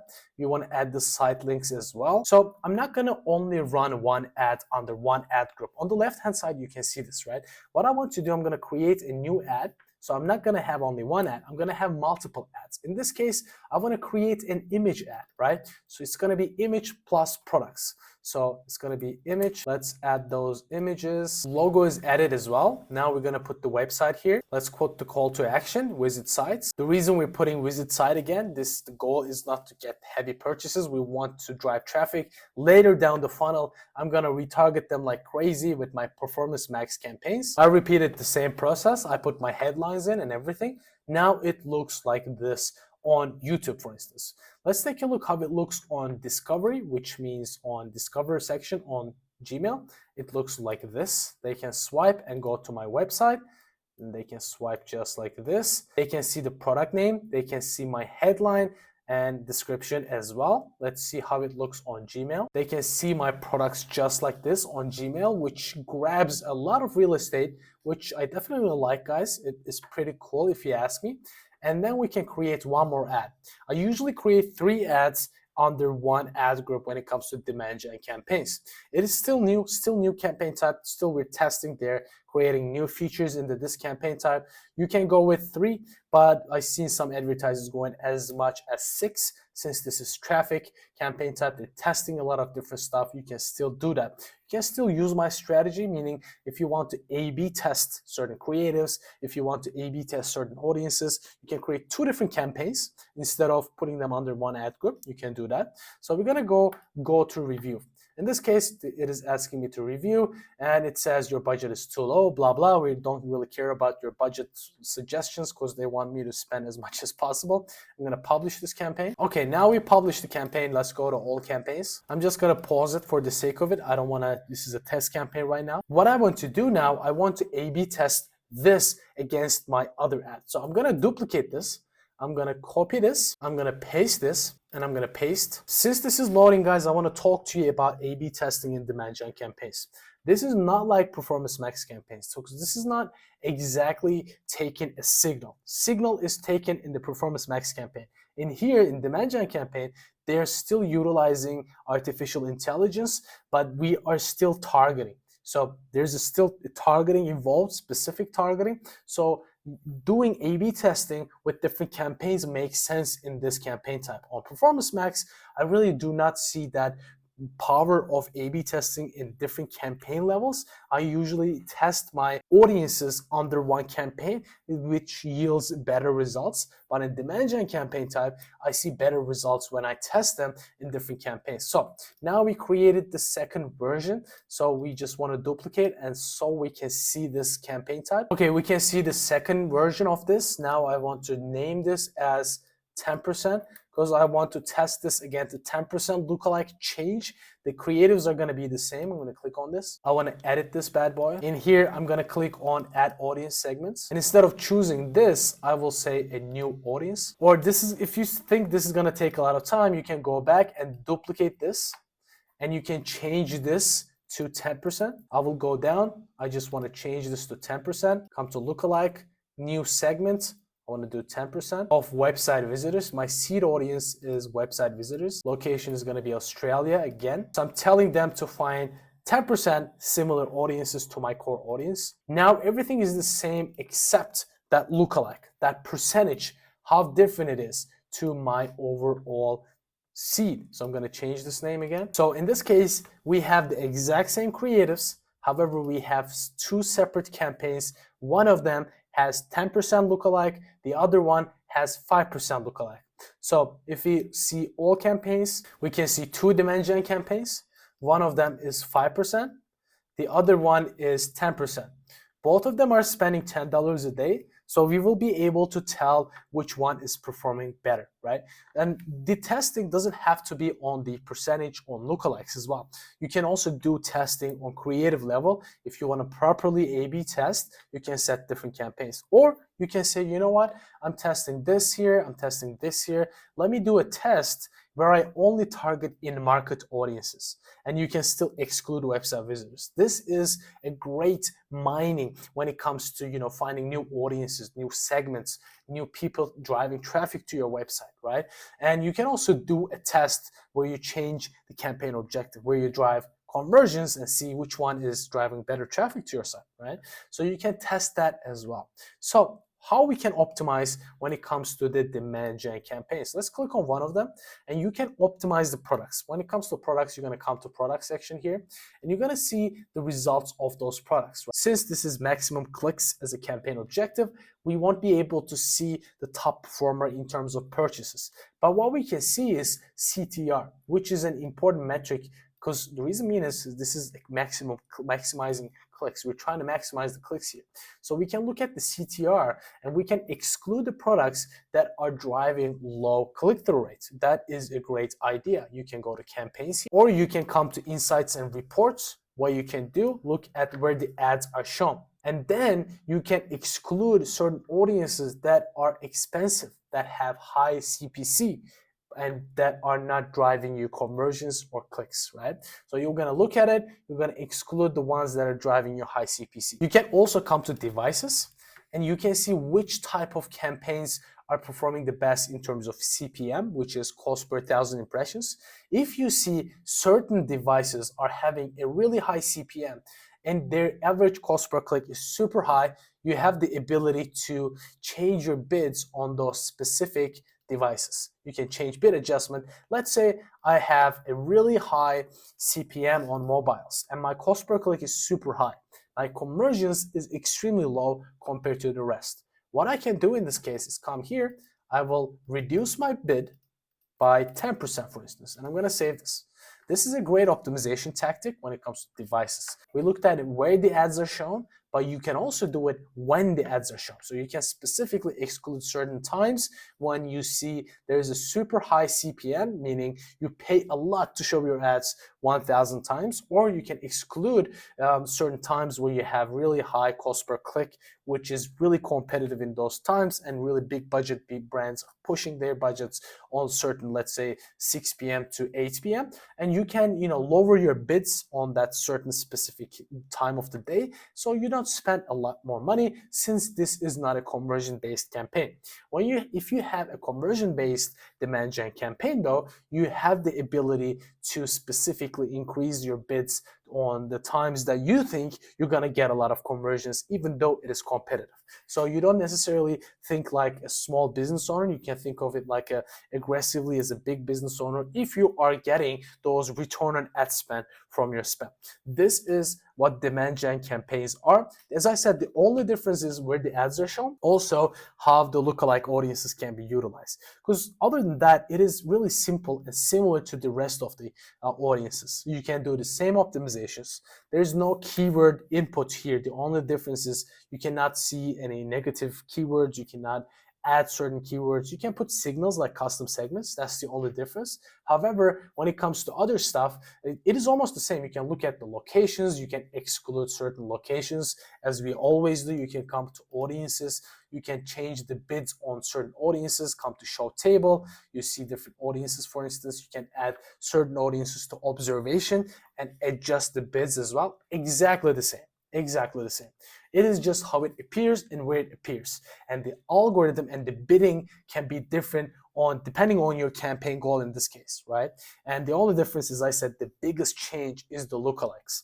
So hope you're getting it, guys. If you have any questions, please don't hesitate to ask. See you in the next one. All right, guys, we come a long way. We covered the most important campaign types. So you know what type of campaigns that you can run, what are the expectations from those campaigns. And we have actually 2 more campaign types, actually 3 more campaign types we haven't covered. But I'm not gonna cover the smart. The reason being we're not gonna cover the smart campaign type, it is because we don't have any control over that smart campaign type. And you won't see any advertiser using a smart campaign type. You're not gonna see that. And the results are gonna be subpar, and the control is gonna be subpar altogether. So this is a campaign type where Google creates this for people who don't know how to advertise, and they try to make it easier for them to run ads and spend money without seeing the proper return on their investment. That's why I definitely discourage you to run smart campaign types. Hotel campaign types is really specific. Most of you probably don't have a hotel and don't advertise a hotel, so I'm gonna skip this as well. And app downloads are super simple, and 99% of my audience, I'm sure, are not running app ads. If you have a specific request from any of these, drop down a comment below and I will record a proper in-depth campaign analysis and optimizations for these specific campaign types. And most of the cases, most of the courses, people ask me, Jim, that is all good, but please give me an example of how you create a media plan for a mock brand. I'm going to cover a lead generation media plan. We're going to create one from scratch so you know how you can create a media plan ad hoc when someone asks you to, right? If you, let's say, have a client, someone asks you to run the ad, I'm going to show you how you do the research, the keyword research, looking at the website, looking at the keyword search volumes, and how you run those ads. The next module will be that, so you know you're fully equipped when it comes to running proper ads for any type of business. In this video, we're going to create a Google Ads media plan. This media plan is going to be for a service-based business. To be more specific, it is going to be for a dentist. We're going to create a Google Ads media plan to present to the imaginary client so we can get the ads up and running, how I structure the campaigns, what is the strategy strategy behind every single move. We're gonna get really deep strategic when creating this little media plan of ours. So who am I? If we haven't met, I'm Jim. I've been running ads over 10 years and I've been working in digital marketing agencies over 6 years, and I've been running ads for Fortune 500 brands over 5 years now, and one of those for Phrases Property, Candela, Coca-Cola, New Balance, and many more brands. All right, if you're ready, we're gonna jump right into it. All right, guys, this is the brand. The first thing, if you have watched my recent video, I'm gonna jump into my Google Ads account, and the first thing I will do is click on Tools and Settings, and I want to look at their branded traffic.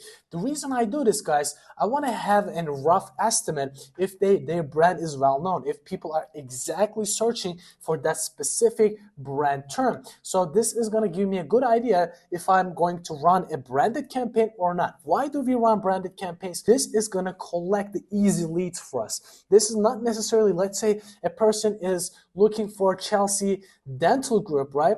And we type that in, if another competitor is using a broad match and they're using dental, and this search will trigger their keyword, and in this case they will probably steal our customers. So to prevent that, we want to use this branded campaign, and also we want to get people who are actually going to come organically, and we want to claim those leads as if we brought those leads in.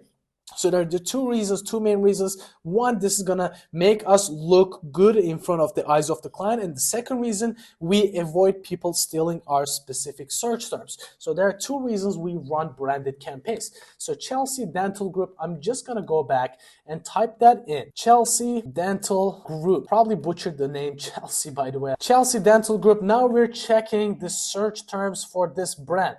Yes, so this brand is actually quite well known. They have 100 to 1,000 monthly searches for this specific brand term. And this tells me, Jim, you can easily run a branded campaign for this term. And what does this tell us?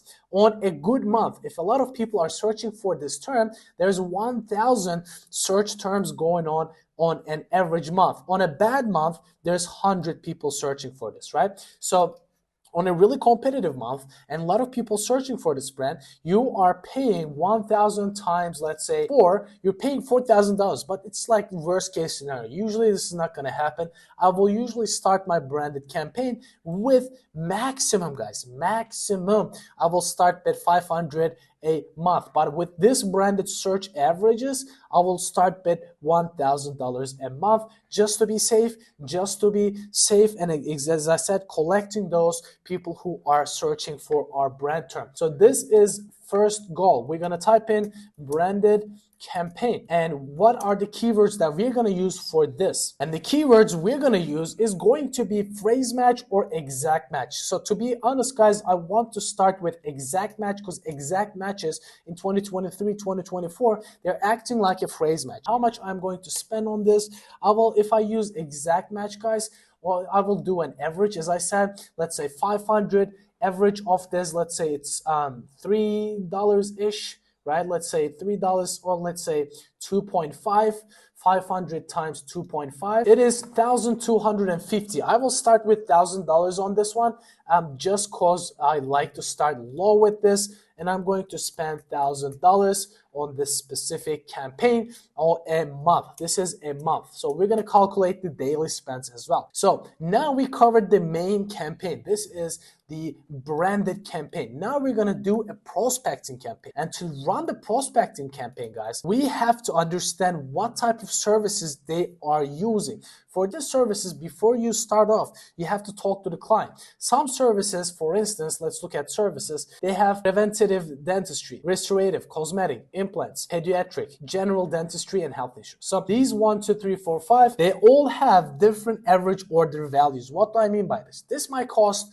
$1,000 minimum a person to get the service, and this might cost $200. So the client will tell you, I really want to get more people searching for implants, right? You have to understand, if client is really going after, they want to get more people looking for implants, you have to separate more budget to that specific keyword. keyword. So before we do this, guys, before we look at the keyword specifically, we want to look at the radius. So Chelsea, where is this Chelsea, right? We have to look at the location first. So we got to go down and we got to look at the location. So this is the location of these bad boys. And I want to check this on the graph where they are. What is the likelihood a person will travel to go to this dentist, right? So you have to keep that in mind. So this is Melbourne map, and a person probably won't travel from here to here. It will take them like 2 hours. Nobody will travel for a dentist to over 2 hours, right? There are millions of dentists overall. So I will probably target around here. I will probably target around here, make a big radius just like this. I will not target whole Melbourne. So this is important. So if it's service type businesses, you have to understand where do they actually service, right? Where do they go after? What is the service area of those people? You might get a lead from here, but are they likely to come in and see a dentist over here? Probably not. You want to maybe target people a radius around that, and you have to ask that to the client. So we have to make an assumption. We have to say maybe 15 kilometers or 20 kilometers. We have to make an assumption, and they will tell you.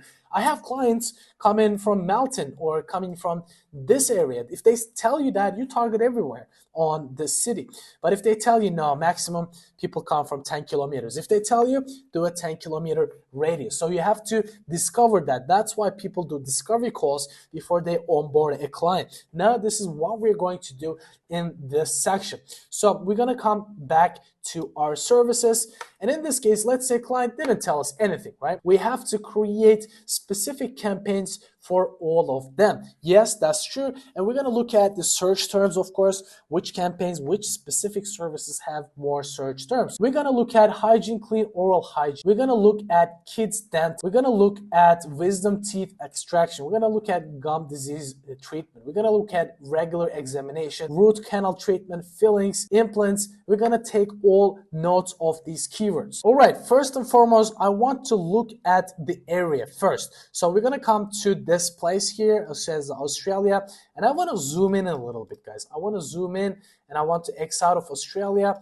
I want to go to Melbourne and I want to zoom in and look at all the surrounding suburbs of this bad boy. This is going to take some time, but this is all right. So we're going to take a note of these suburbs so we have good idea. Now the searches, the keyword results, the numbers, the monthly searches is going to include only this area. So the area that we will target, we will do a radius targeting, but this will give us a rough number of how many people are searching for those keywords. And I'm going to save this. And now it is time to add those keywords. We're going to click enter. Now we're going to do our research, guys.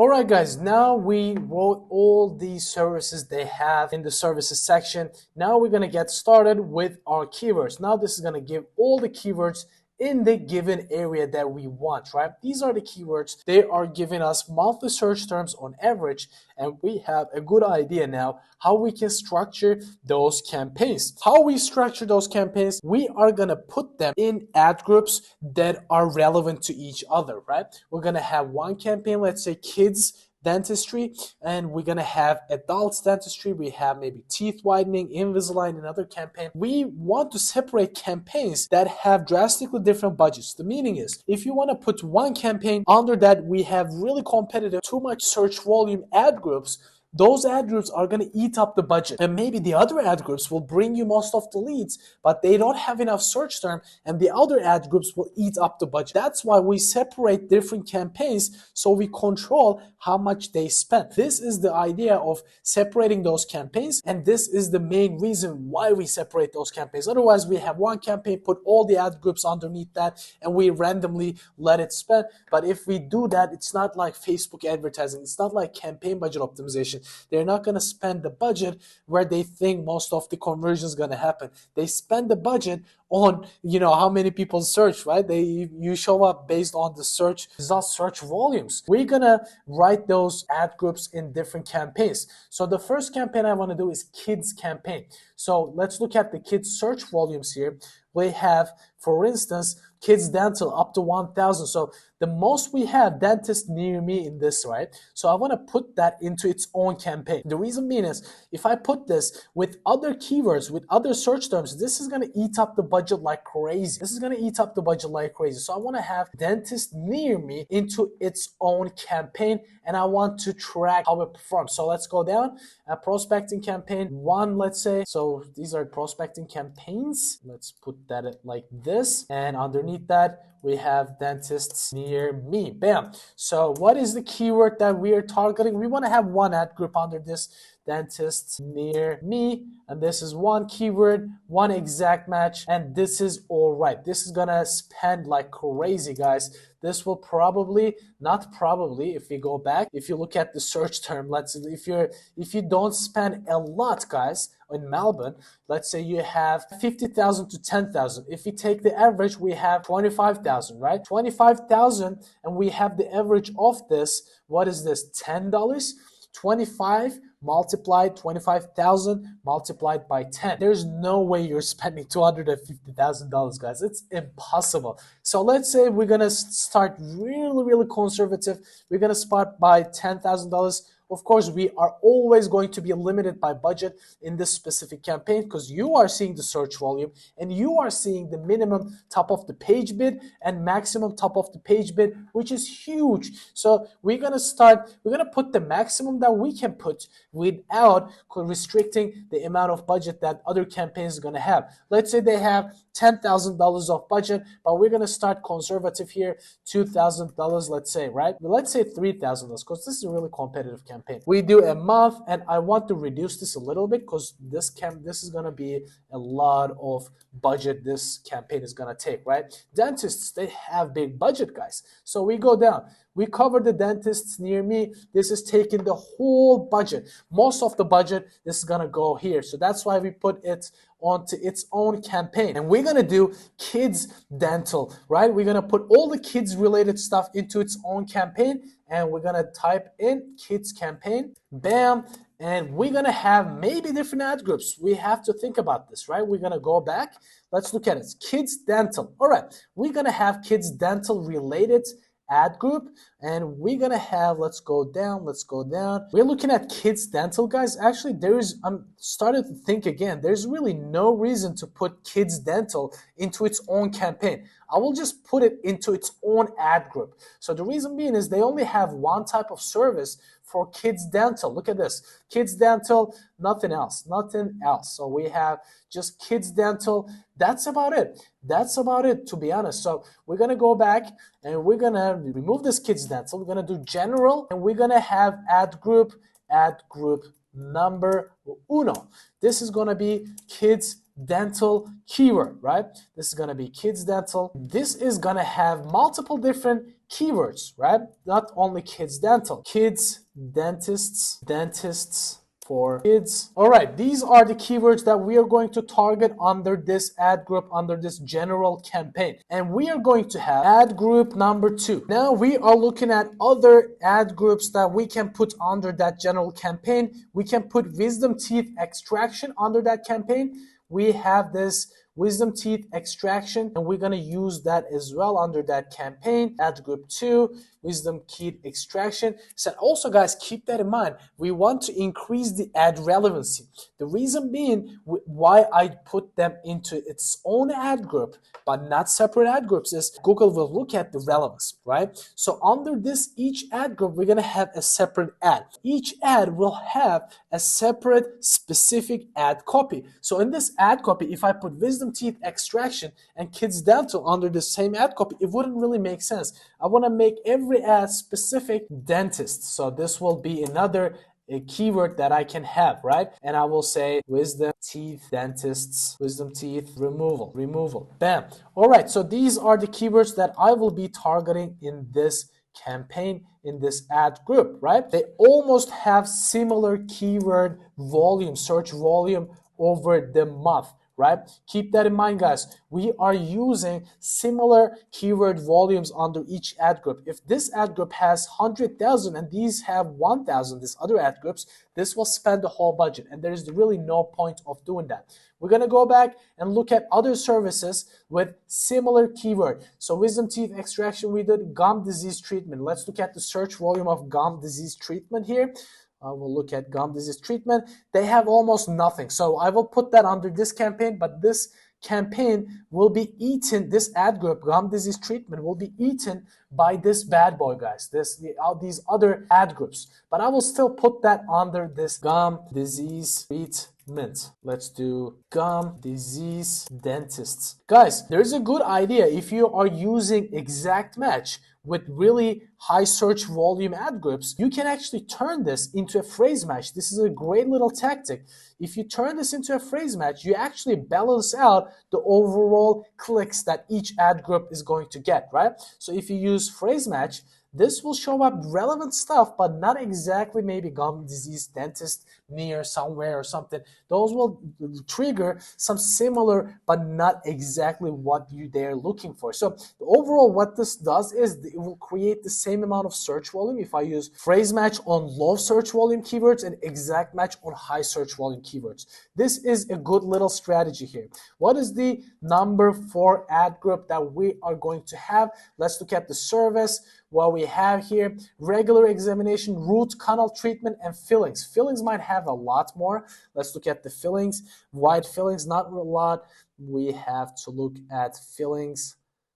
Fillings, not a lot actually. Let's do white fillings and fillings under the same ad group. We're gonna do that. We're gonna do white fillings, dentists. We're gonna do fillings, dentists. Bam, this is all good. Ad group number 5, root canal treatment. Let's look at root canal treatment. And this is a pretty popular search term, but actually they don't have a lot of search volume. So I will put that in there with a phrase match. As I said, the reason I do this to give equal amount of search volume in this. Root canal treatment and root canal treatment near me. Bam, those are going to be phrase match. Let's format this bad boy so it looks good. Cool, this is good, and we're going to do another campaign right now. We almost cover all of them. So hygiene cleans, oral hygiene. This doesn't really make sense because it could be anything about hygiene. Fillings, we covered that. Regular examinations, we covered that. Let's look at dentist examinations if we have some. Not really. Teeth whitening. All right, this is all good. Now what I want to do is teeth whitening has a lot of search volume. We can see 10,000. So I'm going to use that teeth whitening in its own campaign, and I want to use Invisalign in its own campaign as well. And the reason being is, guys, this has a lot of search volume, just like the teeth whitening. Teeth whitening. So I butchered this.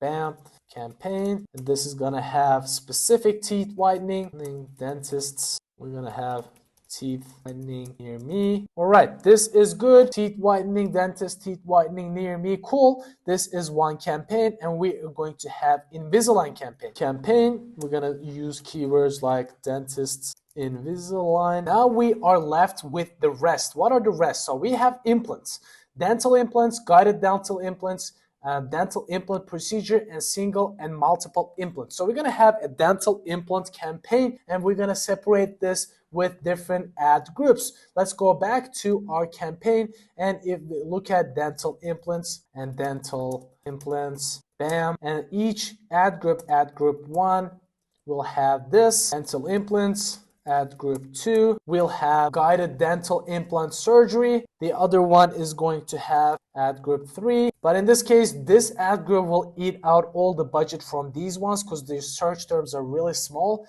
But there's really no reason we use phrase match, because if we use phrase match for this one, this will trigger other the implant procedure and so on and so forth. So there's really no reason we use phrase match on this.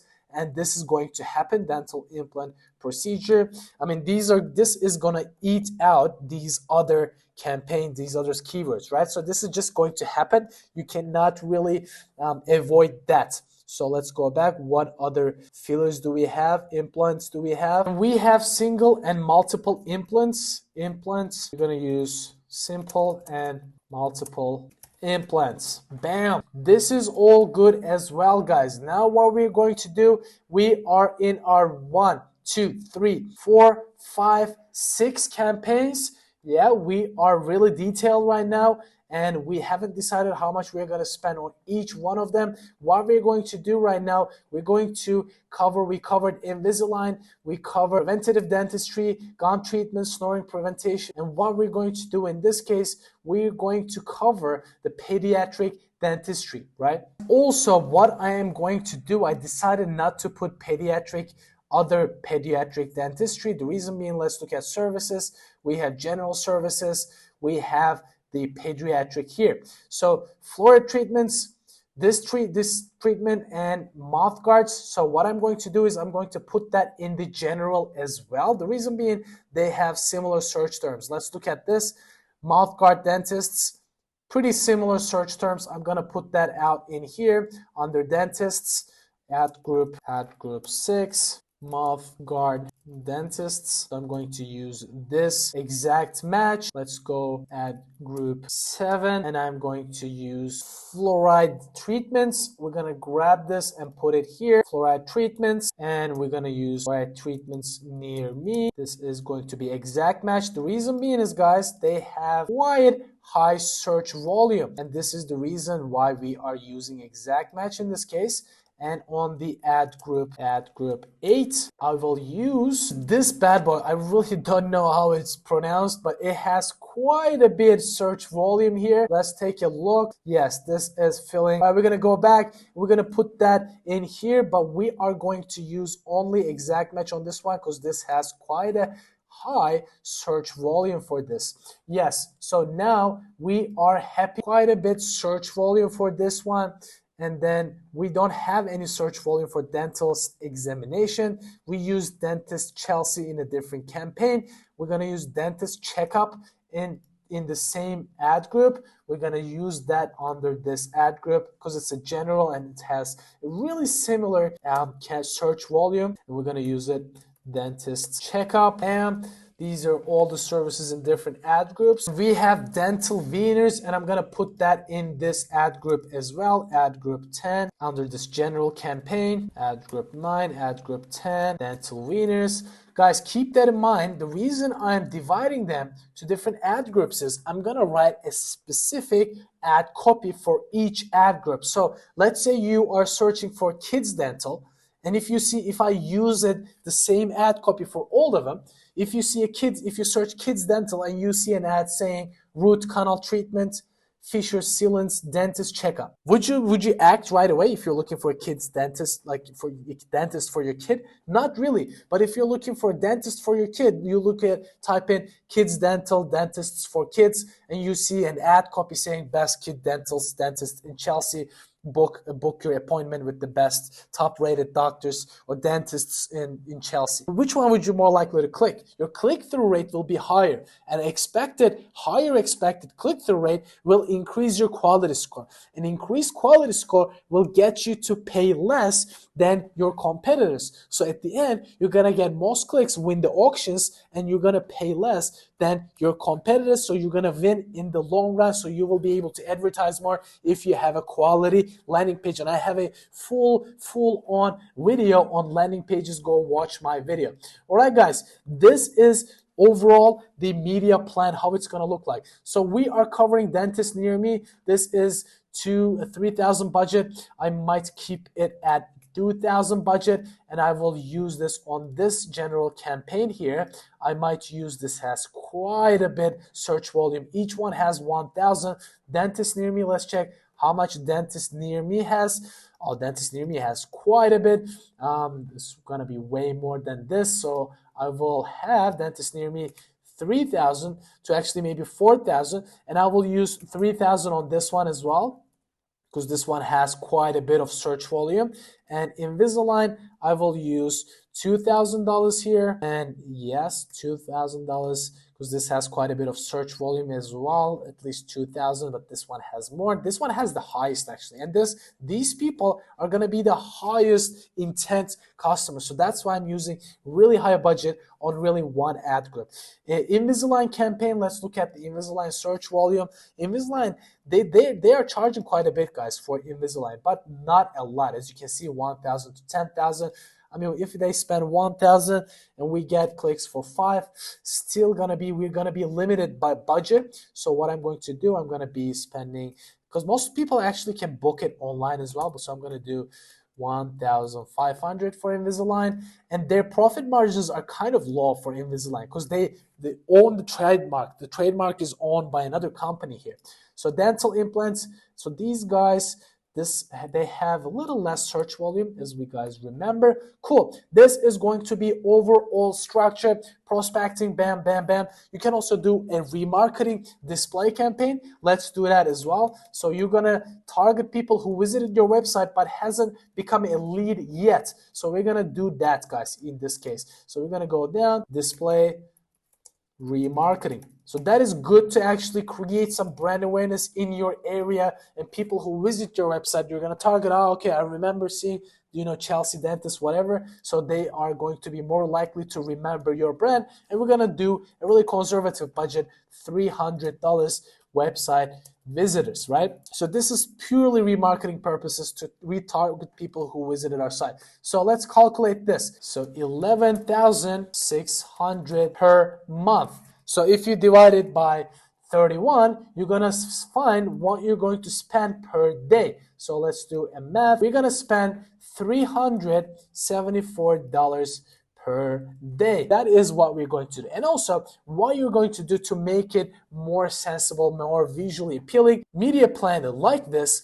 You can get this from anywhere, guys. I got this from SEM Academy. I'm not going to show the one that we use for our agency, of course, for confidential reasons, but you can type in Google search media plan. You can find anything like this, guys. So literally, you put the campaign level keywords, negative keywords, you put ad group negative keywords, you put the ad group keywords. This is going to be one ad group, for instance, right? So you have the second ad group, and you have the headlines for that, descriptions for that. You're going to write the copy for that, and ad group keywords, you're going to add them. So you're going to write the headlines for the other ad group, headlines for this. So this is one campaign, guys. So you're going to copy this.